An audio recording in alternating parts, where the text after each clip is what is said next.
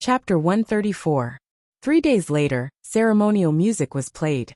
Red lanterns were hung high, and an endless stream of guests came and went. It was a splendid scene of prosperity. The Northern Qi diplomatic mission and the Dongyi guests were welcomed by the kingdom of Qing. Their faces were full of smiles as they walked along the long passageway into the most solemn palace of the kingdom of Qing. Looking at the expressions of the three parties, it seemed that the world was at peace, and that the battles and assassinations of the past few days had never happened. The location of the banquet was Qinian Hall in the outer city of the palace. The palace maids who carried food and wine to and fro in front of the table were very beautiful. Fan Xian raised his eyebrows and smiled as he watched them bustle about in the grand palace. The palace maids noticed that the young and handsome Fan Xian was looking at them in a different light, and they couldn't help but feel a little shy. Their faint blush grew even redder, and they stole glances at him from time to time. The distinguished guests gathered in front of the hall, but not a single sound could be heard. Many of the kingdom of Qing's guests were ministers and nobles that Fan Xian had never seen before. Only Director Chen and the Prime Minister were absent due to illness. Across from him sat the diplomatic mission of Northern Qi and the diplomatic mission of Dongyi. Although Fan Xian's position was low, he was also a deputy, so he was arranged to sit in the middle of the table. Beside him were some senior officials, and he couldn't help but feel a little uncomfortable. At that moment, he heard an old man next to him say with a smile, "There are many rules at the banquet, but His Majesty has always been easygoing. Don't be nervous, Master Fan." This old man was Zhang Ziqian, an assistant minister of the Board of Rights. Because Fan Xian had an unresolvable grudge against the Guo family of the Board of Rights, he was secretly wary of this man. But hearing his words, he didn't seem to have any ill intentions. Fan Xian couldn't help but smile shamefully. "I've lived in the countryside all my life. I've never seen such a grand occasion. If I've been disrespectful in any way, I hope you can point me out."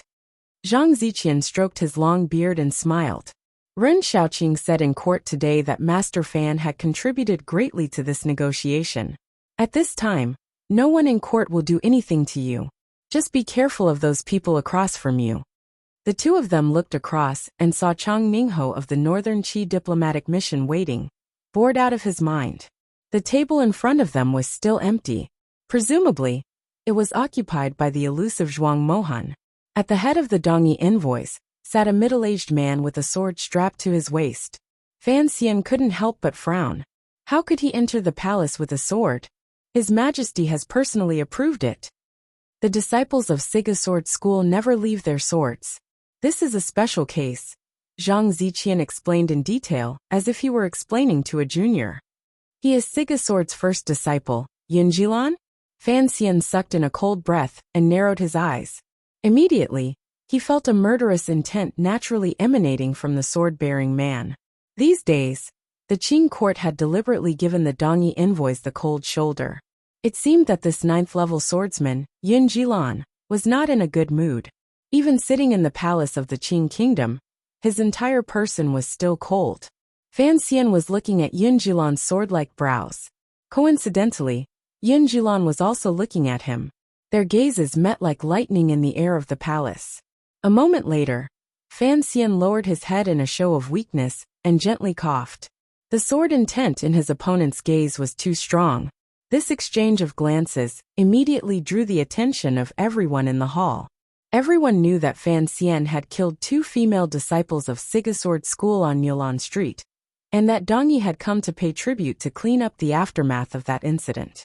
But according to most people's opinions, this swordsman, Yun Jilan, would not mind killing Fan Xian with his sword.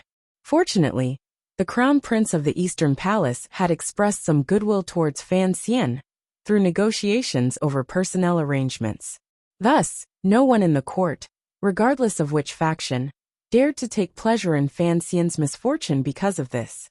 With a foreign enemy in front of them, all the officials of the Qing kingdom, as well as those in the military, glared fiercely at Yun Jilan. The atmosphere in the entire palace suddenly became tense. Fan Xian's face was expressionless. He lowered his head and adjusted the zhenqi in his body, ready at any moment. At this moment, The faint sound of a zither came from the side of the palace. Amidst the solemn palace music, a eunuch loudly shouted, "His Majesty has arrived! The most powerful man in the world, the only master of the Qing kingdom, the emperor, accompanied by the empress, slowly approached from the side. With a warm smile on his face, he stood in front of the dragon throne. Long live the emperor! Long live the emperor!" The officials in front of the hall knelt down respectfully, and the guests of the diplomatic mission bowed. The remaining tension in the hall was replaced by an inexplicable sense of solemnity and respect. The emperor sat high above, accompanied by the empress. The crown prince also had a unique seat 2 steps below his parents. Normally, the other princes would not come to such an occasion. The emperor's gaze swept across the officials below.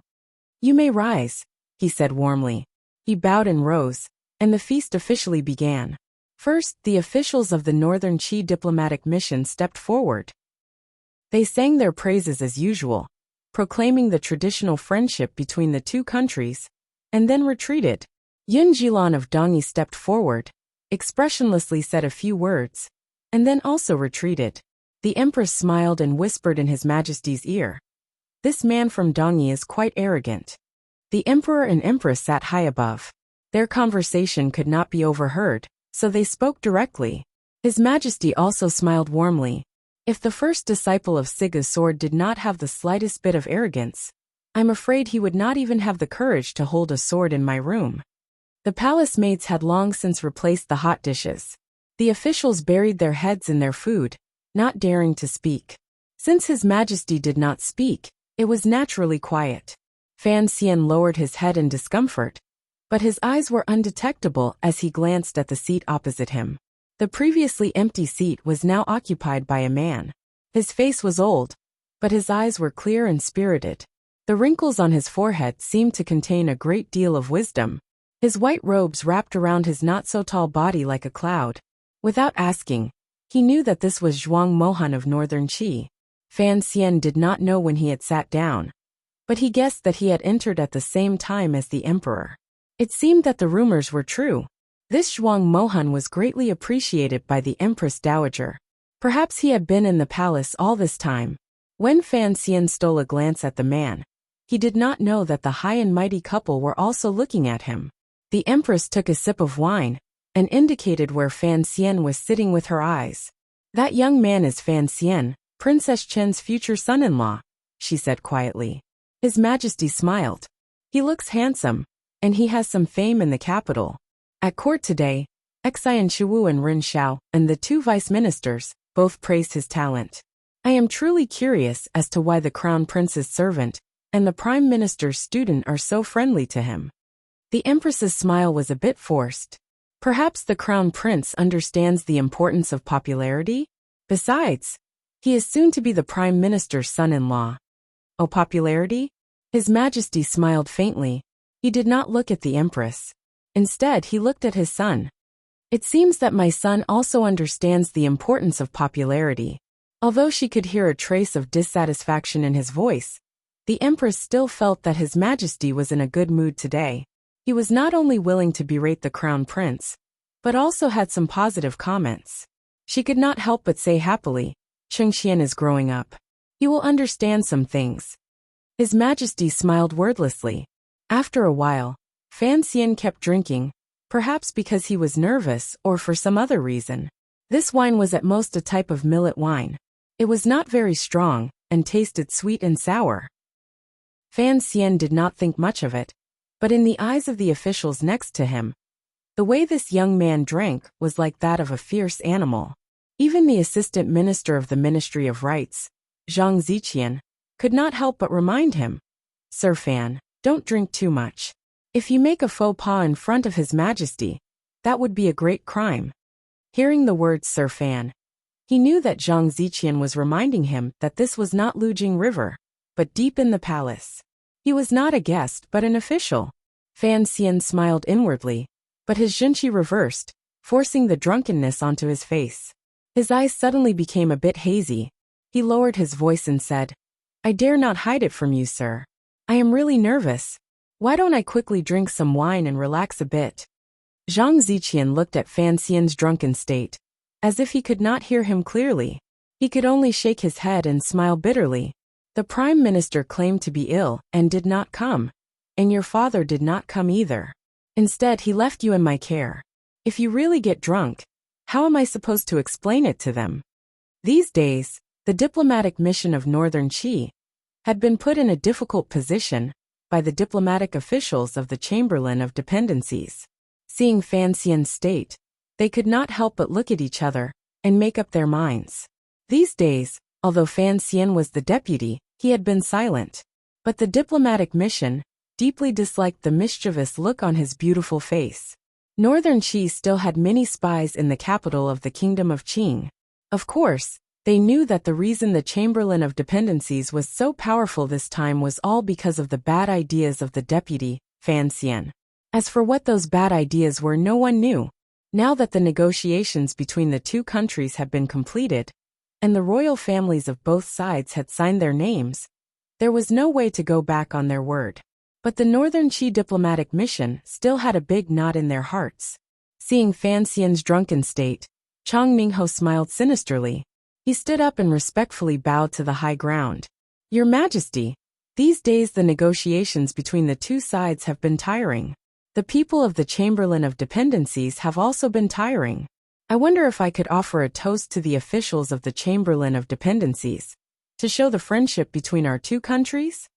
When Chang Mingho spoke, the diplomatic mission of Dongyi sat next to them. Naturally, they saw Fan Xian's drunken state and knew what the Northern Qi people wanted to do. They only looked on coldly, not joining in the fun. The dragon chair was too high, and the Emperor and the Empress did not seem to see the undercurrent of the situation. Naturally, they did not notice Fan Xian and laughed. The Crown Prince also joined in the fun.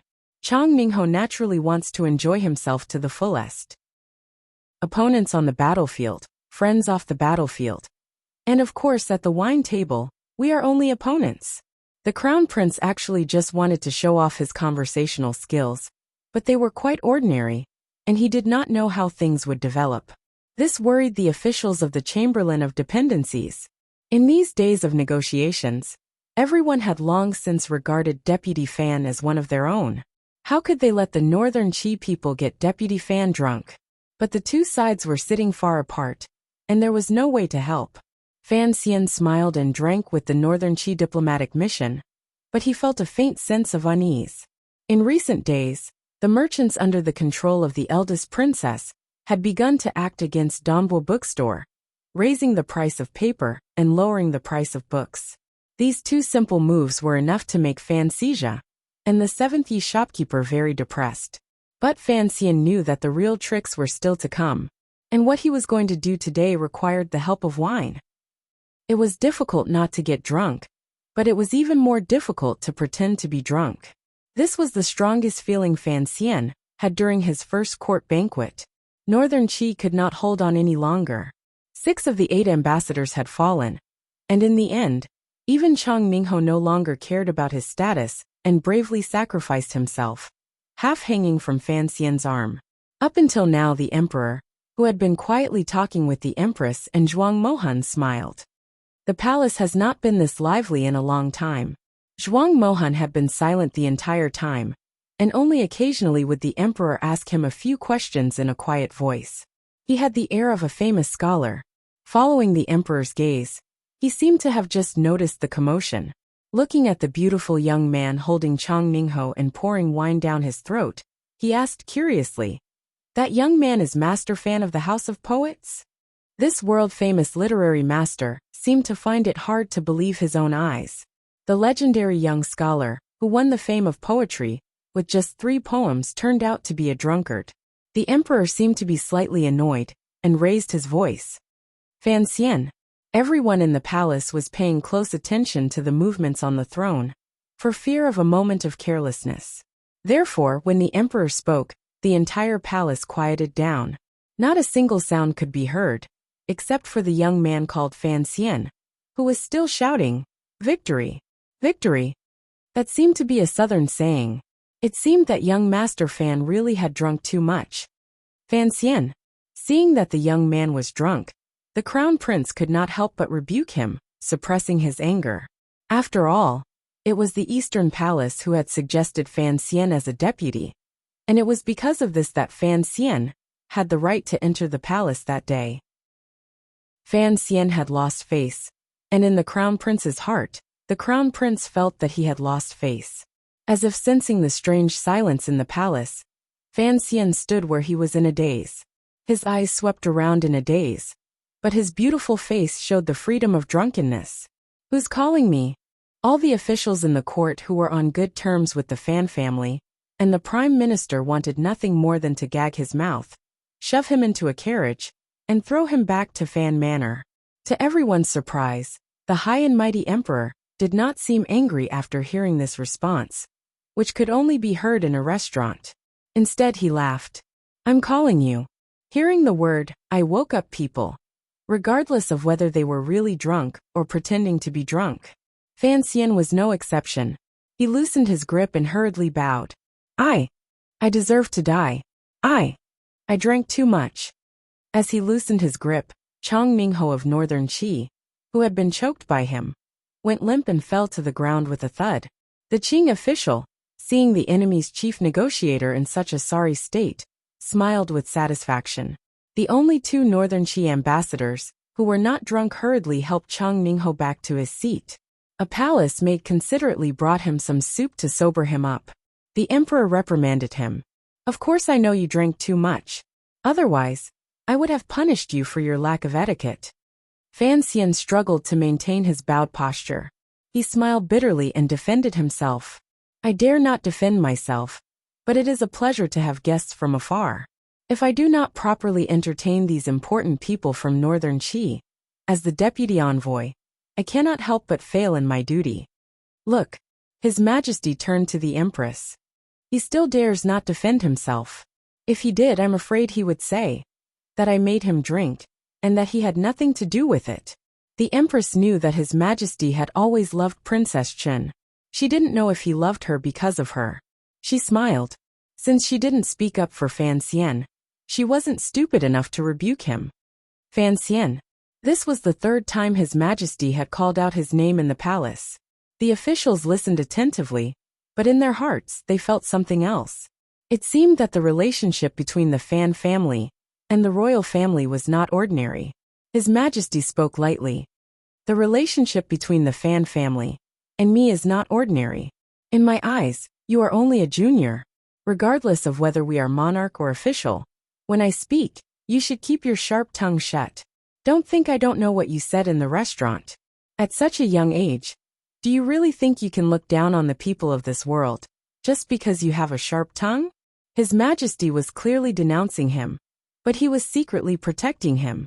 The officials and emissaries were not fools. They understood. As expected, His Majesty spoke quietly. "On this late summer night, the monarch and his officials are in harmony, and the friendship between the two nations is strong. Fan Xian, you have always been famous for your poetry. Why don't you compose a poem?" The officials all agreed, knowing that His Majesty was giving face to the Fan family. It seemed that His Majesty had a stroke of inspiration. He wanted to use today's banquet as an opportunity to let the officials know what kind of person this 8th-rank functionary of the Fan family was. His Majesty wanted to give Fan Xian a great opportunity to make a name for himself, but Fan Xian was half drunk. He was afraid that he would waste this opportunity. It was a pity. Fan Xian was indeed a little tipsy, but he had clearly heard the conversation in front of the palace. He laughed at himself and bowed in the direction of the dragon throne. "Your Majesty, I only know how to make a fool of myself in front of the great Zhuang Mohan." As soon as he said this, the officials all looked at Zhuang Mohan. Only now did they understand what His Majesty meant. He was not just giving Fan Xian a chance to make a name for himself. He wanted to use this opportunity to prove to the people of this world that in terms of martial arts, the kingdom of Qing was unparalleled. In terms of writing, the kingdom of Qing also had a talent that could rival Zhuang Mohan. Fan Xian's name, 10,000 miles sorrowful in autumn, always a guest, had been ringing in the capital for months. It was only after he had insisted on not composing poetry that the name gradually faded. Hearing him push the blame to Zhuang Mohan, the officials thought that he and His Majesty had long since secretly planned to strike a blow at the arrogance of the literary world of Northern Qi. In reality, Fan Xian was only guessing. His experience from his previous life was not enough for him to guess the emperor's heart. But seeing the flourishing style of writing in the kingdom of Qing, it seemed that His Majesty was not satisfied that he was undefeatable on the battlefield, and that he had always been viewed as a southern barbarian by the people of Northern Qi. After Zhuang Mohan came to the kingdom, he entered and left the palace. Although the Empress Dowager and the other ladies respected him for his literary reputation, His Majesty would probably feel very uncomfortable. Unfortunately, the kingdom of Qing had no literary masters, and so Fan Xian, a plagiarist, had been innocently pushed onto the stage. Fan Xian knew he had not guessed the emperor's meaning incorrectly. Even from a distance, his powerful eyesight could still see clearly that the emperor's eyes gradually narrowed. There was a glimmer of admiration in the depth of his gaze. This admiration, of course, was for Sir Fan Jr.'s understanding of the emperor's heart. At the same time, it was a warning to compose a good poem and not lose face for the kingdom of Qing in front of Zhuang Mohan. Why don't you compose a poem and let Mr. Zhuang Mohan evaluate it?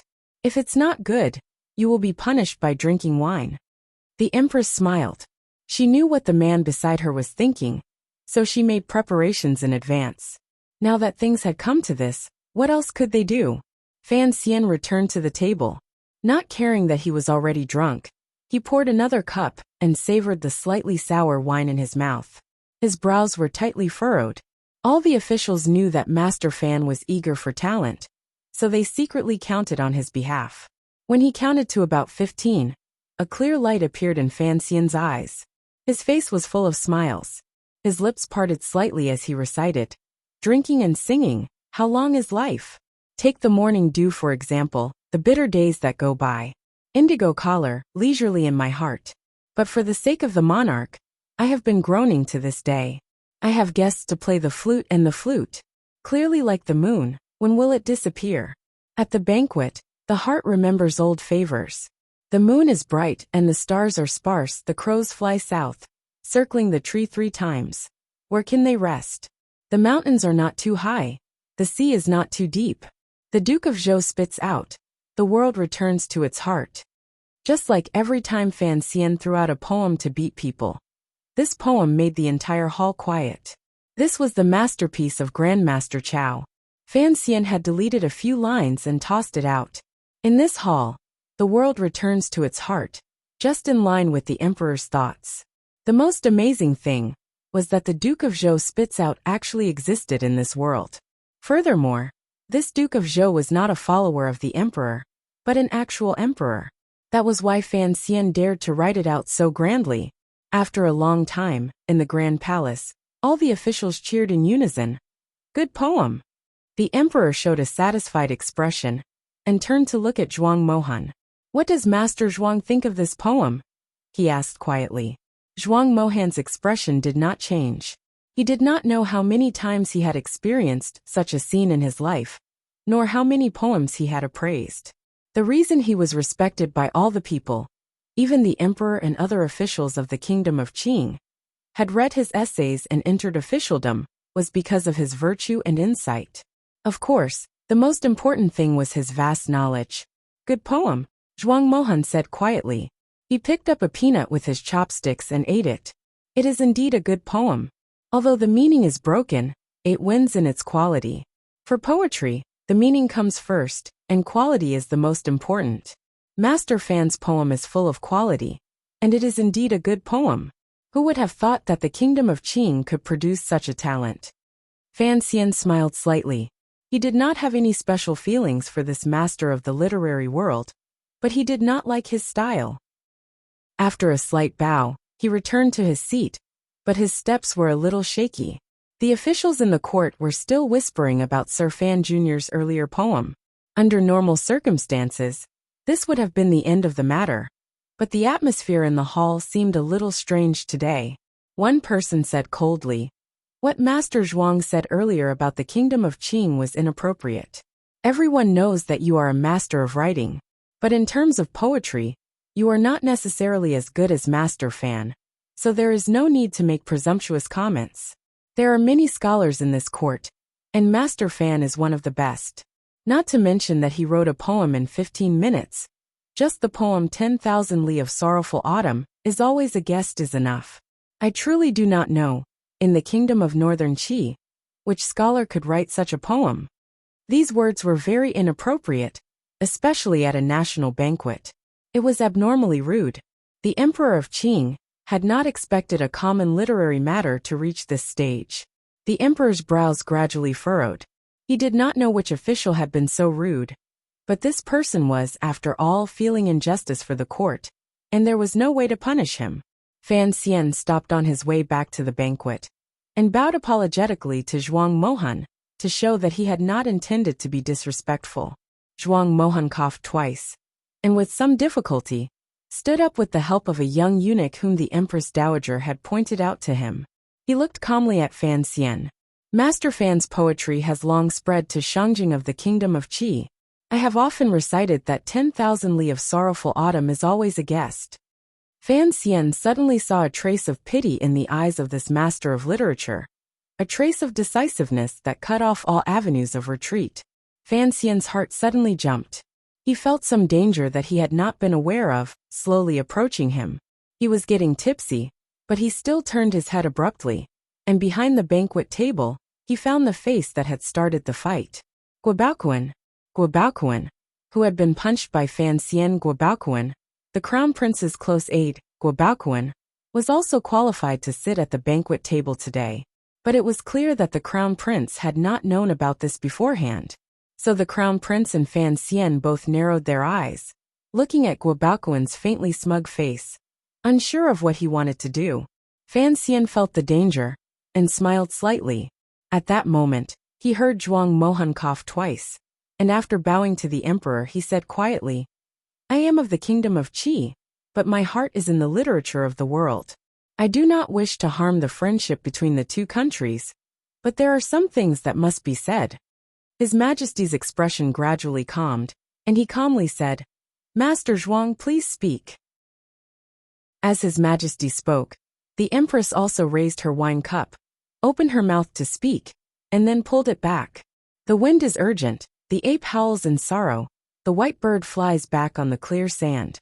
Boundless falling trees rustle down, the endless great river rolls in. 10,000 Li of Sorrowful Autumn is always a guest, 100 years of illness alone on the stage. Hardship and bitterness hate the thick frost on the temples. The destitute new wine cup stops. The palace was incomparably quiet. No one knew what this master of literature, whose name had shaken the world, would say. The first 4 lines of this poem are excellent. Chapter 135. Hearing the last line, the officials were puzzled. This poem had appeared in the capital in the spring, and had long since spread throughout the land. Aside from the words Great River, which were somewhat uncomfortable to read, many poets had always thought that there was nothing to nitpick about the poem. But the essence of the poem was in the last 4 lines, and they did not know why Zhuang Mohan had said so. Zhuang Mohan said coldly, "The reason why I say the first 4 lines are good is not because the last 4 lines are bad, but because the last 4 lines were not written by Master Fan." As soon as these words were said, there was an uproar in the hall, and then a deathly silence. No one spoke. Fan Xian pretended to be surprised, but he understood many things. He calmed down, and his drunken body leaned against the table, smiling at Zhuang Mohan. A few months ago, Lin Wanner had said that someone in the palace said that his poem was copied. At the time, he did not care, but he did not expect it to explode today. Guobaoquan had clearly been instructed by some noble to stir up this matter. After he entered the capital, the only thing he could use was his so-called literary reputation. If she completely destroyed his reputation, in a world where literature and virtue were highly valued, he would have no choice but to break off the engagement. After hearing Zhuang Mohan recite the first 4 lines, Fan Xian felt much more at ease. Seeing that Master Zhuang still did not know that the great river was the Yangtze, he knew that what he feared most had not happened. If he wanted to accuse Fan Xian of plagiarism, Zhuang Mohan could only rely on his own knowledge and reputation to suppress others. But he did not know how the eldest princess had persuaded Zhuang Mohan, who had always had a good reputation, to come all the way here to be a villain. After a long time, His Majesty frowned. Plagiarism was a serious accusation. If Zhuang Mohan did not have something to rely on, he would not have dared to make such irresponsible remarks in the palace of the Kingdom of Qing. Words are no proof. The Assistant Minister of the Ministry of Rights, Zhang Ziqian, who had been sitting next to Fan Xian, smiled. Master Zhuang Mohan is a master of his generation. When his students were young, they often studied the scriptures he had written. Naturally, no one in the world would dare to doubt his words. But in this case of plagiarism, perhaps he was deceived by a villain. He glanced at his superior's son, Guo Baoquan, and did not reveal who he was referring to. Zhuang Mohan raised his head. His eyes, which were full of wisdom, were filled with a complicated emotion. The last 4 lines of this poem were written by my master when he was traveling in Tingzhou. Because it was written by my master, I have kept it in my heart for decades. I don't know how Master Fan managed to come across these lines. Originally, I felt that it was good that the dust-burying pearl could see the light of day again. It's just that Master Fan is using this as an excuse to ask for my name, but I won't take it. A scholar's first priority is to cultivate his heart and virtue. I value talent as much as my life, and I do not wish to rashly expose this matter. My original intention was to come to the Kingdom of Qing and see what kind of person you are. Who would have thought that Master Fan would not repent? Instead, he has surpassed me. Fan Xian almost laughed in spite of himself. Shameless, he thought. But no one else could laugh. The atmosphere in front of the palace had long become oppressive. If this was true, not only would Fan Xian never have the face to enter the officialdom and literary circles, but the entire Qing court would lose all face. All the scholars in the world respected Zhuang Mohan's moral conduct and writings, and could not bring themselves to doubt him. Furthermore, Zhuang Mohan had said that it was written by his master. Given the hearts of the scholars in the world, this was tantamount to using his master's character as proof. Who would dare to doubt him? Deep in their hearts, the officials had already determined that Fan Xian's poem had been copied. They looked at him with strange disgust, but they could not let this matter become the truth. After all, this involved the face of the Kingdom of Qing. So His Majesty looked coldly at Grand Scholar Xu Wu of the Imperial Library. After a moment of awkwardness, Grand Scholar Xu stood up awkwardly and bowed to Zhuang Mohan. Greetings, Master. Grand Scholar Xu had traveled to northern Qi and received instruction from Zhuang Mohan, so they greeted him with the courtesy of a teacher and student. He had long since believed Zhuang Mohan's claim that Fan Xian's poem had been copied. But under His Majesty's stern gaze, he had no choice but to stand up and speak on Fan Xian's behalf. Master Fan has always been talented in poetry. Even this short song was excellent. It is hard to believe that he plagiarized it, and it does not seem necessary. Zhuang Mohan had already sat down. He coughed twice and warmly said, Xu Wu, could it be that you suspect I am stealing the name of my master? Grand Scholar Xu was sweating profusely, and repeatedly said he did not dare. He no longer cared about His Majesty's cold gaze, and obediently retreated. At this moment, if anyone still doubted him, it would be tantamount to saying that Zhuang Mohan was a shameless man who had no master or father. No one would dare bear this reputation. But His Majesty was no ordinary scholar. He was not Imperial Consort Xu, nor was he the Empress Dowager. He did not like Zhuang Mohan at all, so he coldly said, The Kingdom of Qing values the law. It is somewhat different from the weak state of northern Qi. If Master Zhuang wishes to accuse someone of a crime, then you must have some proof. All the officials could hear that His Majesty was angry. If Zhuang Mohan really did accuse Fan Xian of plagiarism, it would be difficult for Fan Xian to ever see the light of day again. Zhuang Mohan smiled slightly and had his attendant bring out a piece of paper. This is my master's handwriting. If anyone from the Fang family were to look at it, they would naturally know the date. He looked at Fan Xian and said sympathetically, Master Fan is talented in poetry, but he is too preoccupied with drawing tigers. He does not know that poetry is the heart of the heart. How could the last four words of this poem, given Master Fan's experiences? Inside the hall, only Zhuang Mohan's slightly aged but incomparably steady voice could be heard interpreting the poem. 10,000 li of sorrow for autumn, how cold it is. 100 years of sickness. It was when my master, in his twilight years, ascended the heights alone.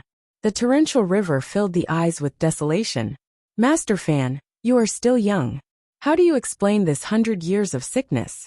The more Zhuang Mohan spoke, the more everyone felt that such a poem could not have been written by a young man. Then they heard Zhuang Mohan's voice once again. Frost on the temples is a cluster of white hair. Master Fan with a head of black hair is a bit too forceful to describe. Finally, Zhuang Mohan said softly. As for the last line, dejected, I stopped drinking from my mug. Let's not talk about Master Fan's glorious family background and how dejected he is, but I'm afraid Master Fan does not understand why my master said these words. He looked at Fan Xian, and there seemed to be some pity between his brows. My master contracted a lung disease in his later years, so he could not drink, so he used the words dejected. Hearing this, the officials of the kingdom of Qing finally lost their breath. There was no need for that piece of paper. With these unexplainable problems, it would be difficult for Fan Xian to escape the charge of plagiarism. Suddenly, there was a burst of applause in the quiet palace hall. Fan Xian, who had been leaning over the table in a drunken stupor, suddenly stood up and smiled at Zhuang Mohan. He slowly lowered his hand, and in his heart, he felt a bit of admiration. Naturally, no one knew who this Zhuang Mohan's master was, but for him to be able to deduce the circumstances of Du Fu's life and his illness from this poem, he was truly worthy of the title of the greatest master of literature in the world. But Fan Xian knew that Zhuang Mohan was trying to frame him, and that the piece of paper had probably already been dealt with, so he could not admire him to the end. A trace of madness appeared on his elegant face, and he laughed drunkenly. Today, Zhuang Mohan does not even care about your master's reputation. I really don't know what has made you disregard your former reputation.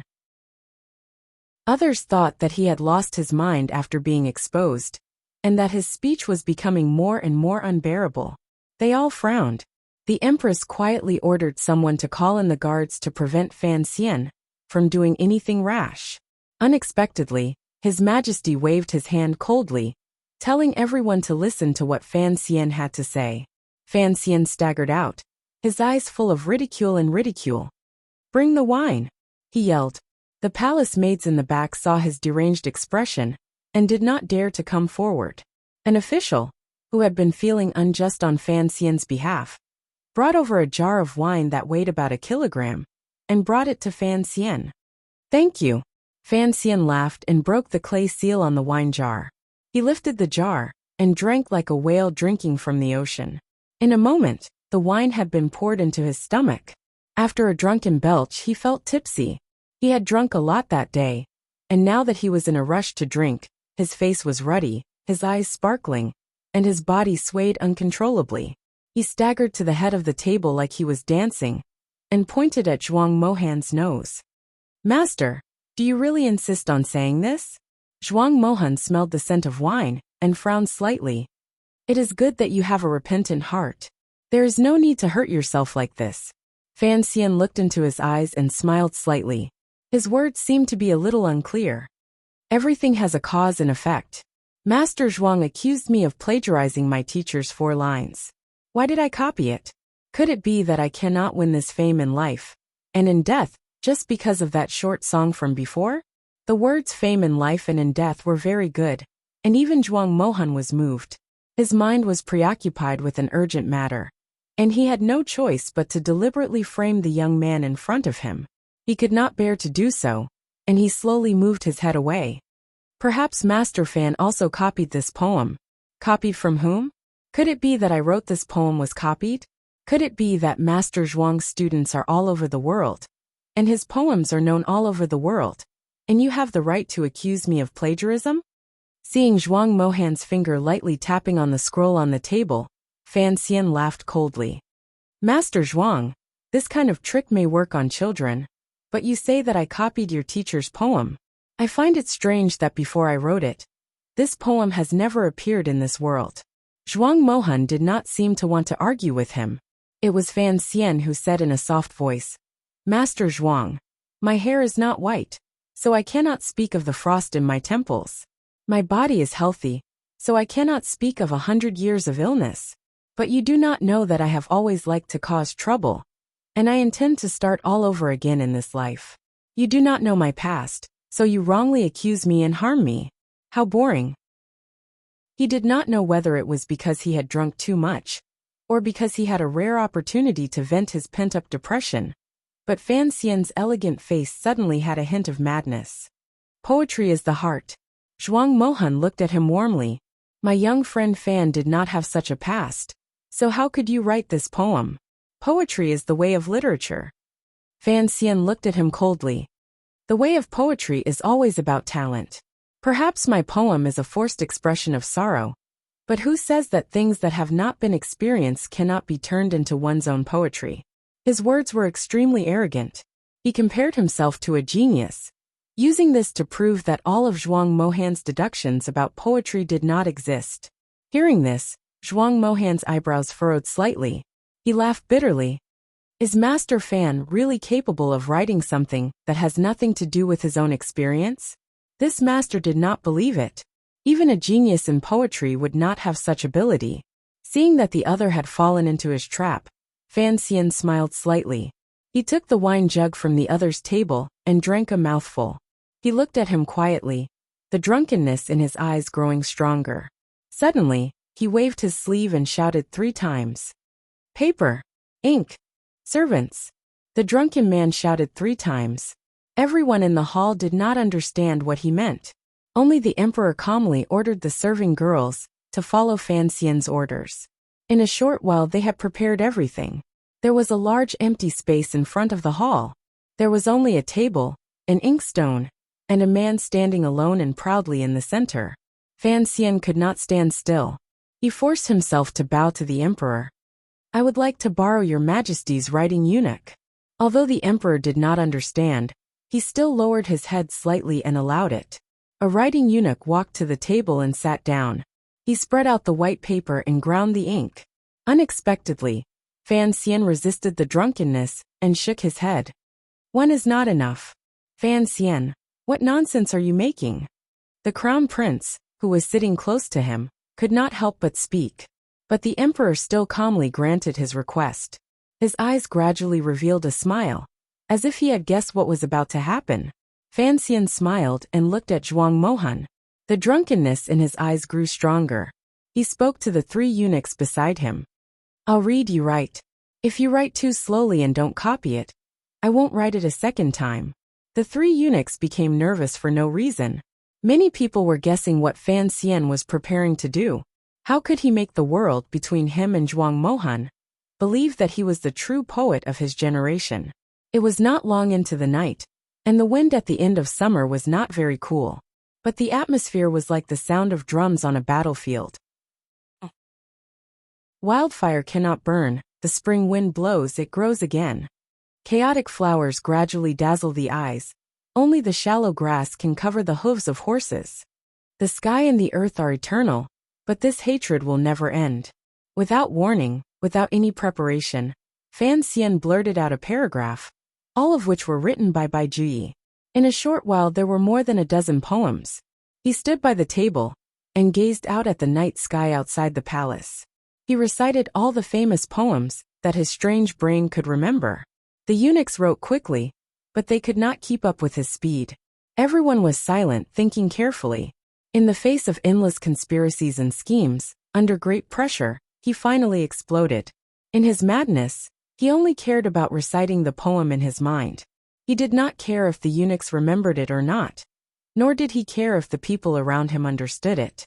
The fragrant words from his previous life passed through his thin lips, echoing endlessly in the palace of the kingdom of Qing. Zhuang Mohan's eyes gradually changed in a strange way, and the officials, who had been purely watching the show, could not help but mutter to themselves. They had never heard of any of these poems, but they were truly wonderful sentences. Could it be that they were all written by Master Fan? The sky wishes for snow in the evening to drink a cup. This was Bai Letian drinking.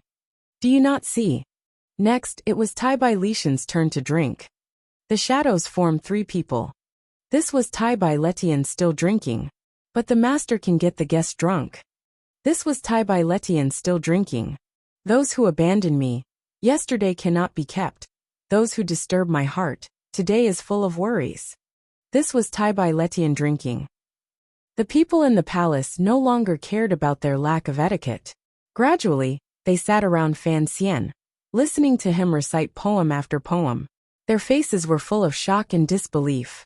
Everyone had ears to listen to a poem. There were many geniuses in the world, but since ancient times, there had never been a scene like this. They had seen poems, but they had never seen one like this. Composing a poem was definitely not like carrying cabbages in a market, but countless lines of poetry poured out of Fan Xian's mouth, as if he didn't need to think about it. It was no different from carrying cabbages. Although some of the lines in these poems were strange, that was because the officials did not know of the illusions of that world. But the officials were still shocked and frightened. These poems, each one was excellent. Fan Xian still did not stop. The officials began to look at Fan Xian strangely. They felt that this elegant young man in front of them was no longer of the mortal world, but a descendant of the heavens. In their fear, the scholars of the Imperial Library, who had long since sobered up, replaced the 3 eunuchs whose wrists were weak. They began to bury their heads and diligently copy the lines of poetry. Sir Fan Jr. had said earlier that he would only say it once. Fan Xian did not know what was happening around him. His eyes remained closed, his mind working quickly. On one hand, he was recalling these lines of poetry, and on the other, he was thinking about what to do next. If the officials knew that he had the spare time to think about other things, they would probably be even more shocked. He felt a little thirsty, so he stretched his hand into the air beside him. A perceptive imperial scholar had already brought wine over, and carefully placed it in his hand, afraid to disturb his current mood. From the book of songs about a gentleman's desire for sex, to Gong Zizhen's silence of 10,000 horses, the bright moonlight of the Tang dynasty, the spring river of the Song dynasty, Du Fu building a thatched hut, Su Dongba cooking Huangzhou fish, Du Mu visiting a prostitute, Lu Sanbian also visiting a prostitute, Yuan Jin once having a mistress, Li an embroidered zither thinking about his youth, and Ouyang Xiu loving his niece to death. Fan Xian closed his eyes, took a sip of wine, and composed a poem. 3 jugs of wine, 300 poems. In the spacious palace, there seemed to be countless lights and shadows dancing, gradually condensing into a picture that he could only see clearly with his eyes closed. It was the family of poets from his previous life, the old handsome man, and the young handsome man from his previous life, singing under the bamboo, bearing their bellies on the bed, walking on the great path in the pavilion, and weeping by the river. This was everything from his previous life.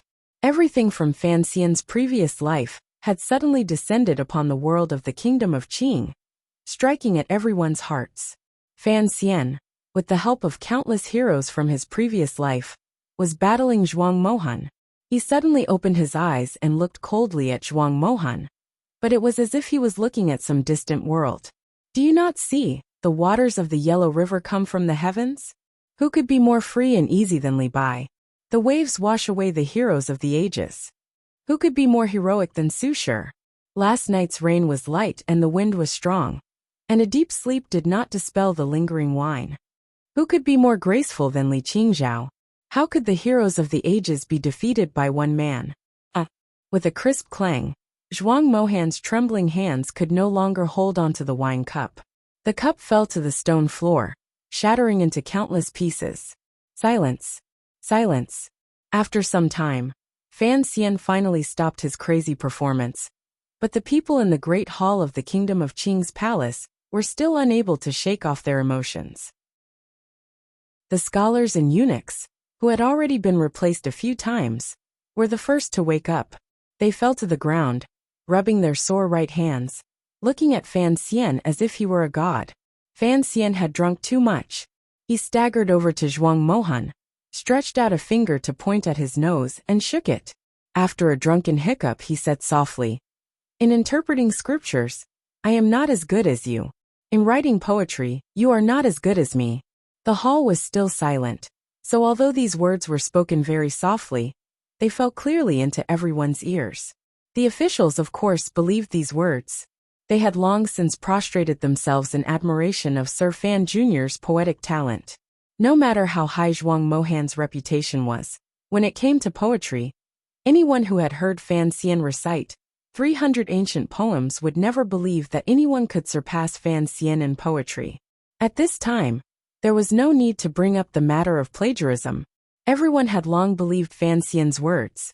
There were so-called geniuses in this world, people who did not need to experience certain things, and yet could still write astonishing poems. What was that just now? That was the skill of immortals in poetry. Copy my ass, attack my ass. Since no one believed that Fan Xian, with his talent, would still copy poetry, then naturally Zhuang Mohan was lying. At this time, everyone in the hall looked at Zhuang Mohan with disappointment, pity, and disdain. They thought that this great master of his generation, who had lived half his life with a clean reputation, had unexpectedly fallen short of virtue in his old age, fighting for fame with the younger generation. Zhuang Mohan looked at Fan Xian, as if he were looking at a monster. His eyes revealed a gloomy expression, and for some reason, his chest suddenly tightened. He covered his mouth with his white sleeve, and spat out a mouthful of blood. The emperor's expression was one of a smile that was not a smile. He looked at Fan Xian and said, "With such talent, why don't you show it normally?" Fan Xian seemed drunk, but not drunk. He looked back at the emperor and said, "Poetry is something to cultivate one's character, not a skill to fight bravely." These words were a little shameless. Wasn't he fighting bravely and ruthlessly tonight? Fan Xian finally could not hold back his complaints, and the smell of alcohol. He fell on his butt on the steps in front of the emperor. He squinted at Zhuang Mohan, whose lips were trembling slightly. He mumbled, "I am drunk and want to sleep. Go to hell." Finally, he finished his last pose of Li Tai Bai's, and Fan Xian fell into a drunken dream at the emperor's feet. Chapter 136. That night, it was destined to be an unusual one. Fan Xian had gone mad with poetry, and the great Zhuang Mohan had quietly left. His Majesty had made it clear that he wanted to cultivate the eldest son of the Fan family, and the crown prince's position was secure. There was too much information that night, so whether it was the diplomatic mission from Dongyi or the various ministers, when they returned to their manors, they discussed what they had seen with their aides or colleagues. But what shocked everyone the most, and what they discussed the most, was, of course, the 8th-level functionary Fan Xian's performance in front of the palace. In the end, they all came to a common conclusion. Sir Fan was truly a poet. Some people wondered if Fan Xian had composed so many poems over the years, and then released them all in one night. After all, the circumstances of these poems were different, and the feelings were different. If it was said that he had wandered between such different and intense emotions in one night, and could still form naturally, then the poet would probably go crazy. But no matter which one it was, everyone still believed that Fan Xian was not an ordinary person. Nonsense! What ordinary person could bring out so many good poems like they were cabbages? Even if you were not afraid of getting tired, you still had to be able to grow them. In short, in the world close to the kingdom of Qing, all the beautiful, passionate, or gloomy literary works had been unwillingly or willingly brought down by Fan Xian's mouth. From then on, they had become an inseparable part of the spirit of this world. There were some parts of the poems that people did not understand, and they all took it as Sir Fan's inarticulate speech after drinking too much. They were waiting for him to sober up and ask for advice. As for whether Fan Xian would have to cover up his lies, and thus be forced to write a comprehensive history of China, and write the 4 great masterpieces, or whether he would have to castrate himself to avoid trouble, that was a matter for another time.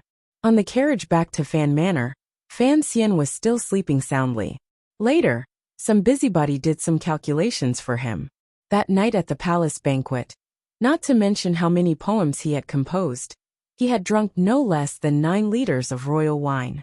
So when his poems were destined to intoxicate many scholars, he himself was already drunk to the point of unconsciousness. He was carried out of the palace by the eunuchs, under the feet of His Majesty. His body reeked of alcohol, and he was full of complaints. Fortunately, he did not faint in front of the people who looked at him, as if he were an immortal. On the carriage of Fan Manor, the eunuchs in the palace carefully instructed the servants of Fan Manor to take good care of their master. The masters had all spoken. This master's head was the treasure of the kingdom of Qing, and they did not dare to damage it. The carriage arrived at Fan Manor. The well-informed members of Fan Manor had long since known that their young master had won a great deal of glory in front of the palace. He had slapped Zhuang Mohan in the face, and everyone in the manor shared his glory. The personal attendant happily carried him off the carriage. Madame Lu personally cleared the way and sent him to his bedroom. Then, she personally went to the kitchen to cook some soup to sober him up. Fan Ruorwa was worried that the maid was not careful enough, so she carefully wrung the towel and wet his dry lips. Fan Xija, who had been woken up by the noise, rubbed his sore eyes. He looked at his unconscious, drunk brother with jealousy and admiration. Count Sinan Fan Jian was in his study with a smile on his face. Even the uneducated servants could read his master's expression. He wondered what he should write in his memorial to His Majesty. His Majesty should not be surprised by what had happened to Fan Xian. After all, he was the child of a Tianmai. The night gradually grew dark. After a period of excitement, everyone gradually dispersed, not daring to disturb Fan Xian from his drunken dreams. At that moment, he suddenly opened his eyes and said to his sister, who was standing by his bed, "In my belt, there is a light green pill." Ruoro saw that he had woken up, and without any time to ask questions, she hurriedly took out the pill from her belt and carefully fed it to him.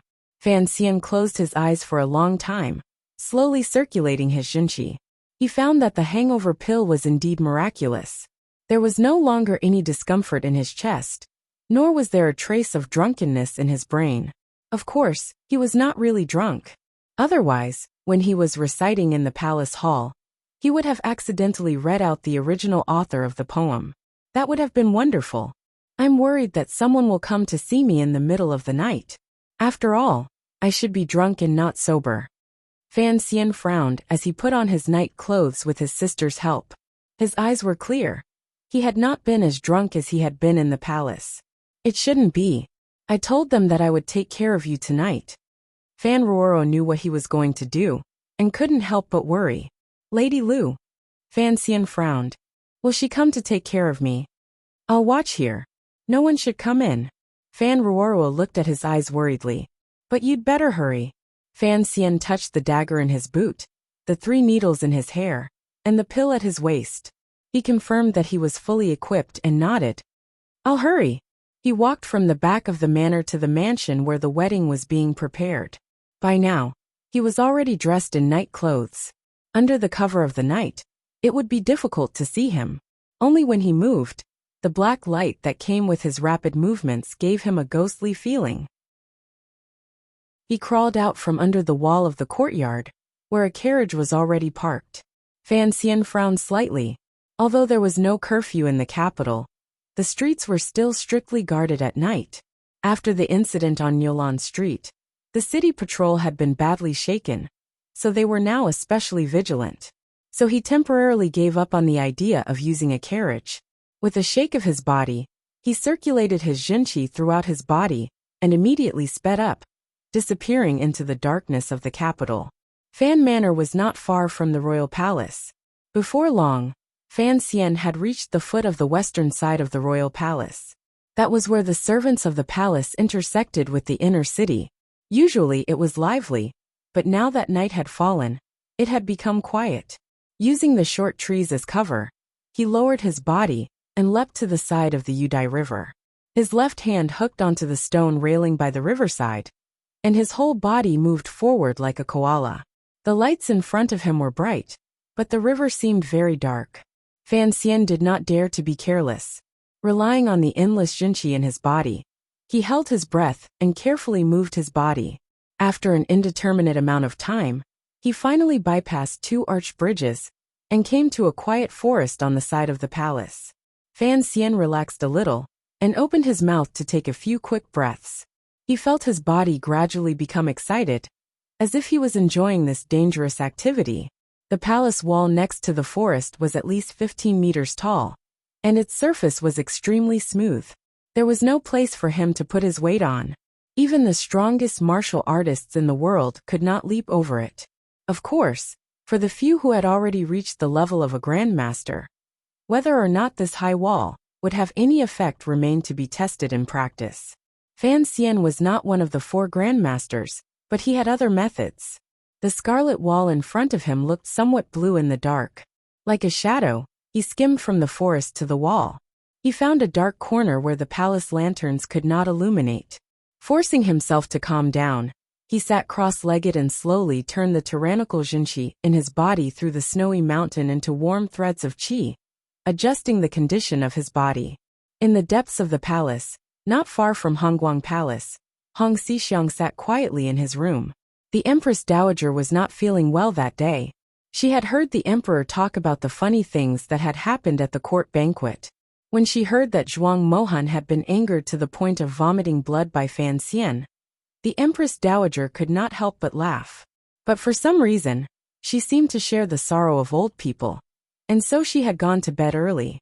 Hong Xixiang had been in the palace for decades, and the young eunuchs did not know how old he really was. They guessed that he was at least 70 or 80 years old. In any case, Hong Xixiang's only duty in the palace was to keep the Empress Dowager company. He had been here since the founding of the Kingdom of Qing. When he was young, he liked to wander outside the palace. As he grew older, he realized that there was not much difference between the inside and the outside of the palace. Hong Xixiang picked up a peanut, put it into his mouth and chewed it. Then he picked up a small glass of wine and took a sip with enjoyment. The oil lamp on the table was dim. The old eunuch thought of Fan Xian's drunken madness in the palace today, and he could not help but smile. Even if he was a eunuch, he was still a eunuch of the Kingdom of Qing. Eunuch Hong was in a good mood to be able to make the people of northern Qi suffer. On the other side of the palace, the emperor's study was lit with candles. Naturally, it was much brighter than the eunuch's rooms. The current emperor was a diligent ruler who loved his people, so he often read memorials at night. The eunuchs had long gotten used to it. They just kept a midnight snack with warm water, waiting to be summoned. It was late at night after the banquet in front of the palace, but the emperor was still diligent. He sat in front of the table, holding a brush in his hand. The tip of the brush was stained bright red, like a knife that killed silently. Suddenly, the tip of the brush stopped above the memorial, and his brows gradually furrowed. The eunuch holding the brush said carefully, "Is your majesty tired? Why don't you take a break?" The emperor laughed. "Tonight in the palace, did you not break your hand copying poetry?" The eunuch pursed his lips and smiled. "The kingdom produces talented poets. I would love nothing more than to copy poetry like this every day." The emperor smiled and did not say anything more. He only occasionally lifted his head to look out the window, feeling that there was something strange in the dark. The palace was large, and it was quiet in the summer. The serving girls half closed their eyes, feeling sleepy, but they did not dare to sleep. The guards were carefully guarding the outer city, but the inner palace was peaceful. In the corner, next to the fake mountain Wu Zhu, wearing a brand new set of light brown clothes, melded into the night. The only thing that could be seen was his eyes, which were covered by the black cloth. His entire body seemed to have become an existence very similar to the inanimate objects around him, with the help of some kind of method. His breathing and heartbeat had slowed to an extreme, moving in harmony with the gentle night wind around him. Even if someone walked past him, if they did not deliberately look in that direction, it would probably be difficult to notice his existence. Wu Zhu looked at the light in the emperor's study for who knew how long. Then, he slowly lowered his head, put on the black hood, and silently walked in the other direction of the palace. The route he took was very ingenious.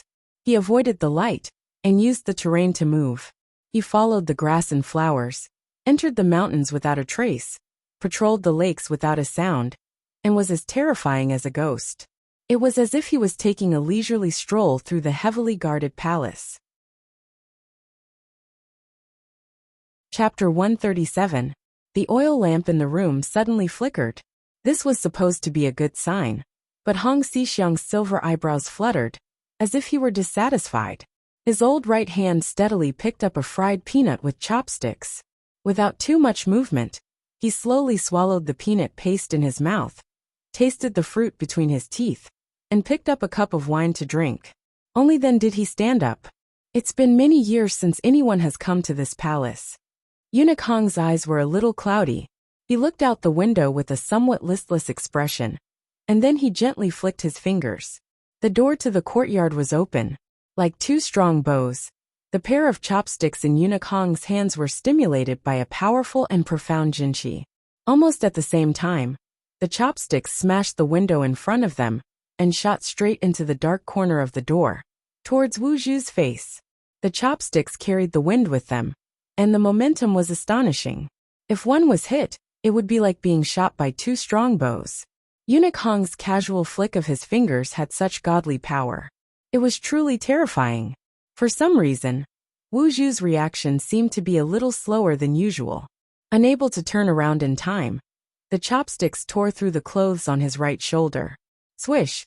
The chopsticks stuck into the mud at an angle, the ends of the chopsticks moving slightly. Outside the courtyard, Eunuch Hong looked at the brown-robed guest in front of him. His eyebrows twitched slightly. His face was completely covered by a hood, and it was impossible to see his face clearly. "Who are you?" Eunuch Hong's face was full of smiles. He looked like a lowly servant, but it was clear that he was much more frightening than he appeared. Wu Zhu's brown clothes tonight were brand new, so it felt a little strange. Following Fan Xian's plan, he raised his head as if staring at the other person, then said in a hoarse voice, "Sorry, this is a misunderstanding." "Misunderstanding? Are you saying you got lost?" Old Eunuch Hong smiled even more happily. "You are the first person to get lost and come to the Imperial Palace. 5 days ago, you should have come here once. I have been waiting for you. I am very curious about who you are. I think, other than those few old friends of mine, no one else would have the guts to come here." Wu Zhu forced a note of panic into his voice, but he was not good at hiding his emotions, so it sounded fake. "I am bound by my country, and have no choice but to enter. It is not convenient for me to greet you with my true face. I hope you will forgive me." Old Eunuch Hong furrowed his brows, no longer beaming with joy. The other party claimed to be a junior, which meant that he was nothing more than a disciple of one of those old monsters. Judging from the other party's skills, he was at least at the 9th level, which was why he was able to sneak into the palace without being discovered. However, the other party's voice was obviously altered by deliberately twisting the muscles in his throat, so he couldn't get any useful information from his accent. "This is the Imperial Palace, child." Eunuch Hong sighed. "Do you think you can come and go as you please?" Having said this, he opened his right hand. His entire body began to slide on the ground. Suddenly he was in front of Wu Zhu. His withered hand pressed toward Wu Zhu's face. Wu Zhu's face was expressionless under the black cloth, but he knew that his opponent had misjudged his abilities. This was a great opportunity to kill him. To kill or not to kill. In the past, this would not have been a problem for Wu Zhu, but tonight it was a problem. His brain calculated very quickly. He immediately calculated that even if he killed him now, he would probably have to pay a price. Most importantly, it could alert the other guards in the palace, which would create a lot of trouble for Fan Xian's subsequent actions. So he took a step back, bent his knees, and raised his elbow. Under his elbow was a very ordinary fine steel sword. The sword's radiance shot up from his elbow and pierced straight at Eunuch Hong's wrist. The calculation was perfect. More importantly, the dazzling sword intent contained in the sword actually caused the person the tip of the sword was pointing at to momentarily lose his sense of propriety. But Eunuch Hong was no ordinary person. He laughed sinisterly, and with a shrill voice he shouted, "Looking to the left?" There was a hint of surprise in his voice, but his movements were not slow. His left hand shot out from his sleeve like a dragon, slamming toward Wu Zhu's chest. This palm came with the wind, and the power of the palm was powerful. It was the world's most powerful technique. Wu Zhu took another step back, straightened his knees, and raised his elbow. The green sword between his elbow was placed horizontally in front of him, as if he were cutting his throat, but it was just enough to protect his chest, and it was ingeniously enough to block Eunuch Hong's withered palm. Looking to the front, Eunuch Hong's voice grew sharper. He pulled back his palm, and from his waist up, his whole body began to tremble. It looked very strange. After a muffled grunt, the old eunuch turned his decades of Jinqi cultivation into countless streams of air, which shot forward, trying to bind Wu Zhu. But Wu Zhu did not give him the opportunity. He coldly took 2 more steps back. These 2 steps seemed simple, but in the face of such a top expert, it was like taking a leisurely stroll in a courtyard. He just happened to avoid the threat of a strong attack. But his body swayed, and it was clear that he had been disturbed by Eunuch Hong's decades of Jinqi. Eunuch Hong's wrinkles deepened. He looked at him coldly and said, "Don't think that you can fool the world just because you changed the direction of your sword. In this forbidden palace, since I have taken a liking to you, you can stay." Wu Zhu slightly raised his head and looked at him. He did not know what to feel, but his next step was to cup his hands. Eunuch Hong frowned in surprise. There was a rustling sound. Wu Zhu turned his body, as if Eunuch Hong did not exist behind him. He carried his sword behind his back and ran in the direction of the palace wall. His whole body moved at an incredible speed. He ran on the grass, turning into a cloud of dust. Carrying his sword behind his back was a very simple posture, but it was a perfect defense. Looking to the back, a gloomy light suddenly appeared in Eunuch Hong's eyes. He did not call for the palace guards. His arms shook, and his whole body looked like a thin black bird with an extremely wide wingspan. He chased after Wu Zhu. In just a moment, the 2 of them, one in front of the tall palace wall, came one behind the other. Eunuch Hong looked coldly at the man in brown in front of him. He wanted to see how he could jump over the wall. Wu Zhu rushed directly to the bottom of the palace wall. He did not slow down in the slightest. His right foot stomped hard on the stone at the bottom of the wall. The stone immediately sank into the mud. One could imagine how terrifying the power of this stomp was. And his whole body's forward speed was changed by this shock into an upward force. His whole body was thrown into the air, along the dark palace wall in the night, like a ghost. With this leap, he had already covered a distance of 30 feet. Just as he was about to fall, there was a swish. The ordinary sword in his hand, for some reason, had pierced deep into the wall. His body borrowed the power of the sword, flipped over, and like a stone, he was thrown out of the high wall. Eunuch Hong gave a muffled grunt. Only now did he realize that his opponent had calculated everything. Jinqi rushed out of his body, and just as he was about to hit the palace wall, he also floated up. But his posture was graceful, and he relied on a breath of Jinqi. Compared to Wu Zhu's ruthlessness, he looked much more at ease. Leaping up to 30 feet, the skinny old eunuch gently extended a finger and pressed it against the hole left by Wu Zhu's sword. Using the force, he flew out of the palace wall. Like a large bird in the night, he slowly floated down the smooth outer wall of the palace wall. As he floated down, his eyes were like an eagle's, fixed on the brown silhouette moving at an incredible speed in the darkness of the capital. With a sinister smile, he quietly floated past the treetops, past the residences, and followed. The battle between the 2 top experts didn't make any sound, so the guards in the palace didn't notice anything. Sitting cross-legged like a mouse in the darkness under the palace wall, Fan Xian slightly tilted his head to listen to the faint sound of the wind. He stood up, gently wiped the grass and dust from his buttocks, and pressed his hands against the smooth palace wall. He did not have Wu Zhu's strong body, nor did he have Eunuch Hong's profound Nigong cultivation. But the way he used Jinqi was different from that of all the strong martial artists in the world. He could even climb the moss-covered cliff outside Danzhou, let alone this palace wall. This was Fan Xian's greatest advantage. His entire body was like a flightless bat, slowly climbing up the palace wall. Although slow, it was very steady, and there was no way he would fall. If it was suddenly daytime, and someone was watching from afar, they would certainly see an ugly black dot on the vermilion palace wall. Climbing over the palace wall, He carefully avoided possible hidden sentries. Finally, Fan Xian's feet safely stepped onto the palace grass. While meditating outside the palace wall, he had already gone over the palace map he had designed in his mind a few times. Now, standing in the palace, looking at the huge palace complex under the night sky, and listening to the faint sound of the clock in the distance, Fan Xian's heart was a little nervous, but also a little excited. At this moment, the map seemed to have become a clear path for his eyes. After a final breath adjustment, he disappeared into the darkness of the imperial palace. Not only did he not make a single sound, he did not slow down in the slightest. Relying entirely on his memory, he used the cover of the rockery and flowers to advance towards his destination. His method was very similar to Wu Zhu's, but there were some subtle differences. After all, his ability to calculate was still not as good as Wu Zhu's. It was already late at night, and most of the people in the palace were asleep. Fan Xian hid in the darkness outside Hongguang Palace, and confirmed that there were no aces in the inner palace. The real armed guards seemed to be in the front hall and the corner tower. This knowledge made him frown.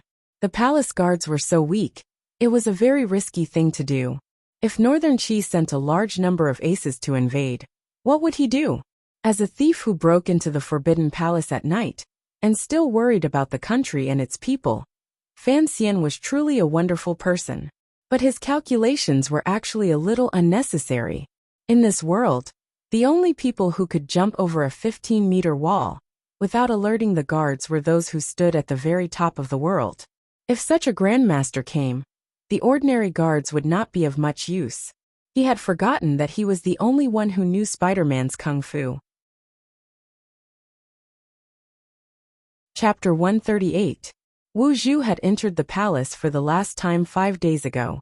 He had confirmed that the key was hidden somewhere in Hongguang Palace, so Fan Xian had searched there first.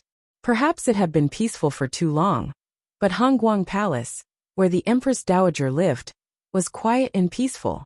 The serving girls on night watch had all fallen asleep, and the eunuchs responsible for watching the incense burner were also drowsy.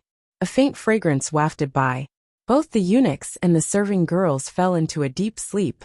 In the dim light, Fan Xian followed a relatively dark corner and slid into the bedroom. His eyes looked at the strangely luxurious bed in the distance and furrowed his brows slightly. The old woman covered by a thin silk blanket was the Empress Dowager?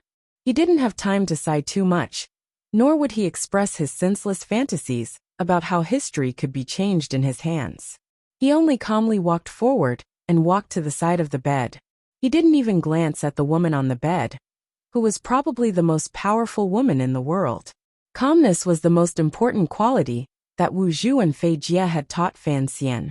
There was no ace hidden in the palace that Fan Xian had anticipated. In his previous plans, he had always thought that the palace would be like what Gulong had written. Beside the Emperor and Empress Dowager, there would always be hidden killers who would never see the light of day. He didn't look around Hongguang Palace to see where the treasure could be hidden. Instead, he slid directly under the Empress Dowager's bed and closed his eyes. His palms began to caress the wooden boards under the bed. The wood was excellent, but his actions were a bit strange. Not long after, he opened his eyes in the darkness under the bed. His pupils were clear, and a trace of absurd joy flashed through them. In Danzhou, he had hidden the nameless martial secret in a secret compartment under the bed. In The Deer and the Cauldron, Mao Dongzhu had also hidden the 42-chapter sutra in a secret compartment under the bed. The Empress Dowager of the Kingdom of Qing also had a secret compartment under her bed. Sometimes the human imagination was very poor. The dagger pressed lightly and slid in from the side. The blade cut through the wood noiselessly, but the Empress Dowager turned over on the bed. The old woman mumbled something.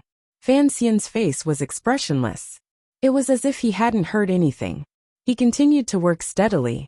In a short while, he had taken down the secret compartment. He didn't dare to reach out and flip through it, but his night vision was very strong, so he easily and luckily saw what it was. There were no jewels or banknotes in the secret compartment, only a piece of white cloth, a letter, and a key. Fan Xian looked at the shape of the key and furrowed his brows slightly. A strange expression appeared on his face. He didn't take out the white cloth or the letter. He just put the key in his pocket and slid it out. A moment later, he reappeared beneath the palace walls. Climbing into the carriage, Fan Xian looked at Wang Qinian and quietly said, "What I need is speed." Yes. Wang Qinian did not know what his mission was today. He only knew that he had to pick up his master at this street corner, and then meet the person he had invited back. "I don't want anyone to know that I'm in this carriage." "Don't worry, sir. This is a car borrowed from the Bureau of Military Affairs. No one will dare to stop it, and no one will know." "Very good." Fan Xian's mind relaxed a little. He leaned back in his seat and frowned. First, he had faked his drunkenness, and then he had to sneak into the palace at night. It had taken a lot out of him. The carriage arrived at a courtyard that Fan Xian was completely unfamiliar with. The two of them quietly got out of the carriage, put on their masks again, and went straight to a secret underground room. Wang Qinian said in a muffled voice, "Sir, this is a locksmith." In front of the two of them, on a small wooden table, were many metal tools that neither of them could recognize. They glowed faintly under the light. The owner of the tools was a middle-aged man, who looked somewhat honest and slow. His face was a sheet of iron, but he had a simple and honest smile on his face.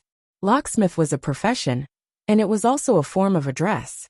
But this middle-aged man was not called a locksmith because of his appearance. His name was a locksmith, and from this, one could see the extent of his skill. Fan Xian nodded and said to Wang Qinian, "Wait outside."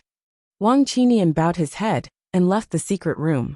He knew that there were some things that he would never know, and that was the safest. This matter concerns the interests of the country.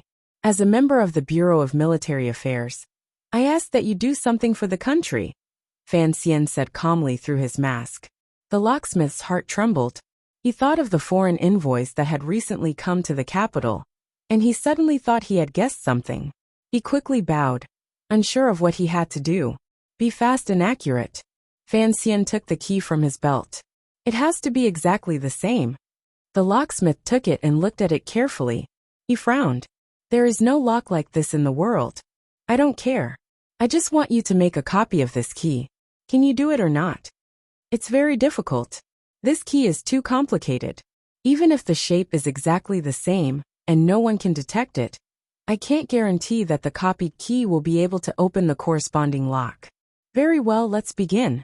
Fan Xian was pleasantly surprised by the reply, but his voice was still cold. The locksmith nervously copied the key, and from time to time came the sound of grinding iron. Fan Xian also nervously looked at the door of the secret room. He didn't know how long Wu Zhu could stall Eunuch Hong. Eunuch Hong lived too close to Hongguang Palace. If Eunuch Hong returned to the palace, it would be difficult for Fan Xian to put the copied key back. Finally, the locksmith finished his work, sweating profusely. He handed the key to Fan Xian. Fan Xian compared the two keys, and found that the copied key was exactly the same. Even the rust on it was almost identical. He finally relaxed a little. He smiled and asked, "What did you do before?" His face was covered with a black cloth, so his smile looked a bit strange. I was a thief." The locksmith was sweating profusely. He didn't know what he had to face after completing such a secretive task. Fan Xian thought to himself, "So it's someone in the same line of work." He squinted at the tools and molds left on the table and frowned. He walked to the table and grunted. Tyrannical Jinshi rushed out of his body and smashed all the molds in his hands. He told Wang Qinian to destroy the metal tools as well, and send the locksmith south for a while. Only then did Fan Xian relax and return to the palace. He re-entered Hongguang Palace. The sweet fragrance had faded, but the night breeze was still gentle. The atmosphere of peace and harmony filled the palace. Like a ghost, Fan Xian slid under the bed and put back the copied key. He took out the adhesive he had brought with him and rearranged the secret compartment. Only then did he quietly leave the palace. Fan Xian didn't know how long it had been since the last bell rang. He knew it was time for him to leave, but at that moment, his eyes fell on a small courtyard on the other side of the palace. It was Guangxin Palace, where the eldest princess lived. Fan Xian's plan for today had been perfect. If he didn't want to complicate things, he should have immediately left the palace and waited for things to gradually develop. Perhaps it was the joy of obtaining the key that got to his head, or for some other reason. Fan Xian's next move was somewhat unexpected. He believed that under the cover of darkness, even in a palace as strict as the palace, he would still be able to walk freely. Walking along the corridors, Wu Zhu and Fei Jie, the two masters of darkness, relied entirely on their nocturnal abilities. With great difficulty, they approached Guangxin Palace. Along the way, they even brushed past a yawning palace maid. Guangxin Palace was still lit. It was obvious that there were people inside. Guangxin Palace was different from the other palaces in the palace. There was a small wall outside the palace. As the saying goes, if you've already crossed the river, what's there to be afraid of? But Fan Xian knew that many masters eventually died at the hands of mediocre people.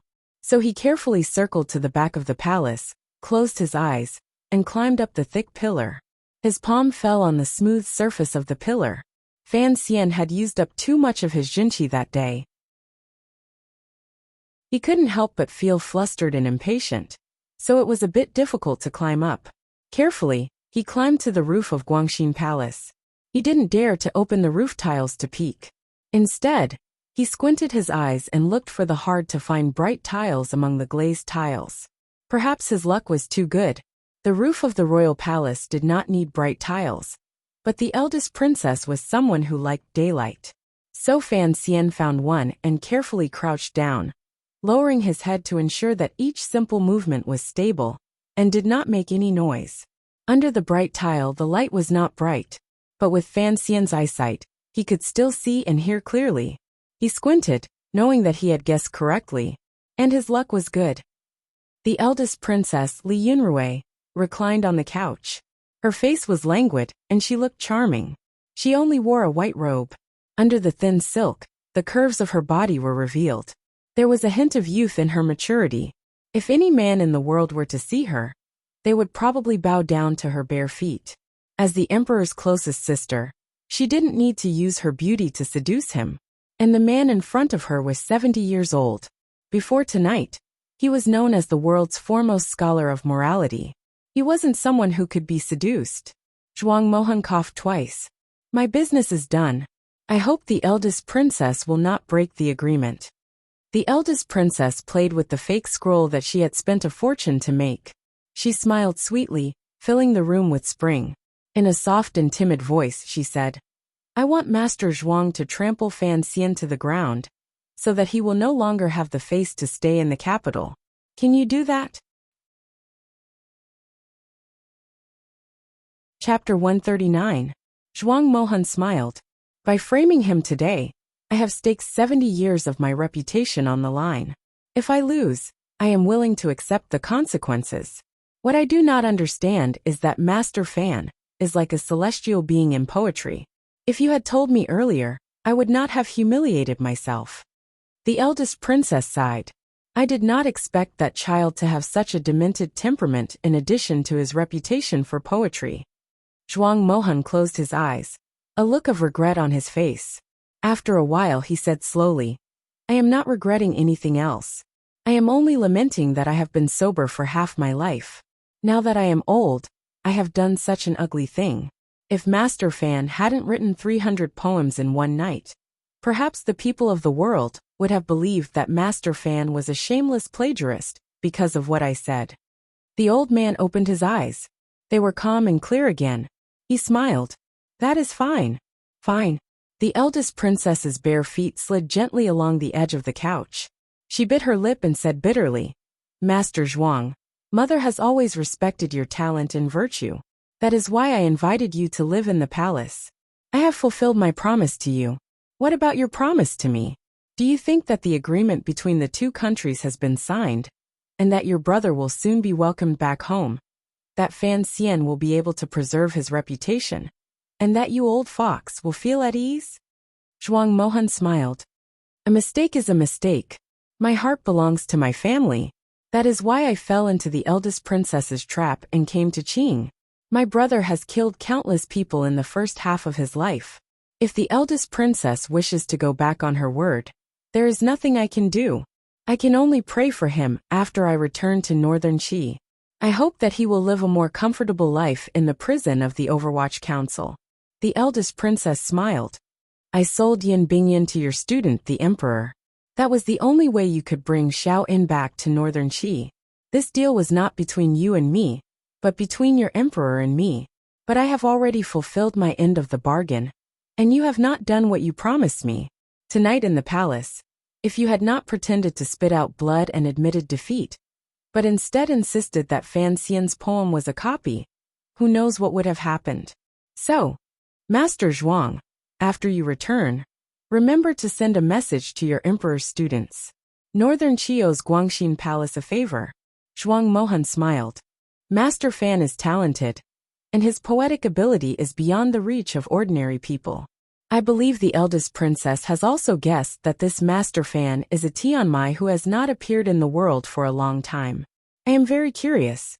The kingdom of Qing has a Tianmai. Why is it that they are not in a hurry to protect him? Instead, they want to get rid of him. What's more, even if he were to accuse Master Fan of plagiarism, what harm would it cause him? The eldest princess said lightly, I have never believed in the nonsense of a Tianmai being. Master Zhuang is well-read and should know what the saints say. If Fan Xian was some Tianmai person, if his ability was only in reciting poetry in such small things, what good would it do the Qing court? As for why I want to deal with him, that has nothing to do with you. Zhuang Mohan had staked decades of his life on the peerless position he held in the hearts of the world's scholars. He wanted to trample Fan Xian underfoot, and it was all because of the eldest princess. But he did not know the complicated relationships in the Qing court, nor did he know that the eldest princess and Fan Xian would become mother-in-law and son-in-law in the near future. But Fan Xian knew why the eldest princess wanted to deal with him. He half knelt on the roof of the palace. His 3 fingers on the tiles were a little cold. Looking at the charming princess in her early 30s below the bright tiles, the coldness in his eyes gradually increased. When Guo Baoquan spoke in the hall, Fan Xian knew that the nobles of the palace had joined forces with Zhuang Mohan to drive him out of the capital. The matter of plagiarism seemed like a small matter, but it involved the so-called character. If he had not been talking about poetry in the hall and shocked the entire hall, perhaps everyone would have believed Zhuang Mohan's words. He had become a literary thief. Although he would not be punished, and his career could be discussed later, his marriage with Wanner might fall through. The eldest princess knew better than he did what the Empress Dowager did not like. What chilled Fan Xian even more was that the former head spy of Northern Wei, Xiao En, in the secret agreement between the two countries, was Zhuang Mohan's elder brother. In order to persuade Zhuang Mohan to come to the Qing kingdom to suppress him, the eldest princess did not hesitate to sell the head spy of the Qing kingdom stationed in northern Qi, the son of a court official, Yin Bingyan, to the enemy country. She was too daring. How could the emperor in the palace tolerate his own sister, doing such a thing that harmed the country's integrity? The summer night breeze blew through the eaves of Guangxin Palace, calming the frowning Fan Xian. He knew that even if he heard these secrets, he could not use them to threaten her. She was the emperor's sister, and the Empress Dowager's favorite daughter. These 2 identities alone were enough for her to run amok in the Qing kingdom, selling out officials for her own personal gain. Fan Xian looked at the woman's jet-black hair on the couch below, and felt a wave of disgust. This woman was not only crazy, but also perverted. At this moment, Fan Xian seemed to see the whole plot clearly. The agreement between the eldest princess and the emperor of northern Qi was to sell out the head spy of the Overwatch Council, Yin Bingyan, who had been undercover in northern Qi for 4 years, in exchange for Xiao En and Sea Lily. The price northern Qi offered was to invite the world-famous Zhuang Mohan to the capital of the Qing kingdom and use his mouth to destroy Fan Xian. At the same time, they could use this to teach a lesson to the Overwatch Council, which had never listened to the eldest princess. However, he didn't know what else was included in the agreement between her and the emperor of northern Qi. Fan Xian guessed that by selling off the head spy of the Qing kingdom in northern Qi, the eldest princess must have obtained more than this. She must have obtained something even more terrifying. Did the emperor know what his own sister was doing? He touched the hard key at his waist, and a cold light flashed in his eyes. He thought of a way to deal with this, adjusted his breathing in the night wind, and began to retreat. The palace was too dangerous, and he did not know how long his good luck would last. Just as he stepped off the pillar, he saw two people slowly approaching from the end of the corridor, holding palace lanterns. Fan Xian's heart trembled, and he carefully hid his body in the shadow of the pillar. As the lanterns neared, he moved his feet subtly, keeping his body in the same area as the shadows. He secretly prayed that this serving girl would be like the one who had passed by him earlier, and would not discover him. The serving girl had already walked past the pillar, and Fan Xian had already moved to the other side of the pillar. Suddenly the palace maid stopped. This palace maid seemed to have some status in Guangxian Palace. She whispered something to the little girl who was following her. The little girl responded sweetly and left. The middle-aged palace maid stood and waited. The distance between her and Fan Xian was only one wooden pillar. Fan Xian carefully adjusted his breathing with Jinqi, gradually matching the breathing of the serving girl behind the pillar. At the same time, he heard with some peace of mind that there was no change in the serving girl's breathing. It seemed that she had stopped here by coincidence, and had not discovered him. The two of them were still separated by a wooden pillar. Suddenly, a cold light flashed in Fan Xian's eyes, which were not covered by his black mask. His entire body twisted a few inches to the left. This innate sense of danger had allowed him to escape a disaster. Where his body had originally been, the sharp tip of a sword had silently pierced through the wooden pillar. Because the wooden pillar was too big, the tip of the sword only extended a little. It was cute and full of killing intent, and it told Fan Xian that if he had not twisted earlier, the tip of the sword would have been in his waist. Fan Xian coldly circled around the long pillar, and like a mudfish, he accurately locked his hand forward and grabbed the middle-aged serving girl's left forearm. His reaction was different from that of a normal fighter, and he did not care about the other party's movement to draw the sword. The effect was very good. The serving girl's sneak attack had failed, and she was afraid that the assassin would stop her from drawing the sword. So she concentrated all her jinqi on her right arm, and the defense of her left arm was much weaker. With the sound of a piece of paper being torn apart, the serving girl drew the sword from the wooden pillar and opened her mouth to scream. Fan Xian's eyebrows relaxed, and the tyrannical jinqi in his body poured into the other party's left arm with great vigor. This palace maid had the strength of level 7, but she had never encountered the strange genuine qi in an assassin's body.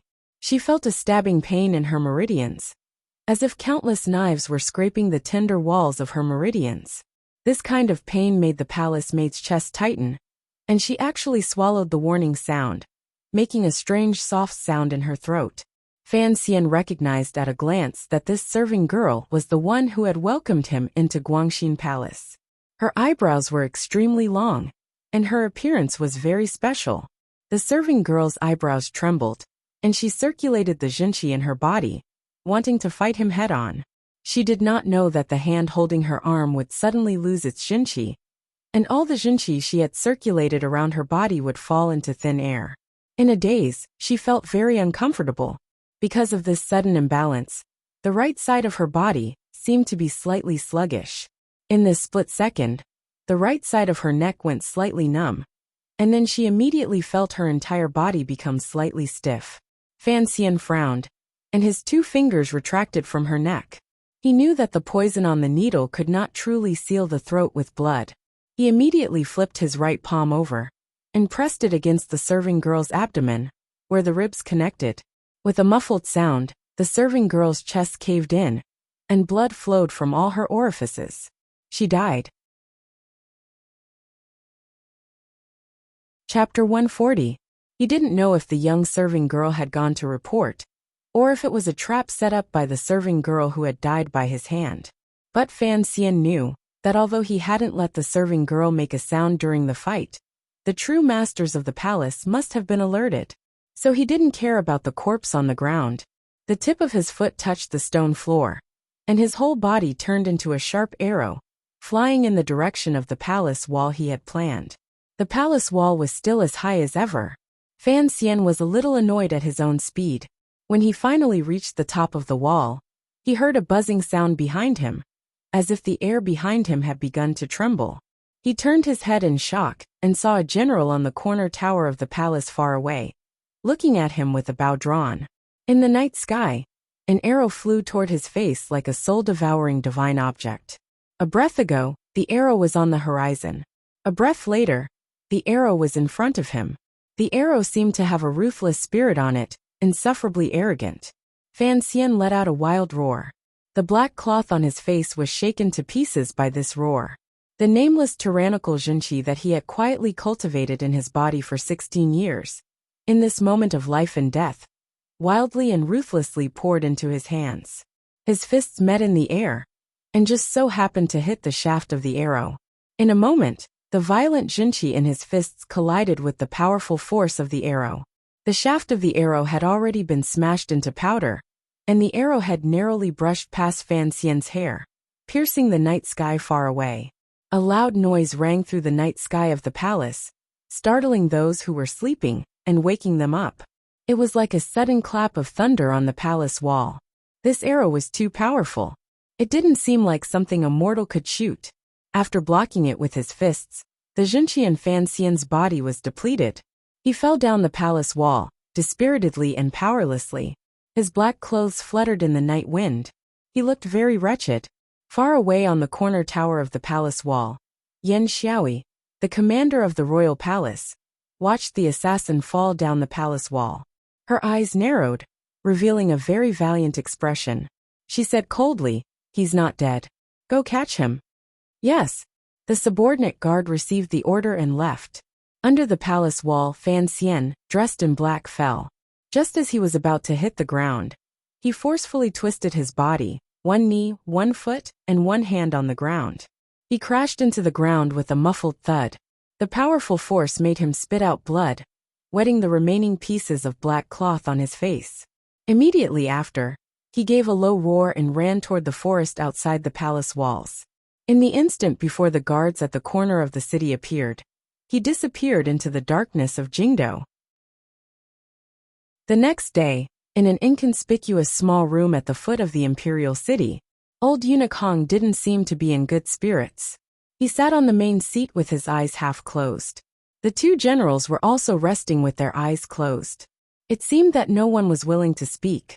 After a long time, Deputy Commander Gong Dian, who had been resting at home the night before, said softly, "His Majesty is shocked." The commander of the imperial palace, Yan Xiaoi, who had shot Fan Xian off the wall with an arrow last night, now slowly opened his eyes. He said coldly, "One of the eldest princess's personal serving girls died. The eldest princess is very angry." After the two of them spoke, eunuch Hong slowly opened his eyes. In a slightly aged voice he said, "Yesterday, I fell for the trap of luring the tiger away from the mountain. The Empress Dowager is very unhappy." "Who is it?" Gong Dian asked matter-of-factly. In his heart, even if it was luring the tiger away, with eunuch Hong, a peerless ace who still had the power of a tiger even in his illness, there was no chance of escape. "I don't know." Eunuch Hong smiled slightly. The level he displayed was only above the 9th level, but he was very familiar with the buildings of Jingdo, especially in the dark. "I was led around Jingdo a whole time, but in the end, I still lost him. This person is very impressive." For eunuch Hong to say that someone was impressive, that person must truly be impressive. Yan Xiaoi was 35 years old, and was at the peak of his mental state. As the commander of the guards in the palace, he was responsible for the safety of the entire royal palace. He looked coldly at eunuch Hong and said, "Where did you follow him to in the end?" "In an alley not far from the Dongyi diplomatic mission," Gong Dian said. "The results of today's investigation are out." Eunuch Hong's chopsticks pierced through the clothes of the first assassin. After the Overwatch Council compared them, they confirmed that they came from Tianxiang satin. Yan Xiaoi closed his eyes to rest. Gong Dian continued. The Overwatch Council found out that some time ago, the Dongyi diplomatic mission had ordered a batch of clothes from Tianxiang. They did not use the name of the diplomatic mission, but had someone else help them.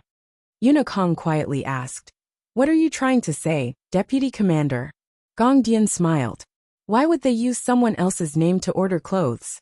Clearly, they were worried that we would catch some small trace. Looking at all the clues, the first assassin should have been someone from Dongyi. The only one who could be above the 9th level is Sigisword's first disciple, Yin Jilan, who has been quiet in the capital these days. Yin Xiaoyi suddenly opened his eyes. It wasn't Yin Jilan. If someone from Dongyi wanted to sneak into the palace, why would he need to buy new clothes? He could just knock out a random person on the street and strip them. Yin Jilan is a straightforward person. Yunikong nodded. Although that 9th level person hit his sword will, he still walked the path of Sigisword. So I am very interested. If it wasn't Yin Jilan, could it be that someone from Dongyi came and dared to disobey Yin Jilan's orders? The possibility of framing someone is very high. Gong Dian listened to the two of them and frowned. It's too much of a coincidence. So it could be that someone framed Yin Jilan. How many people in Dongyi could inherit Sigisword's legacy? Including Yin Jilan, there are 3 9th level people. Then the other 2 are suspects. Let's talk about the night traveler, who was shot down by the commander. I heard that the power of the commander's arrow shook the entire palace. Unfortunately, it didn't kill him.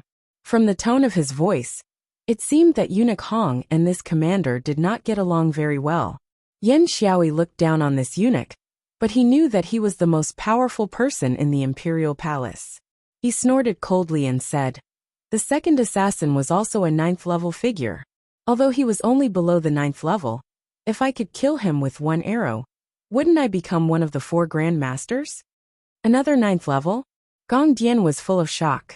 He himself had been hovering above the 8th level all his life, unable to advance even an inch.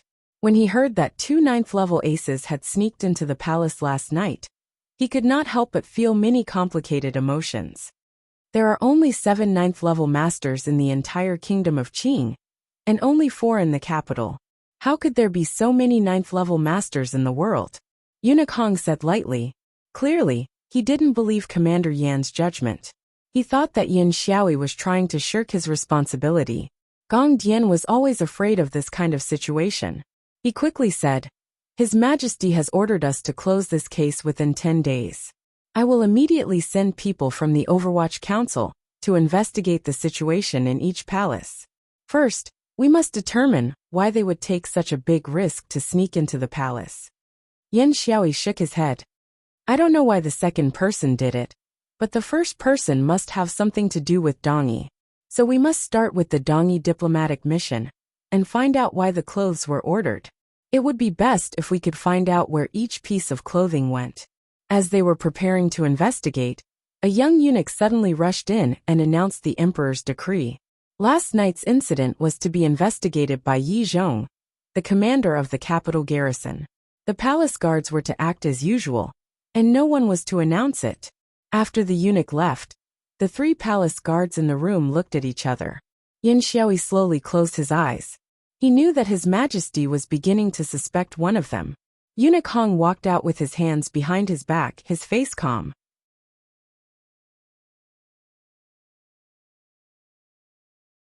Chapter 141. Fan Xian lay safely and comfortably on the bed. His face was pale, and he looked like a young man with a hangover. There was a copper basin next to the bed. It was very clean, because the vomit had long since been cleaned up. Ruorwo had already been driven to bed by him, and another servant girl was attending to him. Fan Xian's pale face was not faked, and his vomiting was not caused by medicine. The force on Yin Xiaoyi's arrow had truly injured his internal organs. His chest felt a wave of irritation. He would probably need to rest for a few days before he could recover. Thinking of that soul-devouring arrow, Fan Xian could not help but feel afraid. If he had not exploded with Jinqi at the moment of life and death, he feared that he really would have been killed by that arrow. It was hard to imagine that the arrow still had such power from so far away. It seemed that the commander was already at the upper 9th level, and could step into the pinnacle of the human world at any time. Actually, when he had used both hands to smash the arrow, Fan Xian's hands had not been as fast as the arrow, so he had only smashed into the shaft. It was very dangerous, but fortunately, there were no wounds on his hands. Otherwise, if someone had seen it, he would not know how to explain it. At the time, He had taken the risk to go to Guangxin Palace to see if he could find anything. He also didn't want the people in the palace to think of the key in Hongguang Palace, because eunuch Hong had been lured away by Wu Zhu. That was the most important thing. His fingers gently rested on his waist, slowly stroking that hard thing. His heart was filled with happiness. His luck was really good. But would his luck really be good forever? He decided that he would never hide things in the secret compartment under his bed again, and he would never go to the palace to play again. In the few days that he had been pretending to be drunk, Fan Xian's immortal performance in the palace had long since spread throughout the capital. Countless scholars and nobles had come to visit, but Fan Jian had coldly blocked them outside, saying that his son had exhausted himself that day and needed to rest. But the level of the people who came was getting higher and higher. Even the descendants of some of the founding fathers and high-ranking military officers had come. Just as Fan Jian was having a headache, Fan Xian used the mouths of people in the manner to announce a decision that everyone was puzzled and regretful. Fan Xian would no longer write poetry. Many people thought that Master Fan was just spouting nonsense and did not take it seriously. Only Prince Jing's Run and Xian, who understood Fan Xian's temperament a little, knew that this matter was probably true. But in any case, it was still in the aftermath, so they could slowly discuss it later. The summer heat in the capital had gradually disappeared, and an autumn rain slowly floated down. In reality, there were only 3 days until he entered the palace, but Fan Xian felt that these 3 days were the longest of his 2 lives. The box was under his bed, and the key was in his hand. There was no greater temptation than this, but Fan Xian still endured it for 3 days. He was like a child who stole a snack from the kitchen that his mother did not allow him to eat, and then carefully hid it in the wardrobe. Then, knowing that the snack was there, he went to sleep satisfied.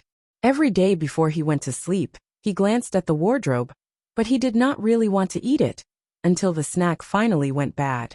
The box would not go bad, but Fan Xian still decided to eat it tonight.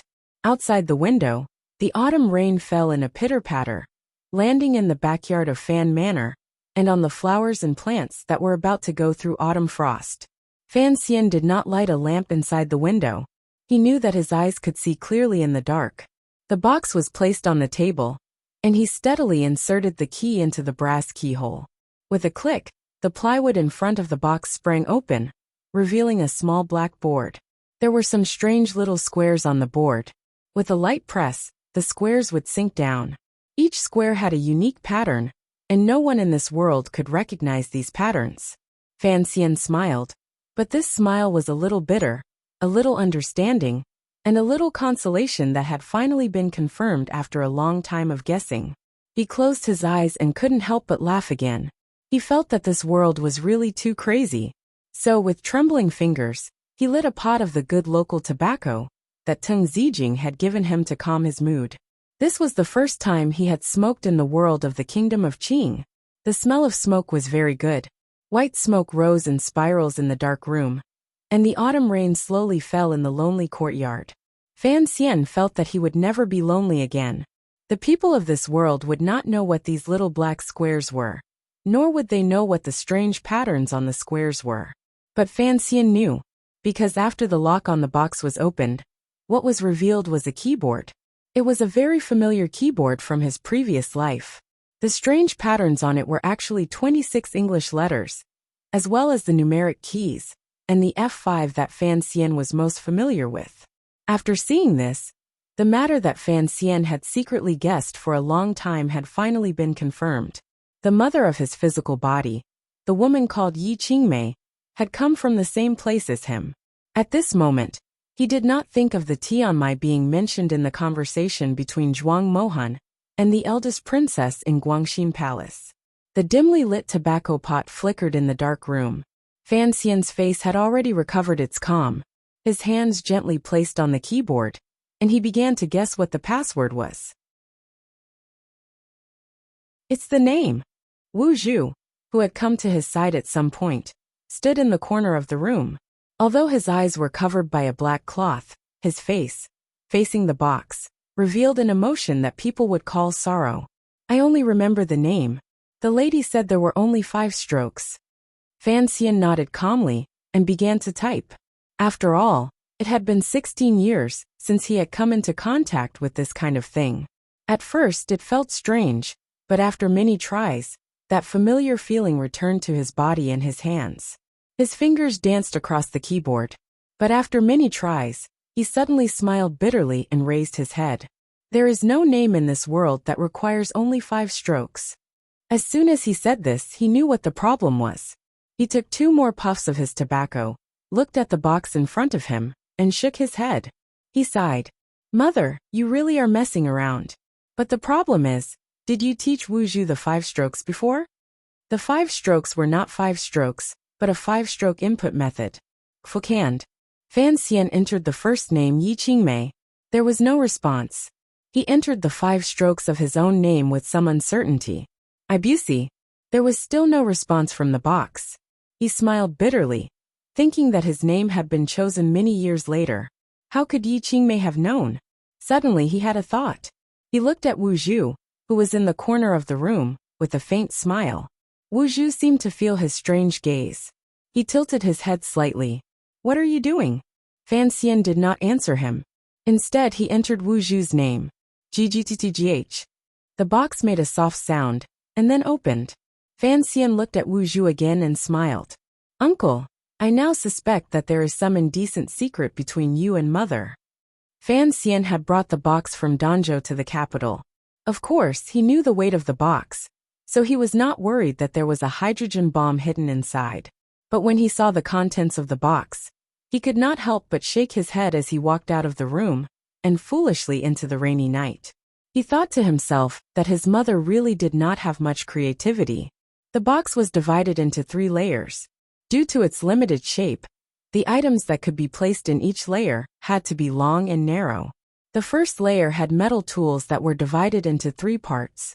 Some were tubular, and some seemed to be suitable for holding. Fan Xian furrowed his brows as he looked at the metal tubes.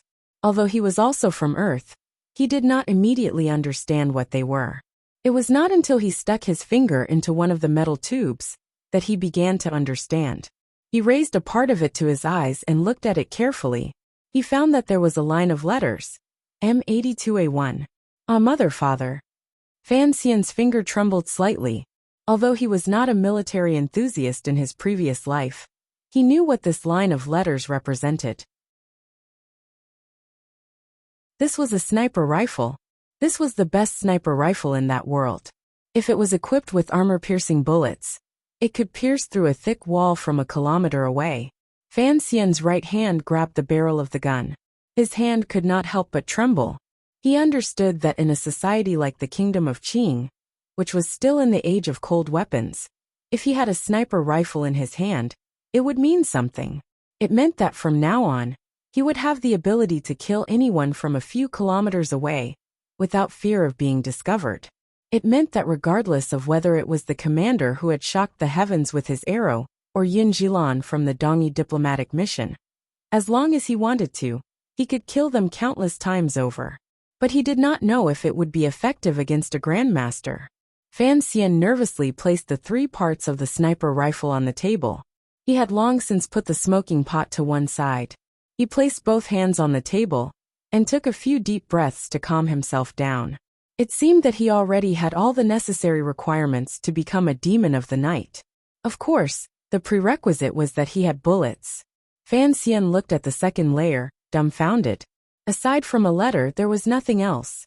There were no more than 10 bullets, as he had expected. Without bullets, this sniper rifle was no better than a fire stick. Chapter 142. Where are the bullets? Fan Xian was like a girl who woke up from a sweet dream, to find herself sleeping on the firewood in the kitchen. He lowered his voice and asked Wu Zhu angrily. Wu Zhu's answer was honest, but it sounded clever to others. What are bullets? Fan Xian was annoyed. He could only describe to Wu Zhu the shape of a bullet, its size, length, and how to use it. Full of anticipation, he asked, "Did you see my mother use this thing before?" Wu Zhu shook his head. "I told you I forgot some things." Just as Fan Xian was feeling slightly disappointed, Wu Zhu suddenly opened his mouth and said, "However, I remember that the things you mentioned seemed to have no use back then. So when I carried you away, I threw them all in the cellar of Taiping Courtyard. Fan Xian's temperament had long been trained to be very calm. But hearing this, he couldn't help but want to hug this cute blind man and give him a big kiss. There was a letter in the second compartment of the box. The box was well sealed, so when Fan Xian lightly flicked the letter, no dust fell. To Wu Zhu, Fan Xian didn't know what to feel. So this box wasn't for him, but for the person next to him. He forced a smile and handed the letter to Wu Zhu, as if forgetting that he was blind. Wu Zhu didn't take it. The lady let me see it, he said coldly. For you to hear. Just read it. Fan Xian smiled, tore open the letter, and began to read. After reading a few lines, he couldn't help but smile. He had thought that the box contained the will of the divine weapon.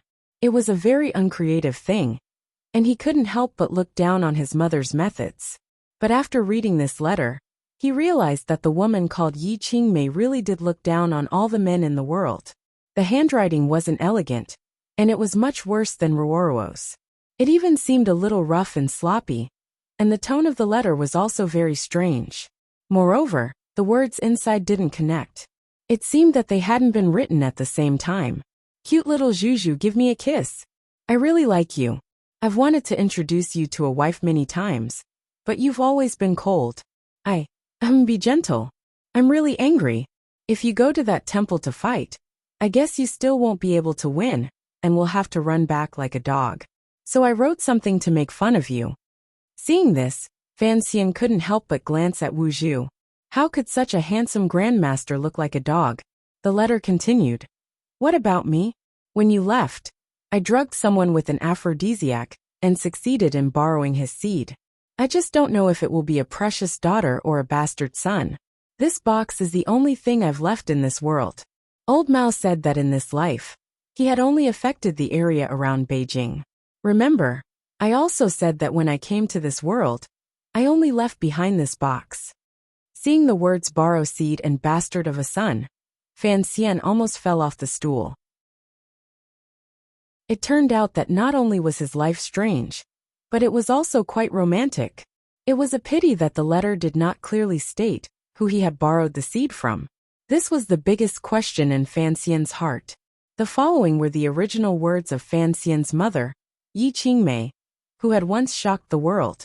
It's sad, isn't it? Other than you, there is probably no one else in this world who can open this box. Who told me to be so gentle and kind as to teach you the 5 strokes that are useless in this world? Cute little Zhu doll, I really want to hug you to sleep. Come back quickly. I've put the box back in its old place. You should know where it is. Hey, if you open the box and see this letter, then of course you know where it is. I seem to have said some nonsense again. I'm just curious now. Will I have a daughter or a son? If it's a daughter, that's good. If it's a son, it'll be his father's turn to worry. And men are too ambitious. Who knows what they'll do? Okay. I admit that I'm ambitious, but I want to make this world a better place. Should this little girl's beautiful wish be described as ambition? Why do I feel like I'm writing my last words? Damn it. Baba, that's too unlucky. Who knows? Let's just say it's my last words. I've already written it down. Remember, don't use this broken spear. There's no strength in chopping ants with a broadsword. After reading this letter, destroy this box. Don't let those random people in this world know of my glorious life. They don't deserve it. I've been here, seen it, played it. I've been the richest man. I've killed princes. I've plucked the beard of an old emperor. I've used the sunshine of this world to shine. I've almost unified the world. But I just don't care. How about it? My precious daughter and bastard son. I don't think they can do as much as I can. Just live on in peace. Sigh, when I die of old age, will I be able to return to that world? Father, mother, I miss you very much. Little Zhu, you don't understand what I'm saying. You don't know where I came from. I'm very lonely. People come and go in this world, but I'm still lonely. I'm very lonely. I'm very lonely. After reading the letter, Fan Xian was silent for a long time. Then he smiled and asked softly, I'm not from this world. Do you remember?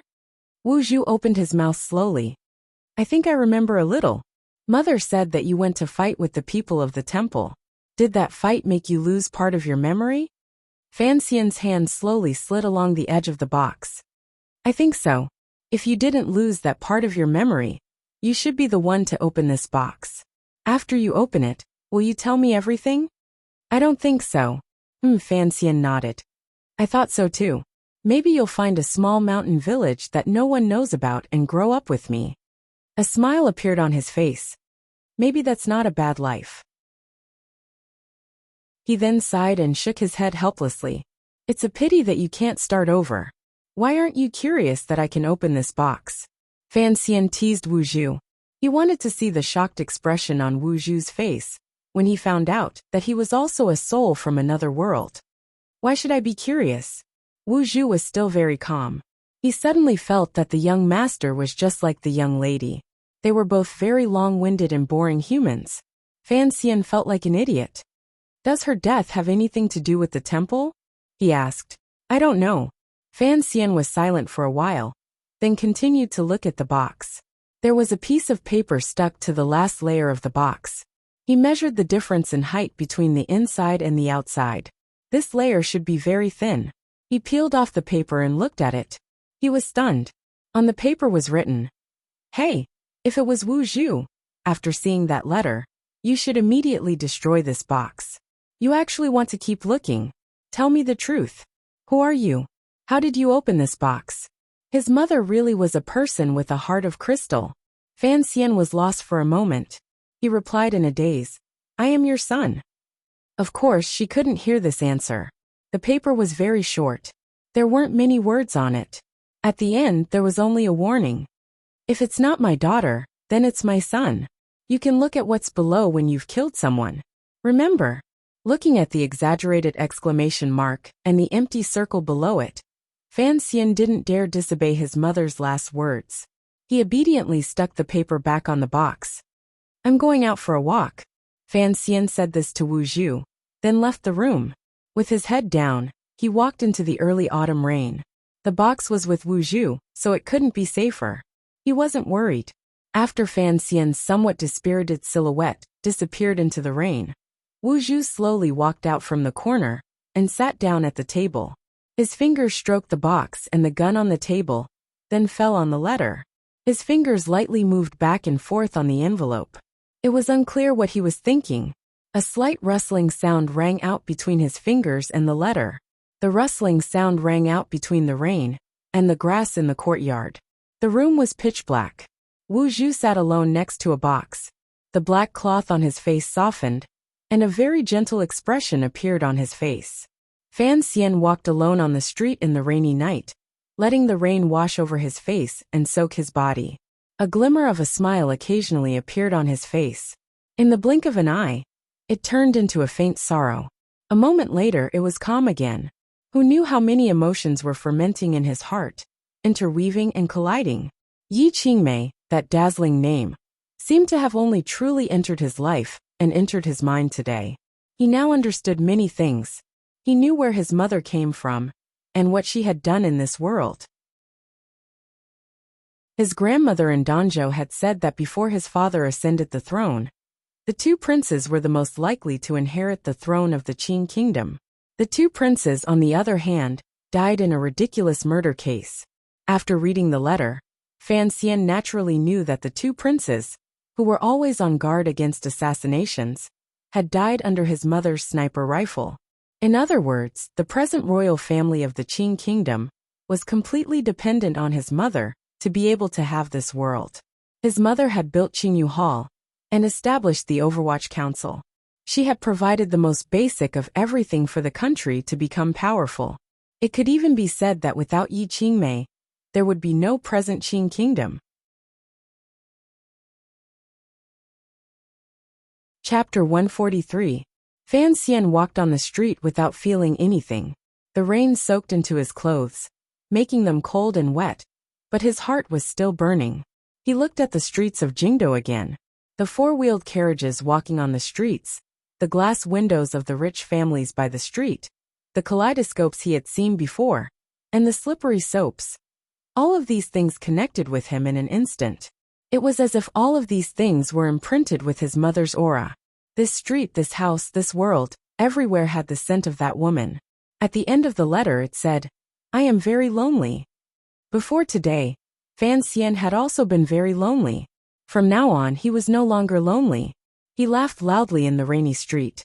His laughter traveled far, and woke up some of the pedestrians, who had already taken advantage of the rainy night to sleep early. Someone cursed at him. He continued to smile.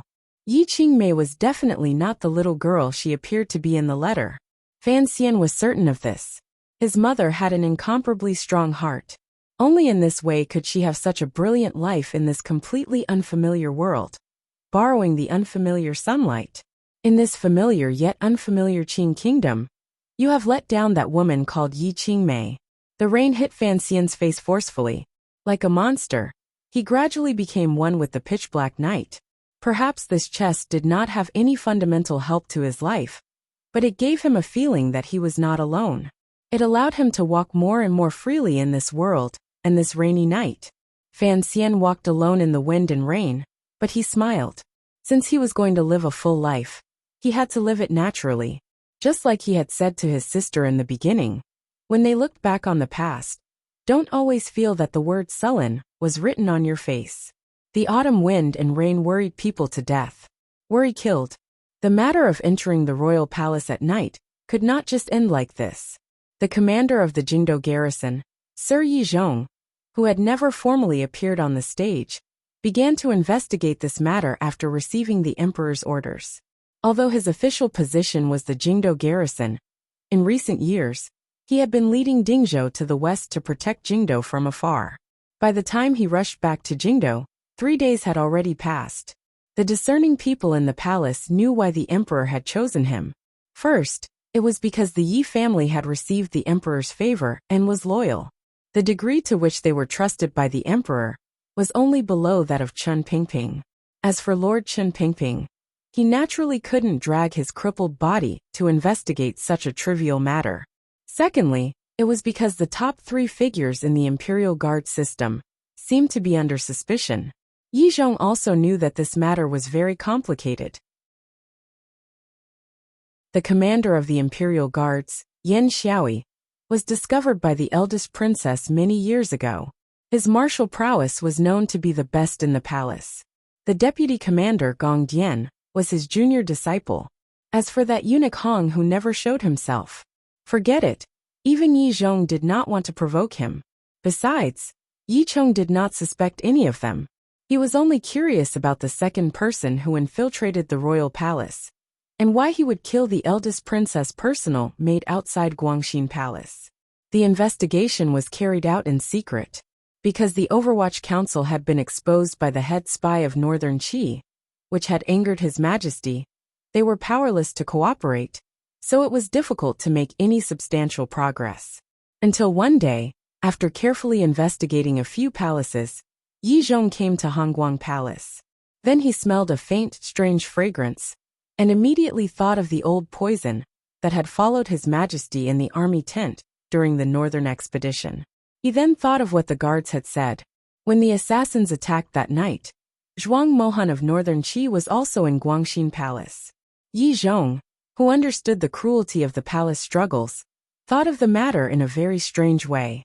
So he immediately entered the palace to ask for His Majesty's forgiveness and resignation. He prostrated himself on the ground, his face full of shame. Is it that you can't find out, or that you don't dare to investigate? His Majesty's face always had that smile that seemed to see through everything. The true officials would occasionally wonder if this was some kind of method to control his subordinates. But Yi Zhong knew the wisdom of the emperor he served, so he answered honestly, I can't find out, and I don't dare to investigate. It is not convenient for me to investigate the affairs of the royal family. Minister Yi, are you not afraid that I will reprimand you for being disloyal to your master, for failing to distinguish between public and private affairs, and for not cherishing your life? Yi Zhong did not dare to get up. He replied, I dare not guess your Majesty's intentions, but I am slow-witted and do not know where to start investigating. There is no need to investigate this matter. I know what I am doing. His Majesty's smile was a little cold, but Yi Zhong did not see it clearly from his kneeling position. On the other side, the real suspect Fan Xian was still hiding in his manner these days.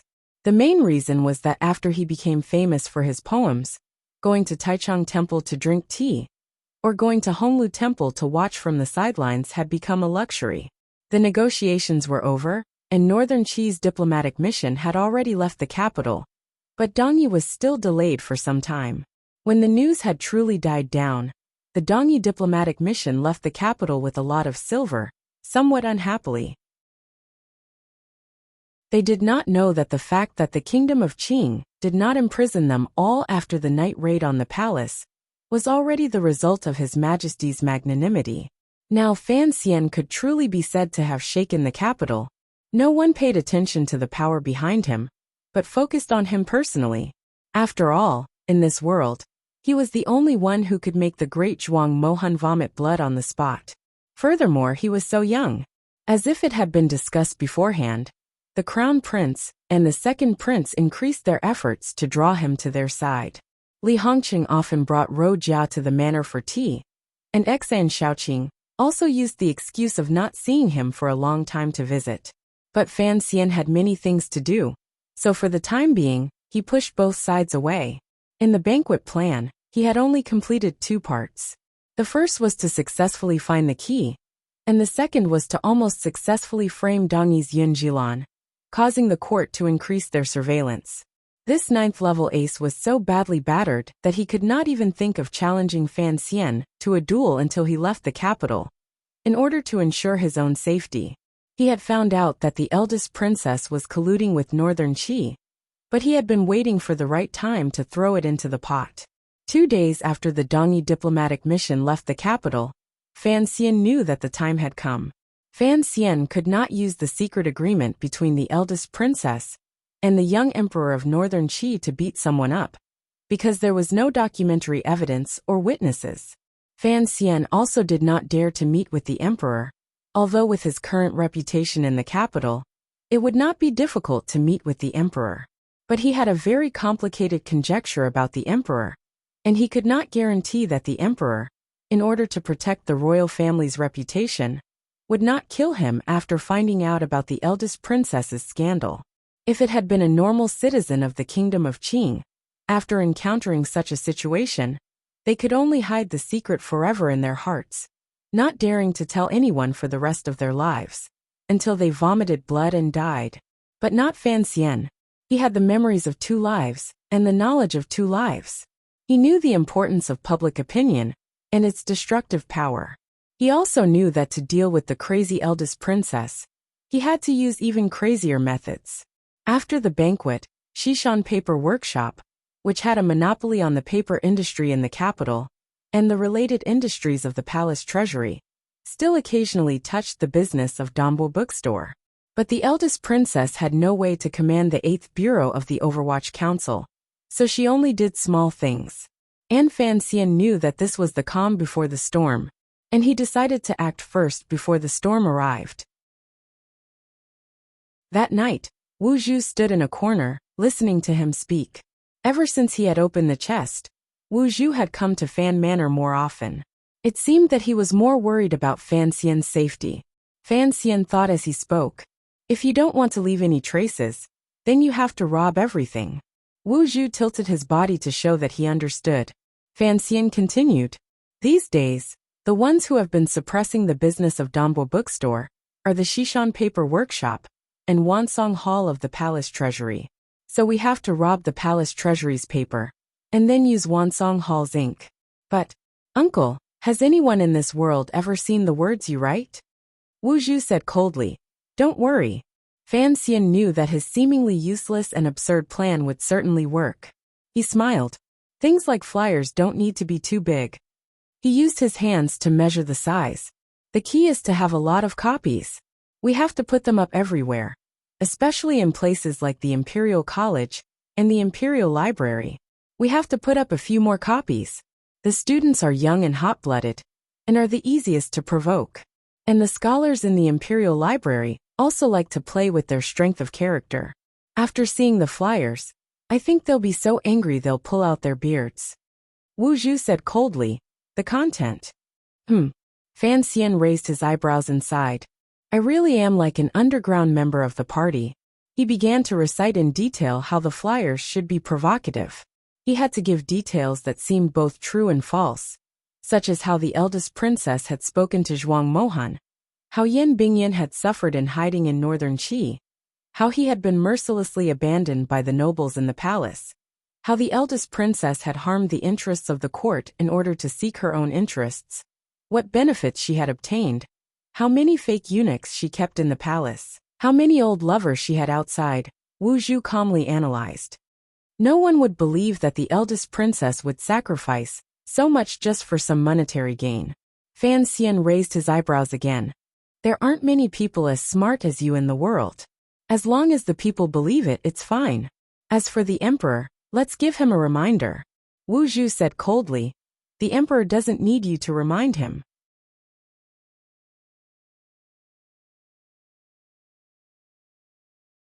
Chapter 144. Fan Xian smiled. If the eldest princess who lived in the palace was in contact with northern Qi, and the emperor, who had countless spies under his command, knew nothing about it, it would be inexcusable. He sighed. So I don't understand. Why did he let the eldest princess live in the palace and not go to his fief? The eldest princess is the Empress Dowager's most beloved daughter. She is his sister, and he has nothing to fear. How do you think the emperor will react after this? Fan Xian trusted Wu Zhu's analytical skills. Immediately mobilize the Overwatch Council to eliminate the influence you have single-handedly created. Reward the eldest princess generously to prove the unity of the royal family. After things have calmed down, find a suitable opportunity to have the eldest princess return to her fief, Xinyang. Wu Zhu said coldly. When rewarding the eldest princess, he will probably reward Princess Chen, and at the same time promote you. Fan Xian smiled bitterly. He knew that Wu Zhu was describing the possible truth, but it sounded like a cold joke. Why didn't the emperor think of using my simple method to force the eldest princess out of the palace? If what you say is true, he already knew about the eldest princess collusion with northern Qi. First of all, your method is perverted. Second, he doesn't need to force his own sister out of the palace. He likes to wait for those who are hiding below the surface to surface, and then capture them all in one fell swoop. He is used to doing this sort of thing. Fan Xian could tell that Wu Zhu had great faith in the emperor's abilities. His brows furrowed even tighter. Although the royal family were all heartless bastards, when comparing the two, the emperor, whom he had met twice, was clearly gentler to him than the eldest princess.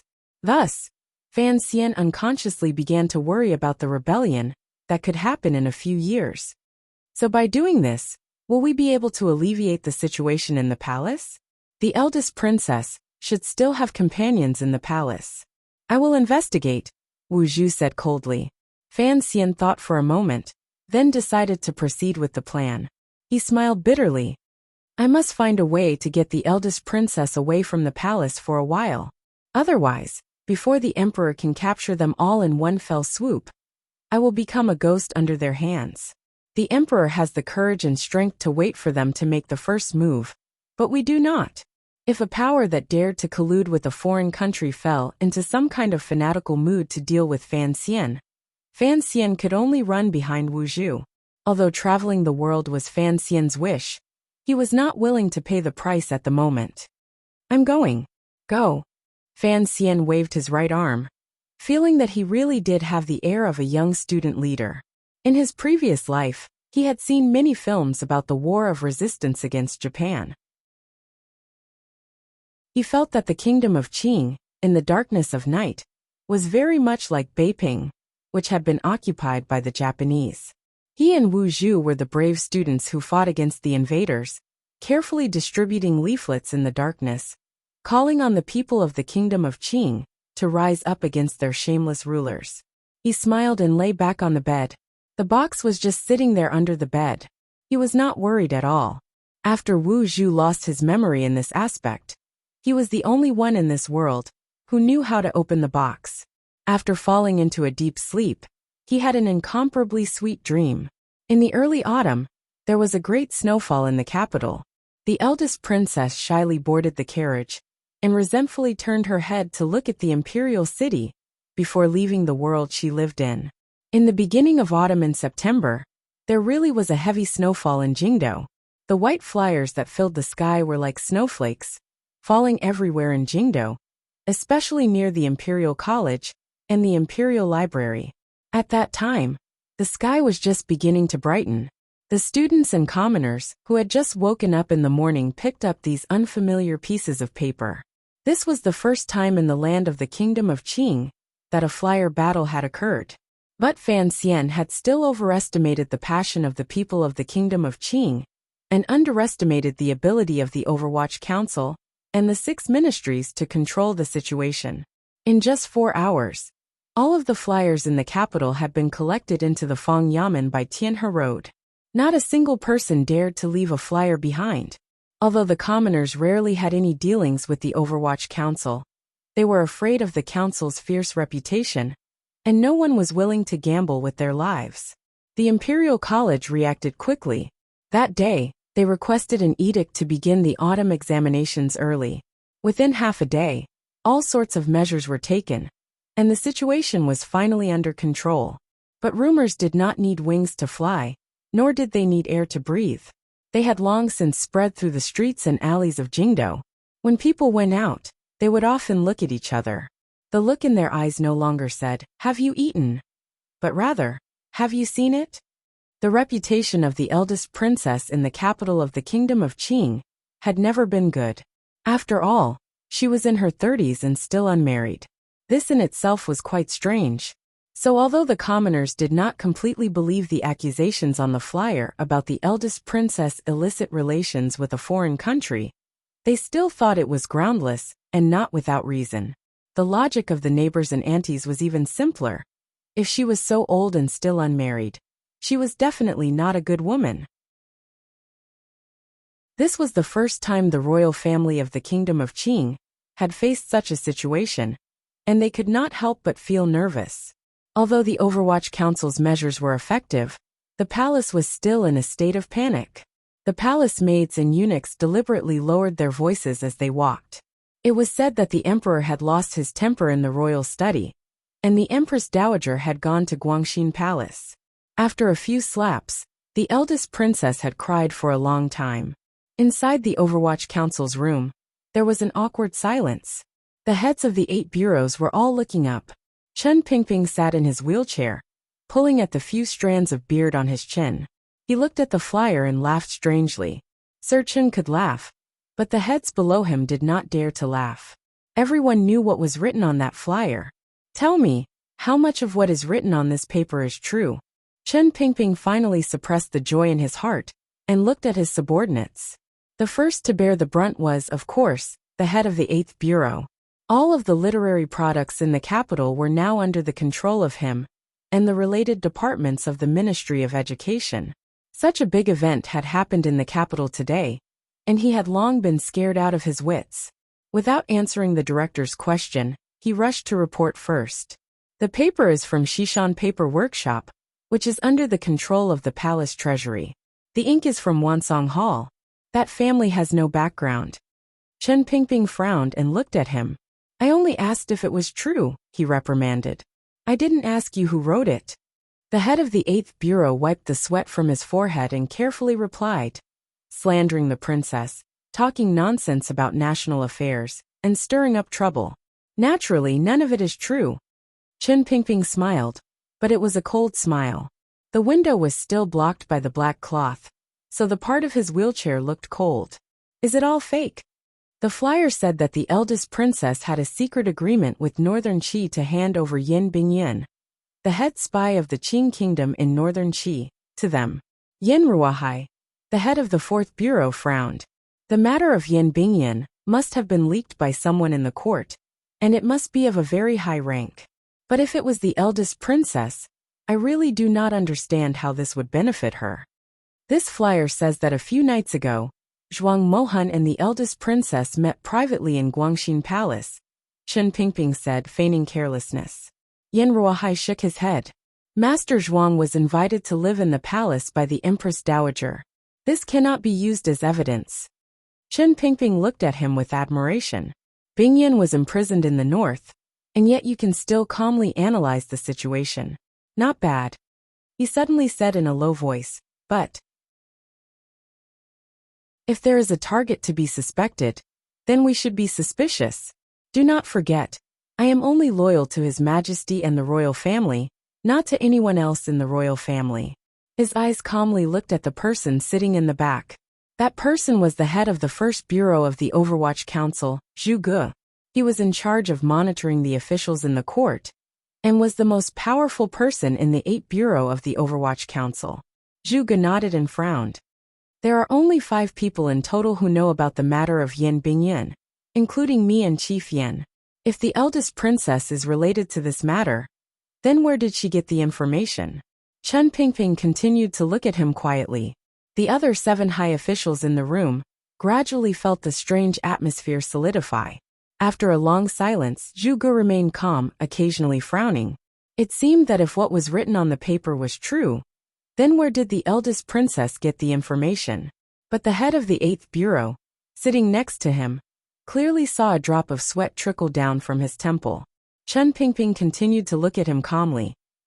Zhu Ge frowned and suddenly said, "Sir, why do you suspect me?" Finally, when he opened his mouth, Chen Pingping slowly closed his eyes and said lightly, "Because you are very stupid. Why can't it be Yan Ruahai?"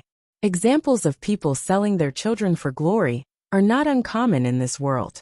From the day Zhu Ge learned that Yan Bingyan had been captured, he knew that something was going to happen to him. He laughed bitterly and looked at Yan Ruahai. "You are the head of the First Bureau, and Fei Jie is old. If I step back, it should be you who takes over the council." Chen Pingping closed his eyes and said calmly, "Unfortunately, you know that I have other plans, so you are not satisfied. They allowed you the power of the Overwatch Council in the future. According to the Emperor's intentions, this interesting matter could still be watched for a while. But I did not think that this morning's snowflakes would tear open everything ahead of time." Chen Pingping lightly said, "So the council can only deal with it ahead of time. Thank you, sir, for your help." Zhu Ge knew that if the Emperor personally dealt with this matter, what awaited him would certainly be even more tragic. His throat gurgled, and he breathed heavily with some difficulty. Chapter 145. Chen Pingping looked at him without a trace of pity. "You have followed me for 12 years. Before you die, I will give you a chance to say one last thing." The head of the First Bureau paled slightly, but quickly recovered his calm smile. Looking at the man who had promoted him from an ordinary worker to the 3rd most important person in the Overwatch Council, he said sincerely, "Do not trust women. They are all crazy, and they are not suited for politics." Having said this, he slapped the top of his head. With a crack, his body went limp, and he collapsed onto the wooden table, no longer breathing. These were his heartfelt words. Even if the conversation between the eldest princess and Zhuang Mohan had not been overheard by Fan Xian, Chen Pingping's expression showed that the eldest princess had long been the focus of the council's attention. From the moment the eldest princess madly betrayed Yan Bingyan, Zhu Ge, the head of the First Bureau, was destined to die. The corpse was dragged out. Naturally, there were rules to deal with the aftermath. Chen Pingping looked at the paper in front of him again, and shook his head. Continue the analysis. Who would be so crazy as to reveal everything? He could be as calm as an ancient well. But when the other 7 heads saw a colleague they had worked with for more than a decade meet such a tragic end, they could not help but feel a little emotional. After a moment, they recovered and said, "The Dongyi diplomatic mission was the last to leave the day before yesterday, and today this happened. I think Dongyi has something to do with it." "That's right. According to the results of the palace's investigation, the assassin who entered the palace on the night His Majesty invited the envoys of both countries to a banquet must have something to do with Dongyi. It was also that night that the assassin appeared in Guangxin Palace and killed one of the eldest princess serving girls. It was probably at that time that he overheard the conversation between the eldest princess and Zhuang Mohan. The reason Dongyi is releasing this information now is that they hope the court will be thrown into chaos for a while. After all, this time, the two countries did not reach an agreement with Northern Qi, so Dongyi is afraid that the court will send out troops. And if this matter is exposed, His Majesty will be shocked, and the agreement with Northern Qi will probably be torn apart. The two countries will go to war again, and Dongyi, who has always been caught between the cracks, will probably be happy to see that happen. Regardless of whether it is in terms of motive or final effect, Dongyi is the most likely to act. It is also the target that could benefit the most from this matter. The only question is, how could Dongyi write so many copies in one night for the papers that the Shishan Paper Workshop just lost last night? You have to know that most of their people hidden in the capital are being monitored by us. There shouldn't be that many people who are not under our control, Yen Ruahai analyzed. To do this in one night, they would need at least 40 well-trained people. Chen Pingping listened to his subordinate's methodical analysis and smiled without saying anything. The room suddenly became quiet. After a while, someone suddenly asked, "What about the exchange agreement?" "Continue," Chen Pingping said calmly. "In order to capture Xiao En, you destroyed a pair of legs. Now because the eldest princess sold him out, you want Xiao En to be released. I cannot accept this." "Unwilling? Do you have any way to bring Yin Bingyan back alive?" Chen Pingping laughed coldly. "The exchange must be made. We will deliver Xiao En alive into the hands of Northern Qi, but we can only let him see the sky of Northern Qi's Shangjing." Everyone knew that the director had a plan. They nodded slightly. No matter what, these people did not want Xiao En to be returned to Northern Qi. That old man had been the head spy of Northern Wei, and who knew how many Qing spies he had killed. Furthermore, the information in his mind, even to this day, posed a great threat to the kingdom of Qing. If it weren't for the fact that the person captured by Northern Qi was the son of the 4th Bureau's Yen Ruahai, these ruthless spies of the kingdom of Qing would certainly have written to the director to persuade His Majesty to let the unfortunate man captured by Northern Qi sacrifice himself for the country. Yen Ruahai also knew this, and so he was extremely grateful to the director. Suddenly he asked, "What about the eldest princess? We are loyal to His Majesty. We do not know what His Majesty has not said. We will not do it." Chen Pingping made his final decision. "Should we capture the Dongyi diplomatic mission?" "What for? Admit that the royal court has lost face? Let the 8th Bureau handle this matter. Say that the remnants of Guyu in the south, unwilling to accept the fall of their country, spread rumors in the capital. They have all been captured. Take a few of them from prison and kill them in the market. Before you kill them, make sure that all the people of the capital come to see the spectacle," Chen Pingping said lightly. The subordinates took their orders and left, disinfecting, spreading rumors, and arresting people. Only Yen Ruahai stayed until the end. He looked at the director and said calmly, "There is no poison in this world that can keep Xiao En alive and then kill him in front of the Emperor of Northern Qi." "What do you mean?" Chen Pingping asked. Yen Ruahai frowned. "I know my son. He would not agree with His Majesty's methods. I think he would be happy to exchange Xiao En's life." Chen Pingping looked at him coldly. "You must avoid arousing suspicion. Do not participate in the discussion. As for what to do, that is my business." Indeed, there is no poison in this world that can be so miraculous. Even Elder Fei, who is currently in the capital, cannot do it. But Xiao En must die, and Yin Bingyan must return. He smiled. "Do not forget 4.5 years ago, I was the one who kicked your son to the north." Yen Ruahai was about to say something, but Chen Pingping stopped him with a wave of his hand. "I had originally planned to wait for Bingyan to return, and then have him take Zhu Ji's place. Zhu Gu could have lived a few more days. But today, these pieces of paper are flying everywhere, and the capital is abuzz with discussion. I must give you an explanation." Chen Pingping sighed. What was hidden in the shadows suddenly became known to everyone in the capital. Such an absurd and effective method will probably force His Majesty to give an explanation to the officials who know of this matter. Chen Pingping coughed. "You should know that there is a commissioner in the council. I told you last time that I am preparing to send him to Northern Qi." Yen Ruahai frowned. "It is very dangerous. He understood that the director wanted to give the task of killing Xiao En to the commissioner. If you don't think, you won't amount to anything. Chen Pingping's eyes seemed a little tired. If he succeeds, I hope that one day in the future, you will be able to help him take care of this council. Yin Ruohai finally understood. He was slightly shocked, and didn't dare to say anything more. He knelt in front of Chen Pingping's wheelchair and nodded. Who did it? Chen Pingping pushed his wheelchair to the window. His skinny fingers slowly lifted a corner of the black cloth, and like a child, he poked his head out the window. The autumn rain, which had lasted for several days, had stopped yesterday. Outside, it was a bright sunny day, and in the distance the palace shone with golden light. Half leaning on the wheelchair, he looked at the piece of paper in his hand, with the help of the light from the corner of the black cloth.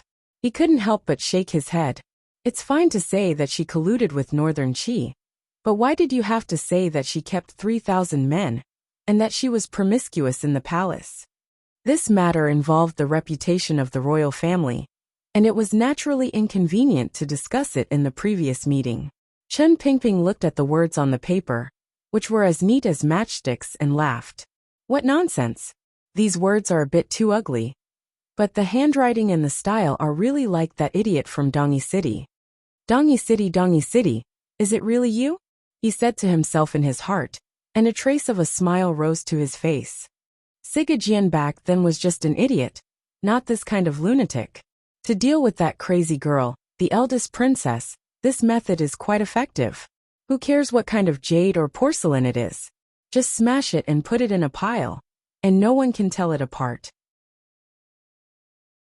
But you have disrupted His Majesty's rules, and His Majesty will not be happy. Whether it was the meticulous Chen Pingping, or the sinister and crazy eldest princess, none of them could have imagined that such a big matter had been caused by a pair of master and servant. Fan Xian calmly, even coldly, watched the aftermath of this matter.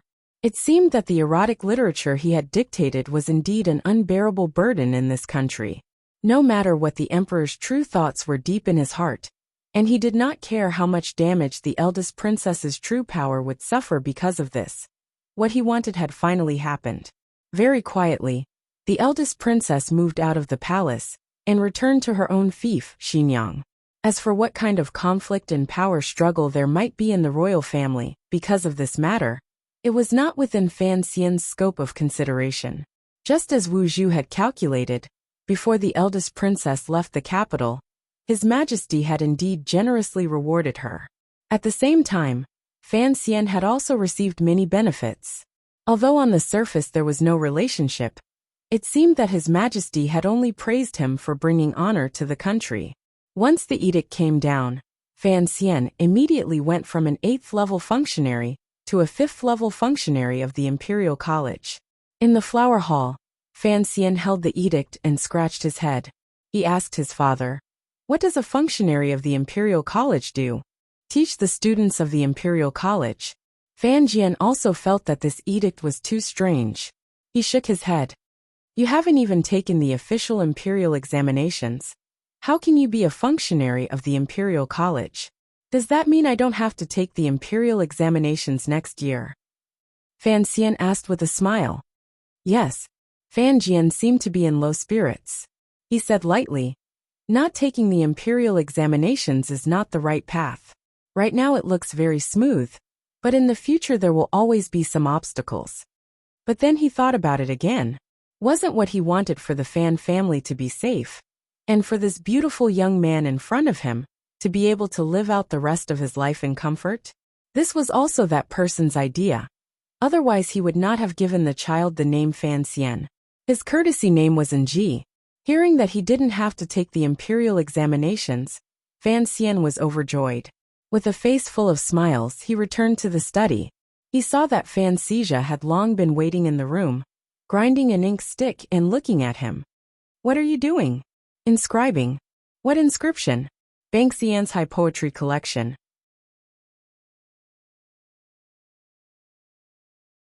Chapter 146. What is the Banksy Ansai? This is the study. Father said that this study will only be used by you in the future. We'll talk about it after you get married. I've already asked Seventh Yi, the shopkeeper, to go to the Old Hung restaurant and order a plaque. The name will be Banksianzai. Fan Xian felt that something was wrong. Then what is the Banksianzai poetry anthology?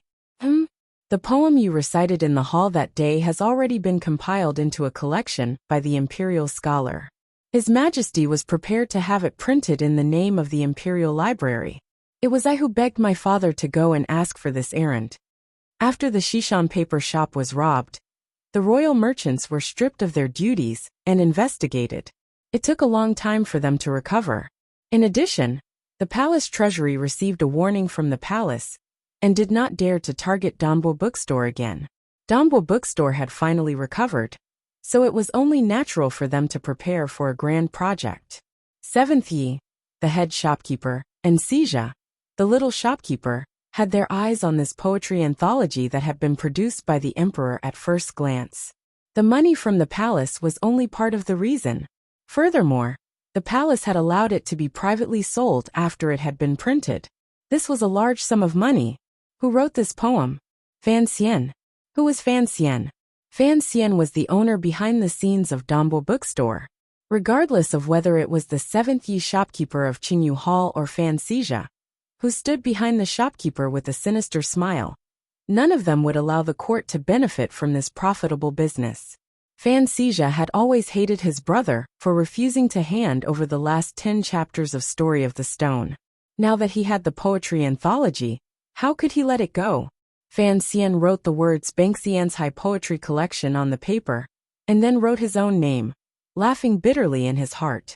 That night, in order to cover his tracks, he pretended to be drunk in the hall. As a result, he lost control of his temper and couldn't stop himself. In these poems, there were countless allusions that couldn't be explained clearly.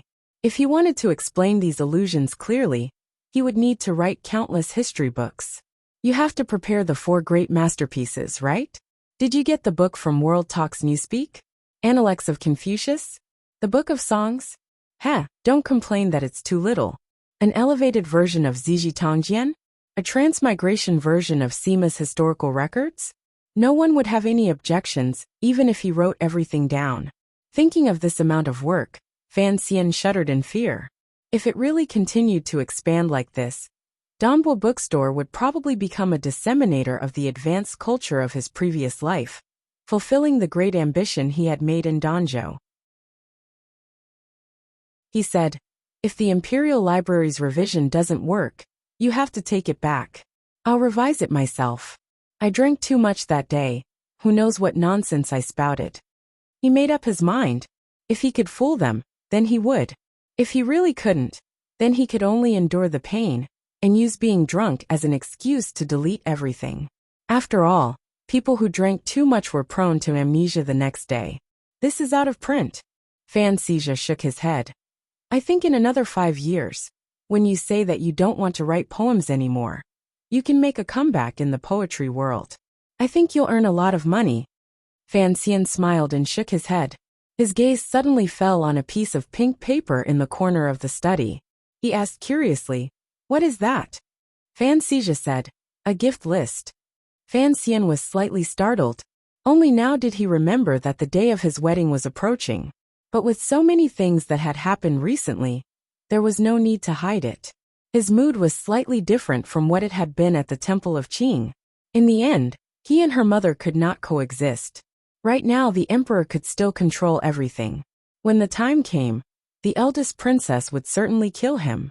In other words, he would certainly kill the eldest princess. The wedding that he had been looking forward to for so long was gradually approaching, but Fan Xian felt a little uneasy and sad. A few days later, Danbo Bookstore's Banksianzai poetry anthology was finally published. This time, Danbo Bookstore had the right to print it, and Fan Xian personally made bold and decisive cuts. He thought he could relax a little, but unexpectedly, the bookstore held a ceremony. Using Fan Xian's name, they invited Crown Prince Jing, Vice Minister of the Office of the Grand Herald, Xian Qiwu, and the others. Fan Xian was shocked. Only his talented sister, Fan Ruoro, was willing to show her face in public as a spokesperson, and they began to sell it in a lively manner. But he himself used the excuse that he wanted to maintain the mystery of a generation's immortal poet, to hide in the royal courtyard, and fall in love with Lin Wanner. An 8th-level functionary spat out 100 poems on the spot, shocking the great Zhuang Mohan, and causing him to vomit blood and flee. This story had long since spread throughout the kingdom of Qing. Although some of the poems had already spread to the common people, this poetry anthology was said to have been personally edited by the author, which was naturally very unusual. As expected, once the poetry anthology was published, paper was expensive in the capital, and Fan Xian's reputation immediately soared to another level. Last night, there was an autumn wind in the house. Fan Xian looked gently at his fiancée and smiled. The method you suggested won't work. Lin Wanner frowned and cutely pouted. I haven't gone out for a few days. In fact, this young girl also knew about the recent events in the capital. Although she had grown up in the palace, the concubines all treated her as if she were in the palm of their hands. On one hand, she was weak and gentle, and could not cause harm to those concubines. On the other hand, it was because His Majesty seemed to particularly love her. As for the eldest princess's words, she naturally did not see them, but she gradually heard some rumors. Later, before the eldest princess left the capital for Xinjiang, she had once come to the courtyard. Mother and daughter were actually strangers, and after sitting across from each other for a while, the eldest princess got into her carriage and left the capital. Although Lin Wanner did not know what connection Fan Xian had with her mother's departure, she was sensitive enough to feel that Fan Xian's mood was not as relaxed and happy as it had been in the past. So she suggested that they find another day to go out and enjoy the autumn scenery. The red leaves of the West Mountains of the capital were very famous. But hearing the two words West Mountains, Fan Xian thought of the paper mill that monopolized the capital's use of paper, and thought of the eldest princess behind the mill, who seemed to be looking at him gloomily and timidly. Fan Xian knew that the eldest princess's departure from the capital, the most fundamental power was still the emperor. His words only gave the emperor reason to convince himself and the empress dowager. To explain here, the current Qing kingdom's court and commoners all called the flyers that fluttered like snowflakes that day words. This was because it was believed that when the people had no way to appeal, they would put forth their opinions.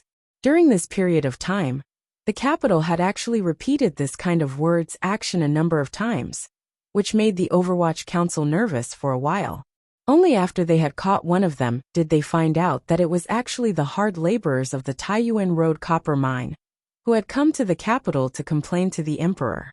But they could not enter the attendance hall, so they had learned this method. The Overwatch Council went to the root of this, and in the end discovered that it was actually the West Mountain Paper Mill that provided these poor laborers with paper. But no matter how hard they tried, they could not dig out the person who had helped these laborers write their grievances. They only knew that the incomparably smooth handwriting came from the hands of a fortune-teller next to the Temple of Qing. But when the Overwatch Council went to the Temple of Qing to search, they found that there was no fortune-teller there at all, except for the high priest, who seemed to have never left the temple in his life. The matter of the copper mine was naturally handled by the First Bureau. Very quickly, the officials of Taiyuan Road were arrested and brought back to the capital, where they would be executed in a month. But the court could no longer tolerate this kind of action and strengthen the control of paper. But Director Chen of the Overwatch Council did not punish the hard laborers of Copper Mountain. In the eyes of the officials, Director Chen seemed to have become much more soft-hearted. He came to his senses and looked at the slightly worried Wanner. He smiled and walked up to her, gently stroking her smooth chin. He warmly said, "What are you thinking about? The eldest princess has returned to Xinjiang. If we have a chance after we get married, we will naturally have to visit." This was of course a lie. Fan Xian hoped that he would never go to Xinjiang, and hoped that the eldest princess would grow old and die in Xinjiang. Of course, he also knew that before he could truly shake the power of the eldest princess and her mysterious companion, the emperor liked to play tricks to lure the snake out of its hole. The eldest princess would one day return. Lin Wanner forced a smile and said, "See? I entered the palace yesterday. You know what has happened in the capital recently. The ladies are fine, but the Empress Dowager seems to be a little unwell. The Emperor is not as friendly to me as he used to be.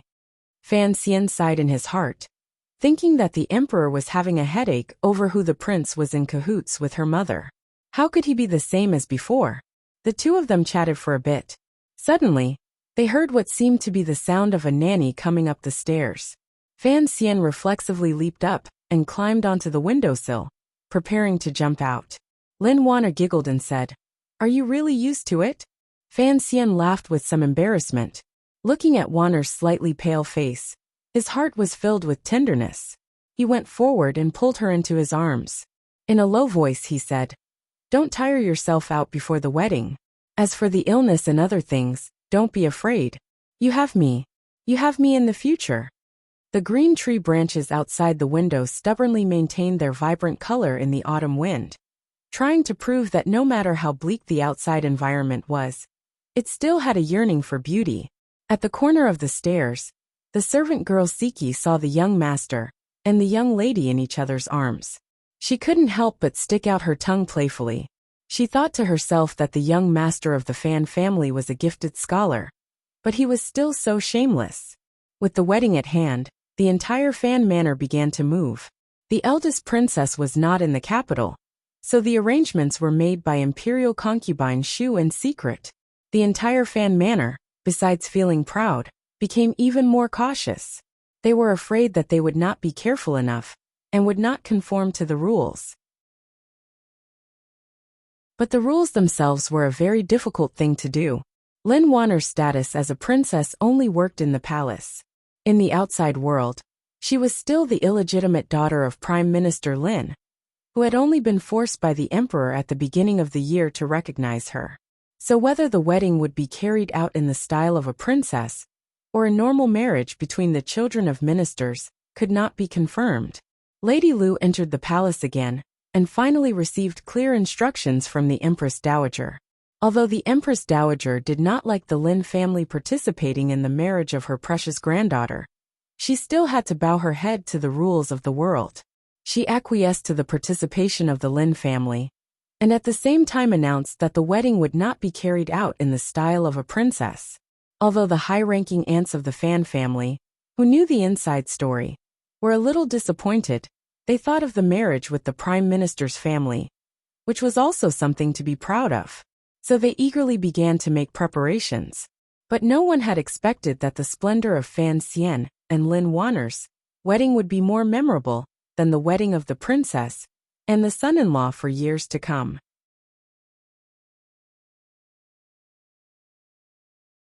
Chapter 147. Autumn in the capital was different from other places. The red leaves of the western mountains were held by young girls in the market and sold like flowers. The white weeds of Yongyao Market in the south were also tied into bundles and sent to the homes of the rich to ward off evil. The cool autumn wind blew through the streets and alleys of the capital, drifting over the tops of the trees and brushing the smooth cheeks of the ladies on the street. It blew away the steam rising from the restaurants, as if it wanted to blow away the dry air and gloom of the year. Tianhe Avenue was the quietest, cleanest, and most beautiful street in the capital. Both sides were lined with government offices. Today was the first day of the capital, the first of the 10 days off. It was a rare day for officials to relax, but they could not completely relax.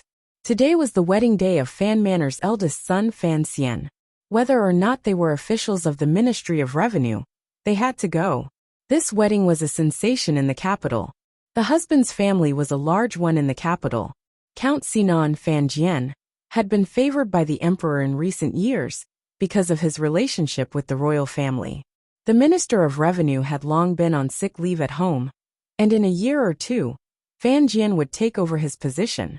The bridegroom, Fan Xian, was a figure who had recently risen to fame in the capital. Not to mention his heroic actions on Yulan Street half a year ago. Just the poem he had spilled in the palace last month had pushed him to the peak of popularity. Since then, Fan Xian had been hiding at home, so people could not help but be curious about what this newly appointed fifth-level imperial scholar looked like. Of course, The bride was also very outstanding. Although the bride had only returned to the Lin family at the beginning of the year, she was still the daughter of the Prime Minister. The Prime Minister ruled over the world and was the head of the civil officials in the court. The marriage of his daughter was a major event. Although the Prime Minister's position in the court was not as stable as it used to be, this kind of marriage did not have any political danger, so the officials were very willing to participate. The fact that the bride and groom were illegitimate children seemed to have been collectively forgotten by the people of the capital. As for those high-ranking officials who knew the bride's true identity, they had long secretly raised the standard of their gifts by a few levels. They had long been sitting in Fan Manor. They were only curious in their hearts. What kind of stance would the palace express today? Fan Xian was like a puppet being dressed up by the 5 old women. He swore to himself that if he had to endure this kind of torture in the future, he would run away from marriage or become a courageous anti-marriage activist. He would rather have the ease of an affair than the complications of a wedding. Wedding ceremonies in the Qing kingdom were usually held in the evening, but today, Fan Xian had been dragged out of bed before the sun had even risen. Bathing and brushing his teeth was not a big deal. After all, he had something he had made in Danzhou. But immediately after, an old woman nagged and began to use warm water to melt rouge. This scared Fan Xian badly. He quickly asked her what she was going to do. It was not until now that he realized that a groom needed to put on makeup. It was clear that this matter had exceeded the limits of Fan Xian's tolerance, so he shook his head and refused to allow it. Even Fan Jian personally came over to try and persuade him, but he was unable to convince him. The two sides were deadlocked for over an hour before Fan Xian finally won. But because of this, time seemed to be much tighter, so 5 old women rushed in to help him dress. Fan Xian had long been used to the clothing of this world, but today he still could not stand it. Inside the bright red robe, there were 3 layers of different names. On top of the robe, there were jade pendants, colorful ribbons, and flower tassels. The colors were bright and dazzling. Just putting on the robe took a lot of time, and Fan Xian was so stiff that he could not move. The only thing he could move was the memory of his miserable childhood, when he and Uncle Wu Zhu used to fight with wooden sticks. Out of the corner of his eye, he looked at Lady Lu, who was busy in the room and sweating slightly. He could not help but smile bitterly. He thought to himself, is she really busy, or is she using this opportunity to get revenge? Fan Xian put on the crown and the jade pendant. The silver shoe buckles hurt his feet, and the gold collar pinched his neck.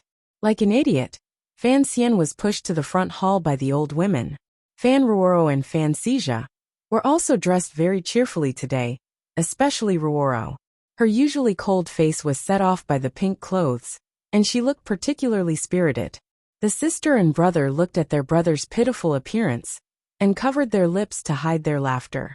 Fan Xija teased, "Where did this flour dumpling come from?" Fan Xian was angry and took 2 steps forward. He did not think that he would be wearing so many ornaments that they would ring out. He laughed at himself and said, "What flour dumpling? It's clearly a moving colorful wind chime." The most painful thing in the world was that a colorful wind chime had to be paraded through the streets. Fortunately, he did not have to ride a horse but a sedan chair. Otherwise, Fan Xian would have covered his face in shame and rushed back to Danzhou. With great difficulty, the wedding procession arrived at Lin Manor. Lin Wanner had already moved back to the Lin family 10 days earlier. They could not go to the palace to receive the bride in front of the entire capital.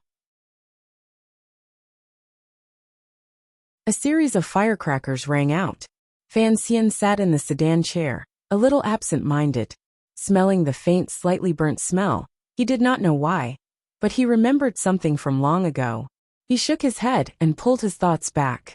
He forced a smile on his already stiff face and got out of the sedan chair. According to the rules, Fan Xian could not enter the house, and the Prime Minister could not go to Fan Manor today. Amidst the sound of firecrackers and flute music, the gate of Lin Manor gradually opened. The person who came out was Yuan Hongdao, the leading figure of Lin Manor. Today, this strategist had pinned a red flower on his hat, which made him look rather romantic. "Master Fan, Yuan Hongdao greeted him with a face full of smiles. Fan Xian laughed bitterly in his heart. He silently cursed Yuan Hongdao for having the air of a second Yang, but he forced himself to look spirited. Mr. Yuan. The two of them had met a few times in the Prime Minister's manor, and knew each other's identities. They were not strangers. Half of the experts in the capital who specialized in receiving the bride had been snatched up by Fan Manor. So as soon as Lin Manor opened its doors, the old women opened their mouths to say auspicious things. Yuan Hongdao was stunned by their words, and in a short while, the crowd rushed to the gate.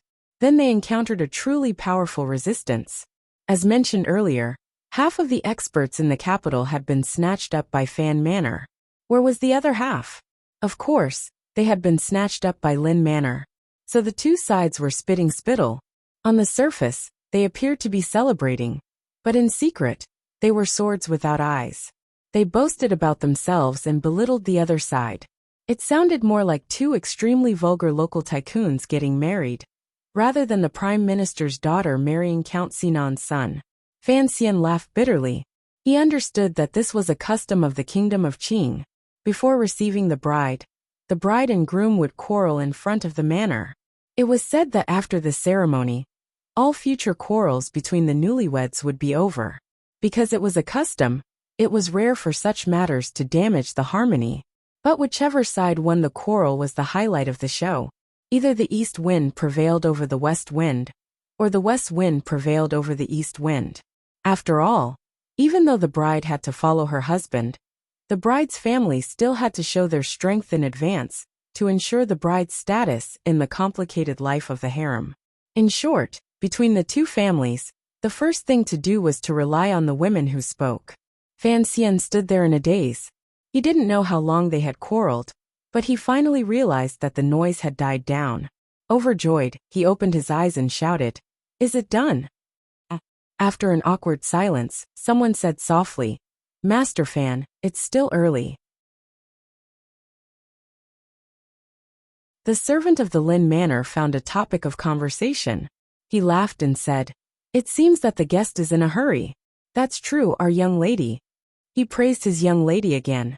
After some time, Yuan Hongdao noticed that Fan Xian's face was a little pale. He squeezed over and whispered, "Master Fan, please bear with it. The capital is not like Danzhou. There are more rules here." Fan Xian forced a smile and said, "I'm not in a hurry." He told himself in his heart, "I've endured for more than 30 years. Of course I'm not in a hurry." After a while, this vulgar ceremony finally ended. After a round of ceremonial music, the gate of the Lin Manor slowly opened for the second time. Two matrons led the way, and the bride, Miss Lin, finally walked out. Fan Xian's eyes brightened. Today, Wana was dressed in bright red. Her sleeves were wide, and there was boundless joy in her beauty.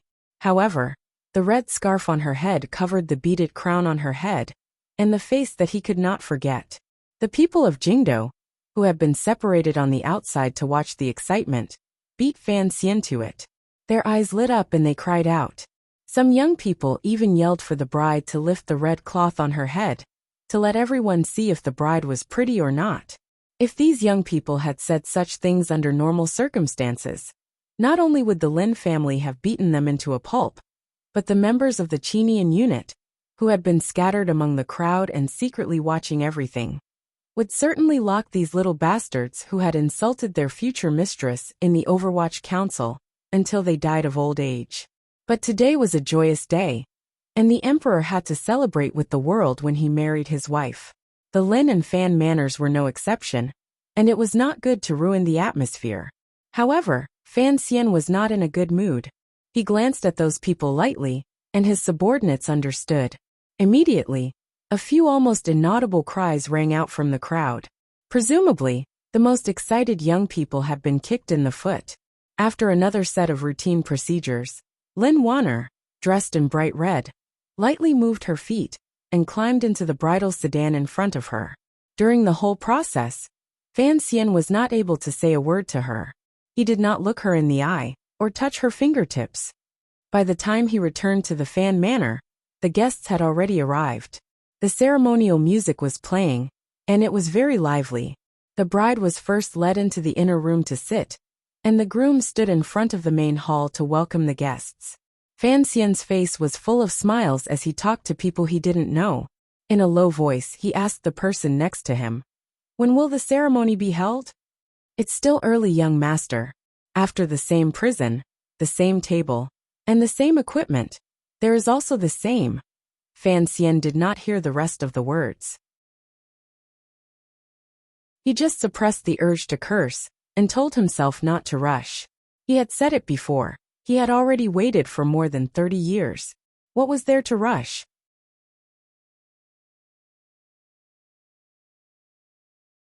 Chapter 148. Fan Xian didn't remember what he had eaten for lunch. He only remembered that he had drunk a lot of wine, and had been persuaded by officials with good intentions or agreed to write 2 poems to describe the occasion. But no matter how much Fan Xian drank, he remembered his declaration to retire from the world of poetry. He smiled and declined each one. In the middle of the banquet, the people from King Jing's manor finally arrived. All the officials rose to greet them.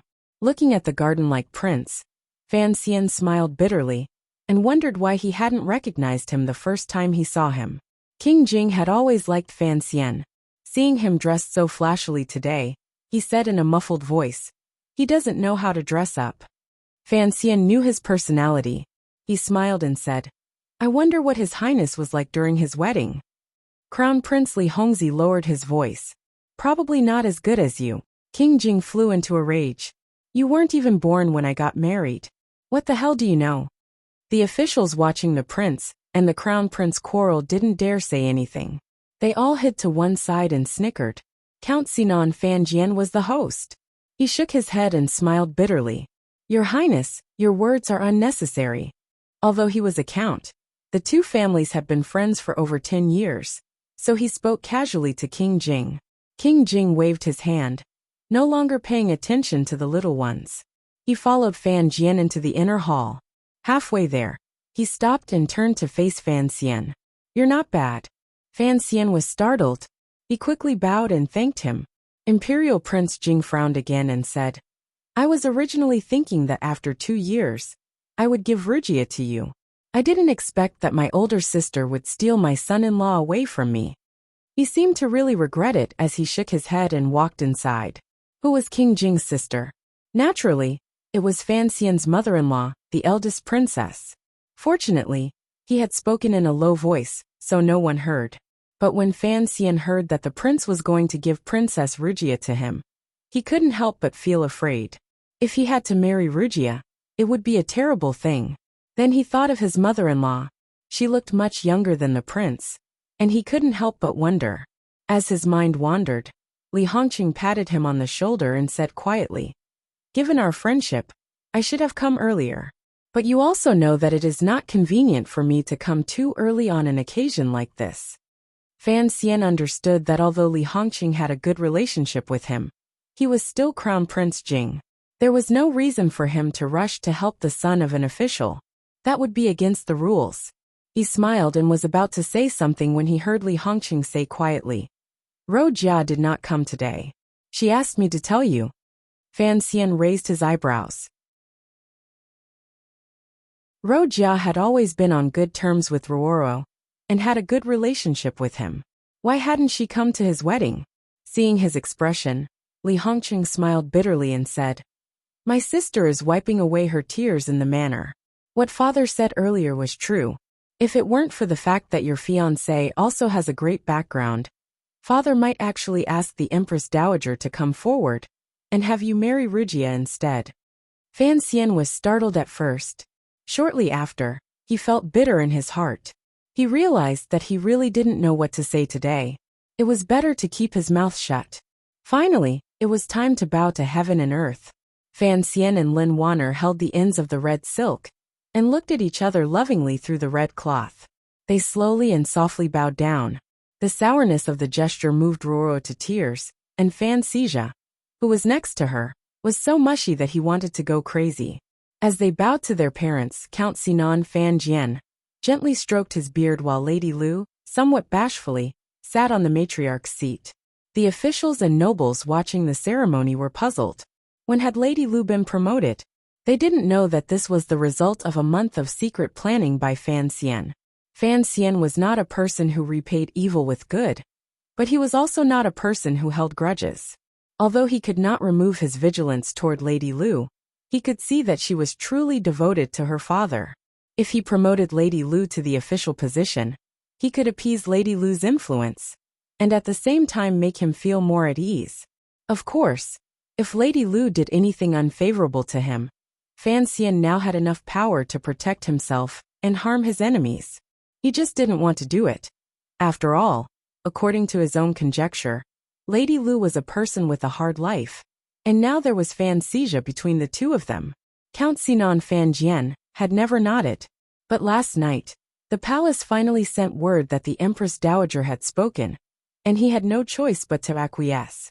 After enduring for 10 years, Lady Lu finally sat on the matriarch's seat. She touched the smooth armrest of the chair uncomfortably, and uneasily accepted the tea the bride handed her. She took a sip, not knowing the taste, and looked at Fan Xian with an uneasy gaze. Fan Xian's eyes did not look at her. He only smiled and offered his father tea. With great difficulty, Lady Lu's lips curled into a smile. Because the officials present did not know the inside story, they could not help but look confused. And in the side hall, the officials of Lady Lu's paternal family watched this scene, and could not help but sigh. At that moment, there was a commotion outside the manor. Fan Xian stood up, and the matchmaker helped wander up. The whole family looked outside. An edict has arrived. Lady Fan, receive the edict. Eunuch Ho, who was familiar with the Fan family, pushed open the door with a smile, and announced the edict from the palace. Today was a joyous day, and both Fan Jian and Fan Xian had guessed that the palace would have made arrangements, so they were not surprised. But the officials of the 6 ministries in the courtyard were surprised. Eunuch Ho's edict did not conform to the rules of the palace. The amount of gold and silk far exceeded the norm, and some items of tribute were also on the list. No matter how they looked at it, it did not seem like a reward for a minister's son's marriage. It seemed more like a marriage between a princess or a prince. Even if it was a marriage between the prime minister and Count Sinan, the royal family should not have paid so much attention. As Fan Xian listened to the edict, he whispered to his wife, who was under the red veil. Do you understand? I am basking in your glory, husband. Lin Wanner was bashful under the red veil. After Eunuch Ho left, the officials let out a sigh of relief. Unexpectedly, they heard a shout from outside. The marriage between Fan and Lin is a match made in heaven. Imperial concubine Shu rewards them. Fan Xian was startled. He and Wanner bowed again. Imperial concubine Shu rewarded them with the original set of rare books. Imperial concubine Shu was the mother of the second prince. Unexpectedly, she was also acquainted with the Fan manor. The officials could not help but click their tongues in wonder. Unexpectedly, after a while, they heard another shout from outside. The marriage between Fan and Lin is a match made in heaven. Ning the Talented congratulates you. The officials were shocked again. Although this talented woman did not have a high status, her only son was the great prince. He had always led troops outside, and was highly regarded by the emperor. Ning the Talented's gift was a sword, which suited her temperament of Dongi origin. Fan Xian and Wanner had no choice but to bow again. Taking the sword with a bitter smile, Fan Xian whispered to his wife, Do you see? Now it's the concubine's turn to reward you. Ning the Talented, this sword is for you. If anything goes wrong, you can use it to cut me down. Lin Wanner was bashful again. Under the watchful eyes of the crowd, she could not take a bite out of this wretched Lang Jun. Since Imperial concubine Shu and Ning the Talented had sent gifts, the other concubines naturally sent gifts as well. It was just that the ones who were not well known sent gifts together. Only Imperial concubine Ning was a member of the Lu family, so she was particularly different.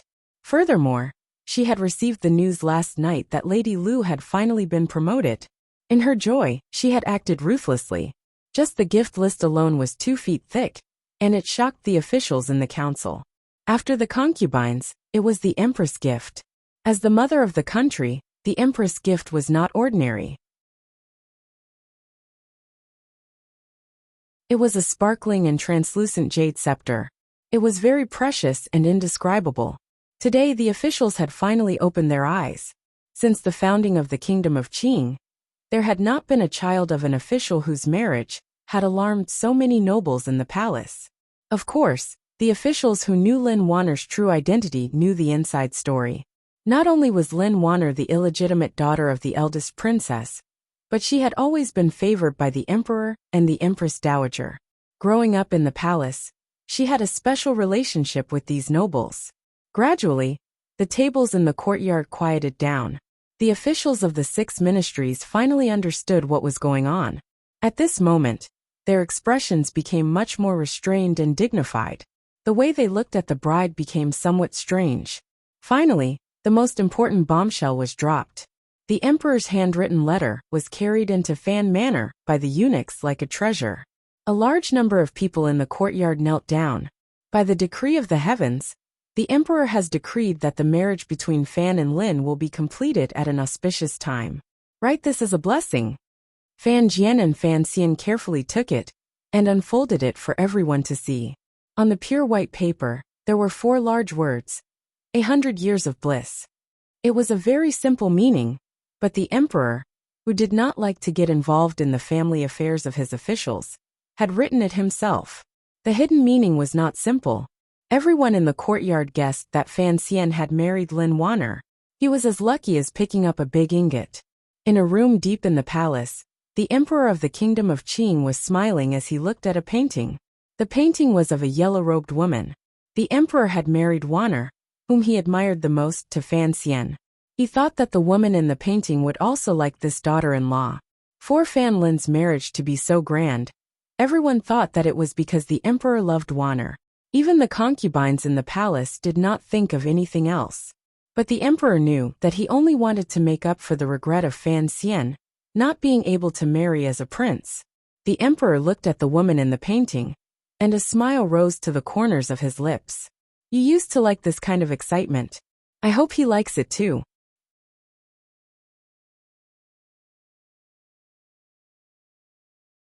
Chapter 149. Only a young girl who had read too many romance novels would like this kind of wedding scene.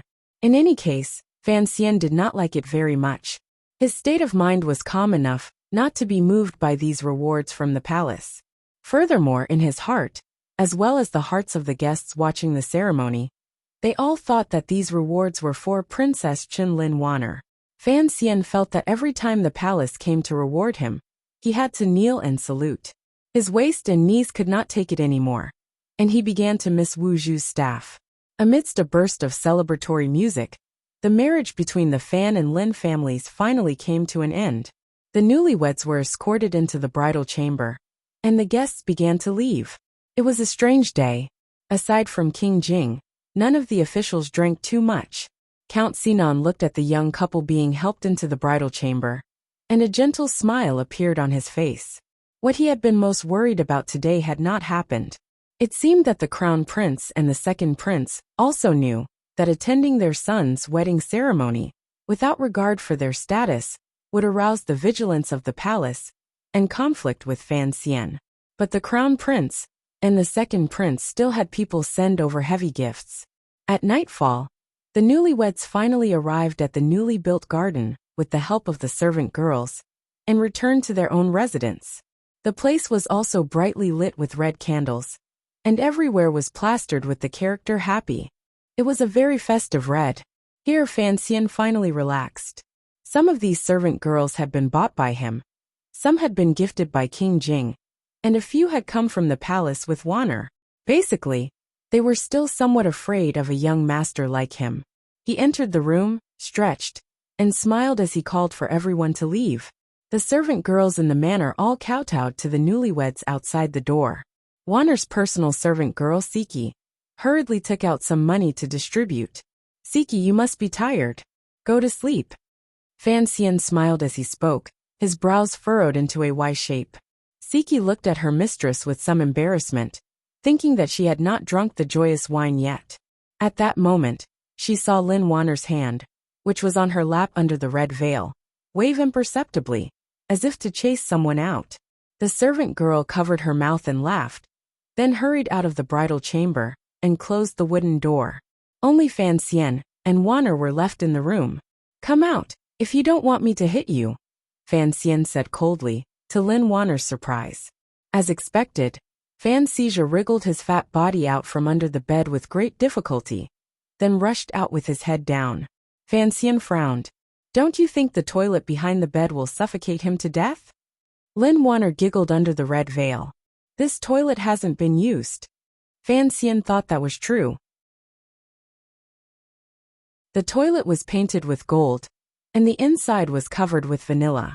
Seeing that there was no one around, and that the red candles were still and flowing like jade, he rolled his eyes and chuckled. He walked forward and held Lin Wanner's slightly cold hands that were exposed behind her wide sleeves. He suddenly thought of Uncle Wu Zhu. If that great grandmaster liked to stand in the corner as usual, then when the two of them were enjoying themselves in bed, and saw the ghost in the corner, Fan Xian would not be so scared that he would get sick in that area. He quickly coughed twice and said softly, "Is Uncle here?" Uncle was not here. Being held by him, Lin Wanner thought of what was about to happen. She had long been embarrassed. Suddenly hearing him call her uncle, she couldn't help but be confused. Nothing." Fan Xian smiled. "In the future, when things are settled, I'll let you see him." "Oh." Lin Wanner was confused. She didn't know who he was talking about. "Wife." Fan Xian did not follow the rules, and used the ruler to lift up the red veil on Wanner's head. Instead, he gently used 2 fingers to pick up one side of the red cloth, and slowly lifted it up. He saw the red cloth gradually move up, revealing a girl's slightly lowered and bashful jade-white chin. Above it were 2 soft lips, the tip of her nose slightly raised, and her eyes tightly shut because of nervousness. Her long eyelashes trembled slightly. The red candles gradually dimmed. Fan Xian nervously sat on the side of the bed. The thumb of his right hand gently stroked his wife's smooth cheek under her ear. Cough, cough. 2 very untimely coughs came from outside the room. Then came the sound of Fan Xian's personal guards unsheathing their swords, grunting as they fell to the ground, and finally, the surprised cry of Wang Qinian, who was on duty tonight. Fan Xian's brows furrowed. He had already burst through the door. The bright red wedding robe on his body floated out like a red cloud. In the dark night, it was particularly alluring. The red cloud floated, and he couldn't see clearly who it was. With a shake of his wrist and a shift of his feet, he had already avoided the palm that the other person had sent to his shoulder. Spontaneously, he took out a thin needle and pierced it into the other person's shoulder. The poison on the needle was very strong. Presumably, the other person would not be able to move. At this moment, out of the corner of his eye, he saw that 3 or 4 of the guards in front of the stone steps had already fallen unconscious. Wang Qinian, however, was looking behind him with a face full of fear. Fan Xian was shocked. Who in this world could be poisoned by his own poison and still be able to move? Feeling the sound of breaking wind coming from behind him, he gave a muffled grunt. Turning his palm into a knife, he swung it out. Just as the knife was about to hit the person's face, Fan Xian let out a pained groan. Hugging his stomach, he squatted down. One reason was that the person couldn't hit him, and the other reason was that he had been poisoned. The person's hair was somewhat messy, and his face was full of hardships. He was very old, but his true appearance could not be seen. A pair of cold and gloomy eyes were dyed a light brown color.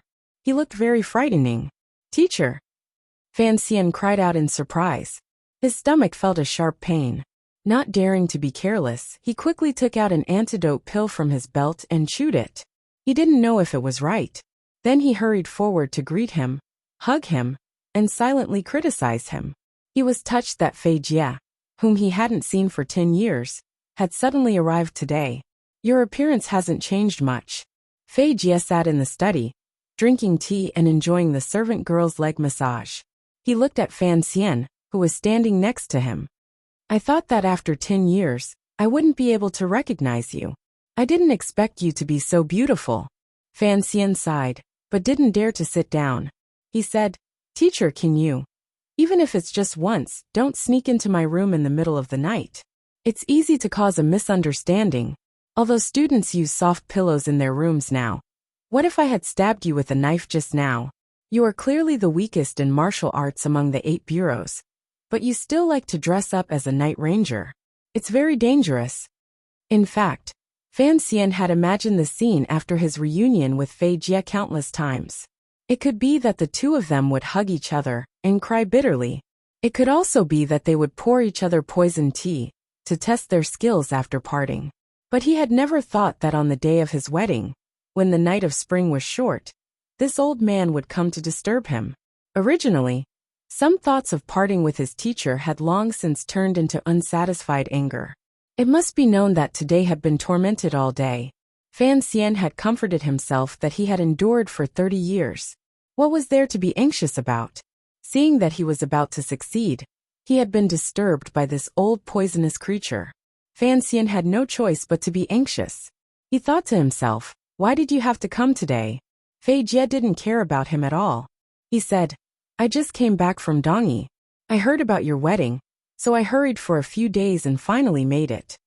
Fan Xian's heart was moved. He quickly bowed deeply. For him to be able to live to this day in this world, the person in front of him should be one of the 2 people who had done the most. Fei Jie handed him a small box. A faint fragrance floated out from the box. Fan Xian asked in surprise, what is this? A gift for my student's wedding. What do you think? Fan Xian knew that the gift his teacher had brought out must be extraordinary. Opening it, he found that there were a few pills the size of a pinky finger. His heart jumped. He used his fingernail to pick up some powder and put it in his mouth to taste. Fei Jie looked at his movements and smiled slightly. The old man was also very relieved that the beautiful little child had become the elegant young man he was today, especially when he saw that he still retained the professional habits he had taught him in the past. Fei Jie was even more comforted. Turtle shell made of vinegar. Fan Xian frowned as he analyzed the ingredients in the pill. Rehmannia, donkey hide gelatin, beeswax, but there is one medicine that I can't taste. I smoke. Fei Jie's lips curled up. He seemed to be somewhat proud. I smoke?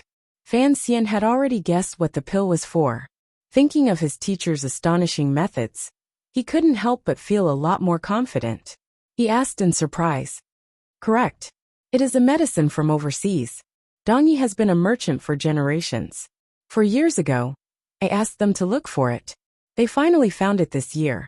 So I stayed there for a few more days to wait for the ship to arrive. Fei Jie waved his hand, letting the serving girl leave. 4 years ago was the first time the palace had discussed the marriage between the Fan and Lin families. It turned out that from then on, Fei Jie had begun to treat Lin Wanner's tuberculosis. He wanted his student to marry a healthy wife. Thinking of this, Fan Xian couldn't help but feel moved. I have something else to do in Dongyi. Fan Xian understood. I sold out the favor I owed Sigajian back, then in exchange for a promise from them not to make trouble for you. Fan Xian sat down next to his teacher. He could no longer feel any resentment towards him for interrupting his romantic night. He said gratefully, Thank you, teacher, for the medicine. Thank you, teacher. This is my first time making this medicine, but I've tested it. It works. Fei Jie smiled slightly. A clear light flashed through his light brown eyes. But there are some side effects. You must listen carefully. Teacher, please speak. Seeing Fei Jie's seriousness, Fan Xian's expression also became serious.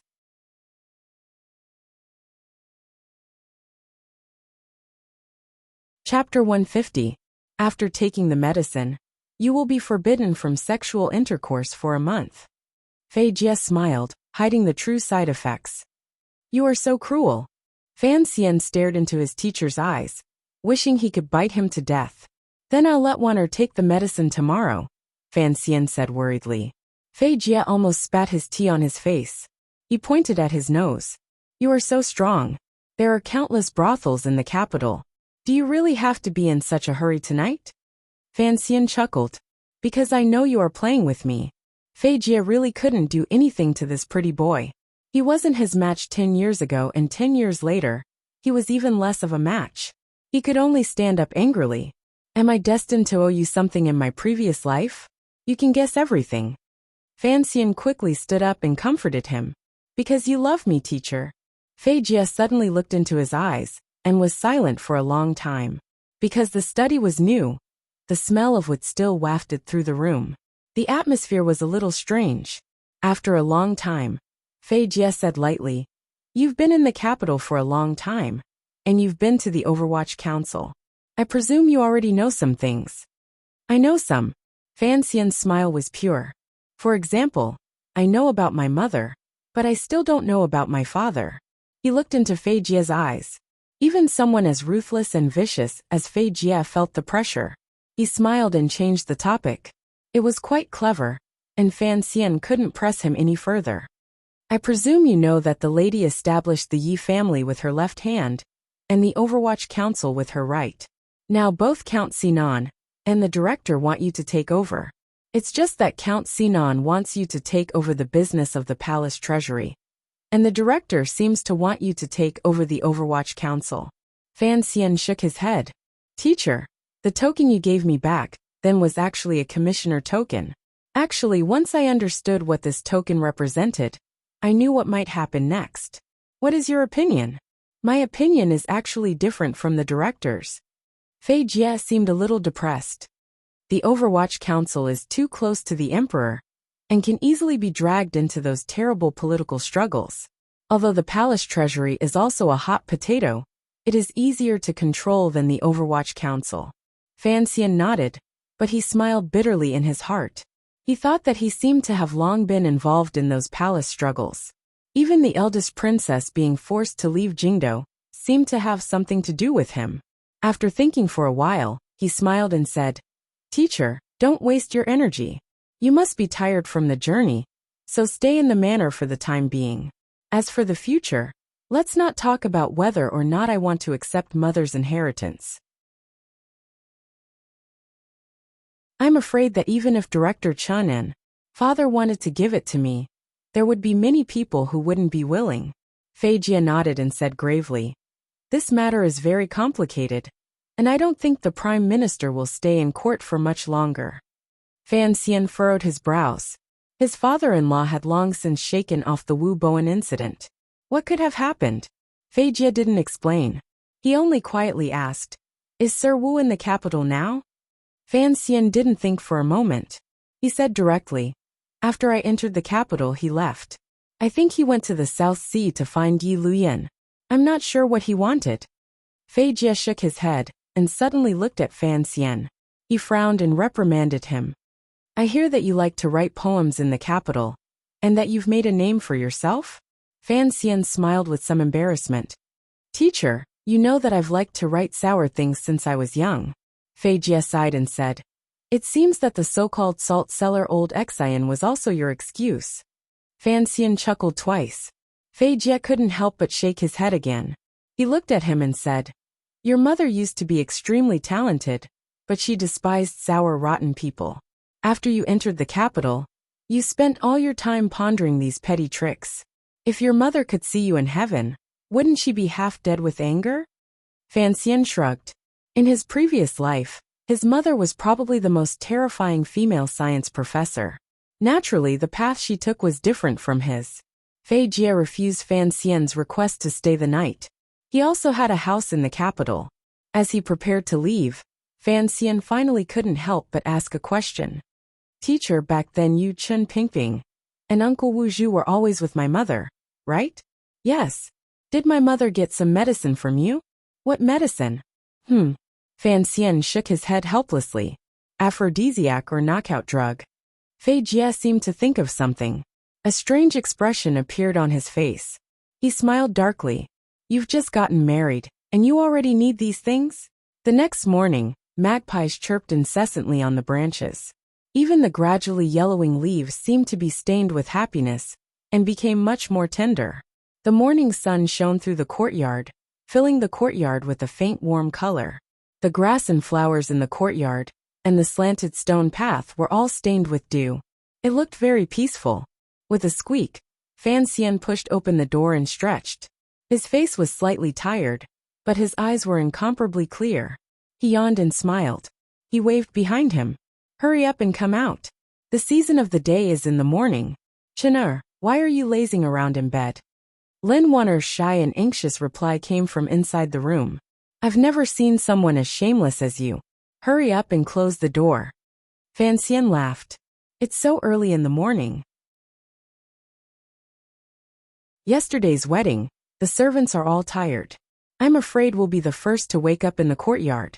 As soon as he finished speaking, he heard a group of men and women appear out of nowhere from the front and back of the courtyard. They bowed to Fan Xian and said, Good morning, young master. Fan Xian was startled. He quickly returned to his room and closed the door. After a while, the servant girls came in to help the newlyweds wash up. Only then did they put on their clothes and walk out the door. Fan Xian carefully held Wanner's hand. Looking at his wife's angry face, he smiled. I spent some time with my teacher last night, so I didn't get much time. I'll make up for it tonight. Lin Wanner had grown up in the palace and was careful with her words. Now that she had married a husband who liked to talk nonsense, she blushed. You're not being serious again. Fan Xian held her cool little hand and smiled. Ever since we were by the lake, we've been reading the scriptures. You're doing it again. From today onwards, you must call me husband. Yes, husband. Lin Wanner's shy and obedient manner was very lovable. Hearing the word husband, Fan Xian thought of Mahjong. He thought of his life's miraculous encounters. He thought of last night's madness, the beauty of the spring night, and the eldest princess, who had been driven out of her fief by the emperor. He couldn't help but smile. I really do seem to have drawn a few more tiles than others. Since entering the capital, he had finally found the feeling of happiness. He couldn't help but sing in a low voice. I've left many feelings in the capital. Lin Wan'er, who was in his arms, opened her big innocent eyes and didn't understand a single word. Entering the Fan Manor from the corner of the garden, it was another bustling scene. The servants and servants stood on both sides to welcome the newlyweds. They all knew that this young mistress was an extraordinary person. On the day of the wedding last night, the continuous rewards from the palace had shocked all the Fan clansmen. After finishing his wife's tea, Fan Jian amiably let the two of them rise. He then chatted with Wanner about Prime Minister Lin's health, and then let the two of them rest in peace. Seeing the new son and the new wife so well matched, Count Sinan felt comforted, and Fan Rorwa was also very happy for her brother. The two of them returned to their own courtyard, and heard a commotion outside. The servant opened the door, and saw that the people from the Fan Manor in the suburbs of the capital had come to deliver gifts. Naturally, Fan Xian and Lin Wanner didn't need to personally meet these people. They just had to send them away. But Teng Zijing and his wife had also come today, which surprised Fan Xian. Are your legs better? Fan Xian sat in the main seat and looked at Teng Zijing's legs with concern. Teng Zijing laughed. They've been better for a long time. It's just a little inconvenient to walk. Fan Xian smiled at Lin Wanner beside him. Teng Zijing was the one who prepared the roe deer meat and white elk meat that I sent you a few days ago. Lin Wanner smiled slightly and nodded. It had only been a night, but she had transformed from a young girl into a mature matriarch. It had to be said that life changes were always so sudden. After talking for a while, Teng Zijing and his wife were led away to rest. After they left, Teng Zijing's wife whispered curiously, This young mistress is quite noble, but her body seems a little weak. I'm afraid she's not good enough for the young master. Teng Zijing was shocked and reprimanded her. The young mistress is a true noble. Be careful that if someone else hears this, they'll tear your mouth apart. Teng Zijing's wife still had the charm of a young married woman, and smiled noncommittally. It's just that the bride isn't as handsome as the groom. It's a little funny. Teng Zijing also smiled. In this capital, it's not so easy to find a girl more handsome than the young master. On the other side of the story, Grandmother Danzhou's gift had been delayed on the road for a number of days. Today it had finally arrived at Fan Manor. Fan Jian naturally went out to greet it, and he also had someone notify the young couple. Fan Xian was full of joy. Holding Wanner's hand, he walked to the entrance of the courtyard. As they walked, he said, Grandmother loves me the most. I wonder what she'll give us. When they reached the entrance of the manor, Fan Xian was stunned. He had never thought that grandmother would give him a wedding gift. Cece looked at the young master she had served for many years with a face full of joy. She had already bowed. "Greetings, young master." "Greetings, mistress."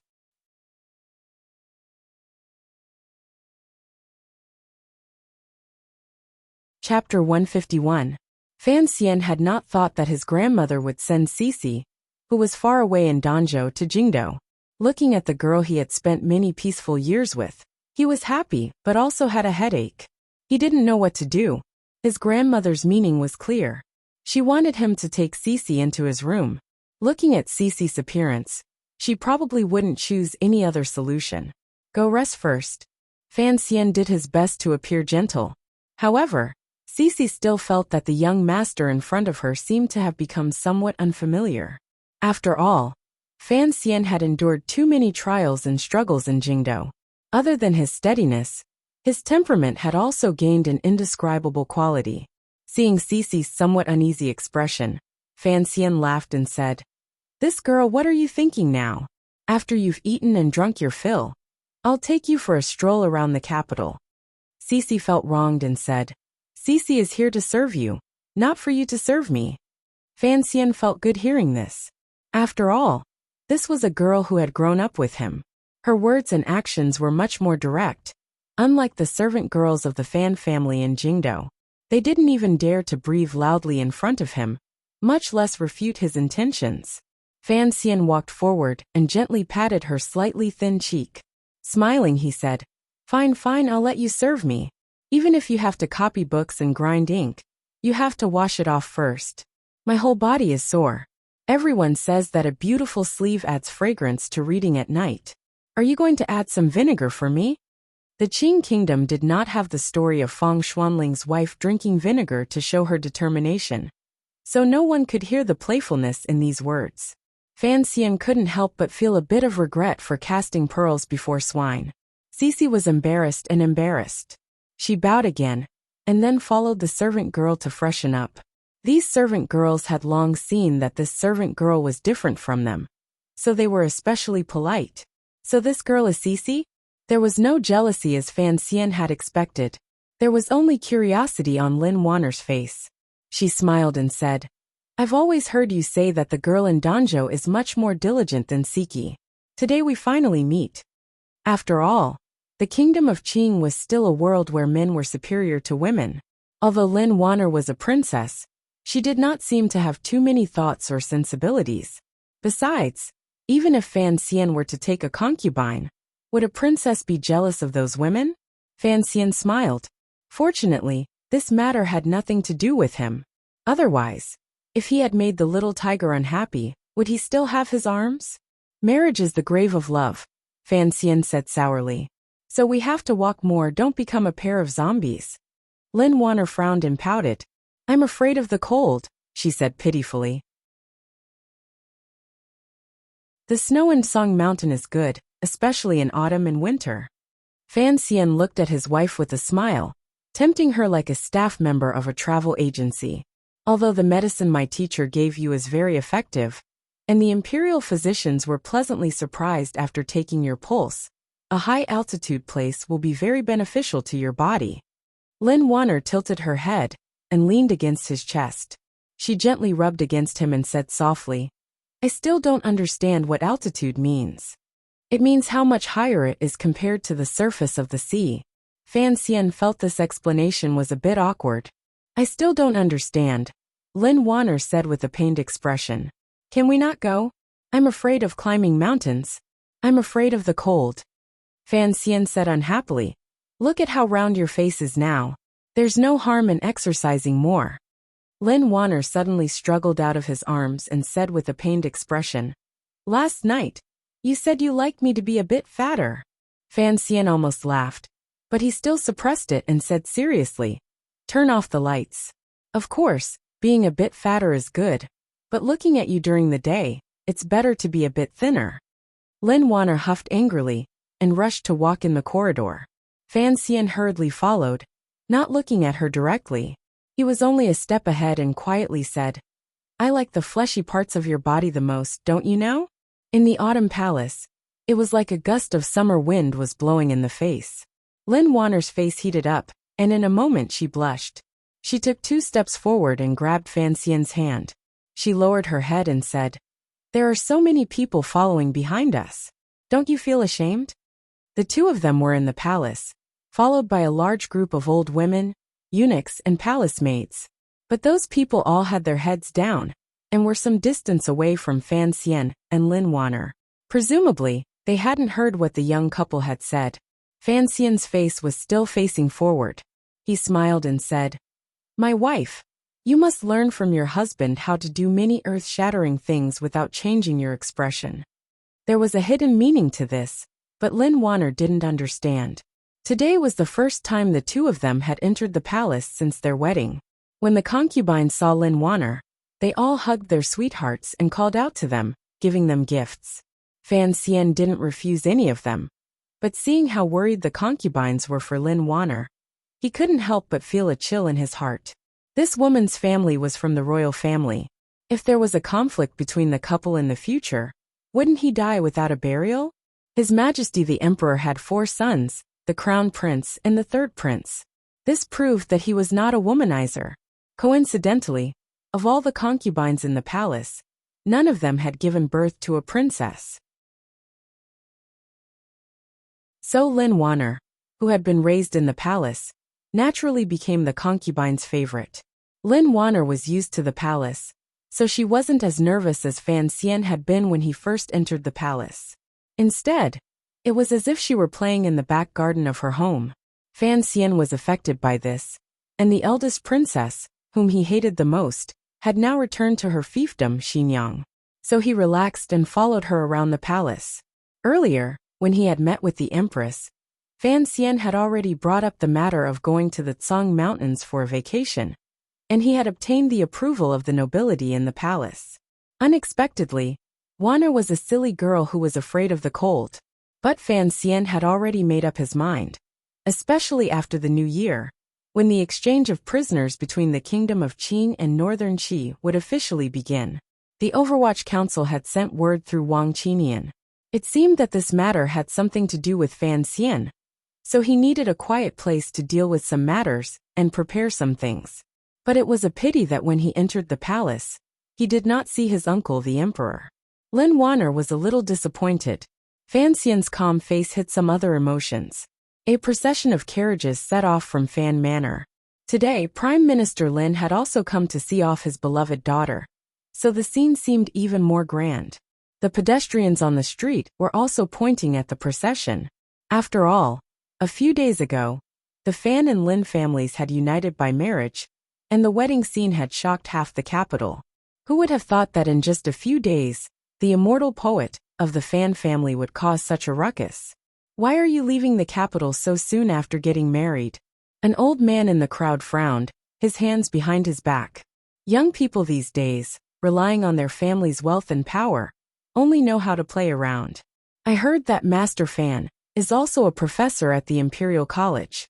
Why are you going to the Tsang Mountains?" "Look, don't you understand?" A young man next to him laughed. "Master Fan is going on a honeymoon. He has to specifically pick a secluded place." "What is a honeymoon?" A sister-in-law was interested. "It means that life is as sweet as honey." Another poor man, who was obviously related to Fan Manor, laughed mockingly. "You don't even know that? It's a new phrase invented by Master Fan." The sister-in-law was angry. "That's a weird phrase. What's there to know? Besides, what honeymoon? If you want to pick a secluded place to stay for a few days, then don't you understand? Isn't it just for the sake of peace, happiness, and having a fat boy?" Sitting in the carriage leaving the capital, on his left was Lin Wanner, who was curled up in her fur coat like a cat. She looked at Fan Xian with a smile in her eyes that were like spring water. On his left was the gentle and courteous Fan Roro, who was currently peeling an orange, carefully picking the white strands from the flesh, and then putting the pieces into Fan Xian's mouth. Fan Xian half closed his eyes. Out of the corner of his eye, he glanced at Lin Wanner's expression. He couldn't help but frown. "It's only autumn. Why are you so afraid of the cold?" Lin Wanner giggled and climbed up. She moved closer to him and opened her mouth. Fan Xian's heart trembled. He heard her say to Ruoro, Good sister, give me an orange. Fan Ruoro smiled. Sister-in-law, you can't eat oranges when you're sick. You'll get sick. Lin Wanner frowned. That's annoying. Fan Xian didn't understand how his wife and sister addressed each other. One calls me sister, and the other calls me sister-in-law. What kind of address is that? Lin Wanner stuck out her tongue. I'm used to calling her sister. Fan Ruoro couldn't help but laugh. She pointed at her brother's nose. Before you got married, my brother told me to call you sister-in-law, so I'm used to it. Fan Xian shook his head helplessly. The carriage was warm, and after leaving the capital, it was easy to get sleepy. Lin Wanner leaned on Fan Xian's shoulder, and Ruoro rested against the carriage wall. The carriage suddenly shook, waking Wanner from her sleep. She rubbed her eyes and asked, Are we there yet? How could we be so fast? Fan Xian smiled and shook his head. Although the villa in the Tsang Mountains can't compare to the one in the palace, it's still halfway up the mountain. It'll take 3 days to get out of the capital. Lin Wanner looked at him calmly.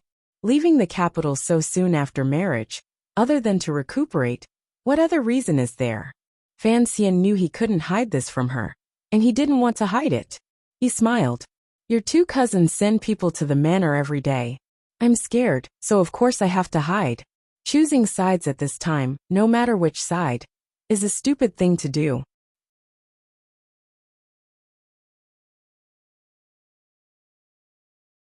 Chapter 152. 2 days later, the carriages slowly entered the middle of Tsang Mountain. The magnificent Tsang Mountain was incomparably majestic. Hundreds of years ago, a generation of emperors had used hundreds of thousands of hard laborers to forcefully open up an official road that allowed carriages to pass through the mountains. This was to facilitate his summer vacations in the Tsang Mountain. But in fact, not long after this huge laborious road was completed, the emperor died on top of the soft bodies of his concubines. Unexpectedly, it had never been used even once. In the past few hundred years, the world had risen and fallen countless times. But gradually, this mountain closest to the capital had become the back garden of high officials and nobles. Since the previous dynasty, many laws have been issued, establishing the extremely thick air of officialdom on Tsang Mountain. Even the cold mountain wind could not blow it away. From then on, Tsang Mountain forbade hunting, burning forests to open up wastelands, and everything that poor people could do was prohibited. Tsang Mountain became purely a vacation spot for the rich. Nowadays, in addition to a few temples for ascetic cultivators and some hermits, the rest of the land was given by the emperor to some of the ministers in the court. They were used to build other estates and relieve the pain of the court's complicated affairs. The residences of the Fan clan were built halfway up the mountain. It was a good place bestowed by the previous emperor half a year before his death. The surroundings were very quiet. In front of the villa was a clear stream. The red leaves that fell from the mountain peak floated down from this clear stream. The stream was dotted with yellow flowers, and inside the villa was quiet. In this cold autumn, the shadows of wild geese were sparse in the sky, and it was indescribably lonely. After Fan Xian and his group arrived, the villa immediately became lively. Early on, the servants had tidied up the villa, because they did not know how long the young master, mistress, and mistress planned to stay here. Fan Manor had prepared a lot of dried game. They had even sent 3 singing girls to the mountain to sing every day. Who knew how many little squirrels that had been storing food for the winter were scared away? What a good place. There were servants who went to arrange the rooms. Fan Xian strolled to the front of the villa. Not far below his feet, there were clouds floating lightly. The thin mountain and green forest in the distance were particularly clear. He could not help but sigh. Lin Wanner gently leaned against his side and smiled. It really is good. When I was a child, I lived in Tsang Mountain for a while. It was not as quiet as your family's villa. This is our home, Fan Xian corrected. He then lovingly tied up his wife's collar. The cold air on the mountain was heavy. He was worried that she would catch a cold before her body recovered. Lin Wanner giggled and said, I know, husband. For the next few days, the young men and women passed their days in the quiet mountains. It was as if they didn't know how long the world was in peace and happiness. Fan Xian had not seen this kind of life for many days, so he seemed to enjoy it very much. Every day, if he wasn't taking water along the slippery mountain path, he was standing behind his sister, watching her thin brush as she captured the beautiful scenery of the Tsang Mountains on paper. This could be considered the true married life between Lin Wanner and Fan Xian after their marriage. In this period of time, the newlyweds gradually changed from the initial love at first sight to the excitement of meeting across the wall, and then to the worry that followed. Finally, they could peacefully enjoy this thing called love. The end of the passion transformed into a delicate fragrance that lasted even longer. One morning, Lin Wanner lazily opened her eyes. She subconsciously put her fleshy arm to the side and found that there was no one beside her. She was wrapped in a warm blanket. She didn't know where her husband had gone. Lin Wanner was not surprised. Ever since they had consummated their marriage, she knew that Fan Xian would wake up very early every day. She didn't know where he went, but before she woke up, he would quietly return to his room. She had always been curious, but when she lived in Fan Manor, it was not convenient for her to do anything.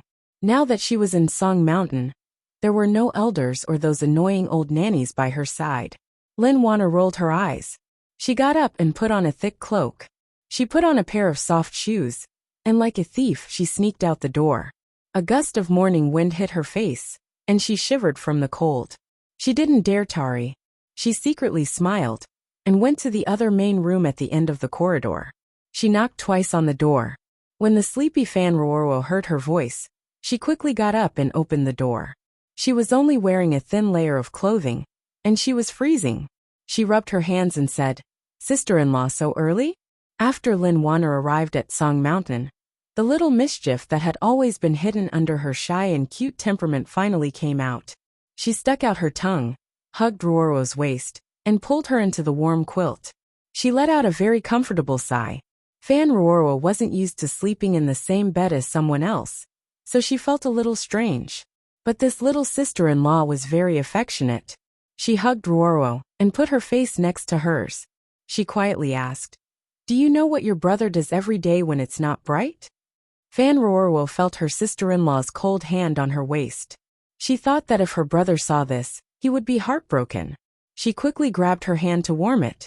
She said in a bad mood, "You are a couple. Why are you asking me?" Lin Wanner laughed and said, "That brother of yours is always so mysterious. Let's not talk about this. Let's talk about every night, when we are talking and playing chess in the room. Where does he go? Aren't you curious?" Hearing her sister-in-law say this, Ruoro, who had a calm temperament, couldn't help but feel a little confused. She knew that her brother practiced every morning, but these past few nights, her brother had disappeared for a period of time. She really didn't know what he was doing. In the morning he practices martial arts. At night, I don't know. I'll ask him. Lin Wanner was curious. Practice martial arts? What kind of martial arts? Can we go take a look? Sister-in-law, you're so curious. Of course. Lin Wanner's eyes lit up, like the lake in the summer villa. As a wife, it's normal to be curious about what her husband is doing. Fan Ruoro realized that her sister-in-law didn't have many of the habits of the palace. In some ways, she felt that she was even more mischievous than she was. She couldn't help but laugh. "It's so cold. If I were married, I'd rather sleep in my bed. If you go out now, and my brother sees you and scolds you, I won't help you." Lin Wanner didn't know what Fan Xian looked like when he was angry, but she knew her husband's temperament. She grimaced. Suddenly she smiled. "If we get married, it's late autumn. It looks like my sister-in-law is beginning to feel sleepy. Perhaps it was because the bed was too warm, or perhaps it was because she was shy, but Fan Ruoro's face reddened. "What kind of sister-in-law are you?" She reached out to tickle Lin Wanner. Lin Wanner yelped and hit back. The young sister-in-law and sister-in-law played around on the bed. In the end, Fan Ruoro was no match for a married woman. Panting, she had no choice but to get out of bed. She wrapped her sister-in-law in layers of clothing. After confirming that the mountain wind couldn't reach her neck, she took her hand and left the villa to find her brother. The sky was bright, and the people in the villa were still preparing for the morning. No one noticed that the two masters had slipped out like thieves. Most of the land on the mountainside was the property of the Fan family, so no one came to disturb them. The two girls walked carefully along the path in the forest toward the mountainside. Are you sure it's this way? Fan Ruoro frowned. This mountain is so big. Let's not get lost. Don't worry. Linwana smiled. I have an intuition. I can feel where my husband is. Fan Ruoro thought helplessly. She could only trust her unreliable intuition. Although she thought this way, she paid attention to the ground under her feet. She found that people had indeed stepped on it. This small path was so quiet. Other than her elder brother, no one else would have the interest to go into the barren mountain. After some time, the two young girls finally plucked the autumn leaves and wiped the dew off their clothes. They passed through the forest and arrived at the side of the mountain. Fortunately, Lin Wanner's body had recovered after taking Fei Jie's medicine. Otherwise, she might not have been able to make it this far. Seeing her sister-in-law's red face, Ruoro felt sorry for her and wiped her face. She reminded her to fasten her cloak, which had already been unbuttoned. Only then did the two look forward. If they didn't look, they wouldn't have known. At the foot of the mountain was a gentle slope rarely seen in Song Mountain. Above it was a meadow that was still green under the autumn frost. Looking up, there was a steep cliff that was more than 10 zhang high. The slope was abnormally steep, and among the rocks, there were yellow bamboos that pierced the sky like swords. There was a person on the cliff. It was Fan Xian, dressed in unlined clothing. Looking at him, he was about to jump off the cliff. Lin Wanner saw this and was indescribably shocked. She opened her mouth to cry out in alarm to stop Fan Xian. Unexpectedly, a soft and slightly cold hand covered her lips. Fan Ruoro narrowed her eyes and looked at her brother on the cliff. Pretending to be calm, she said, "Don't worry." He didn't know where her confidence came from. At this time, Fan Xian had already jumped down from the cliff. His body could be seen jumping between the rocks. Each step was dangerously close to stepping on the only place where he could put his weight. As he descended, his speed became faster and faster. A few times he almost crashed into the bamboos. But he seemed to have an innate ability to predict. He would always turn 1 or 2 turns ahead of time. He would choose a place to land, as well as the strength of the rebound, and he would brush past the bamboos. This relied on the powerful control brought by the tyrannical Jinqi in his body. It also relied on the instincts he had learned from Wu Zhu. In reality, in a flash, his body was like a black light. He passed through the bamboo forest and rocks and landed steadily on the meadow.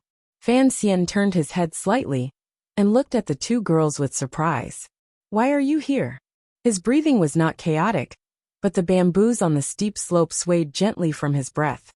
You're tuning in to the Li Mei's Sword of Destiny YouTube channel. We're so grateful for your support, and don't forget to subscribe to join us on this incredible journey through captivating stories. Your generosity through donations truly makes a world of difference, as it's the primary source of revenue that allows me to expand and enhance this channel for you. Thank you from the bottom of my heart for being a part of this adventure.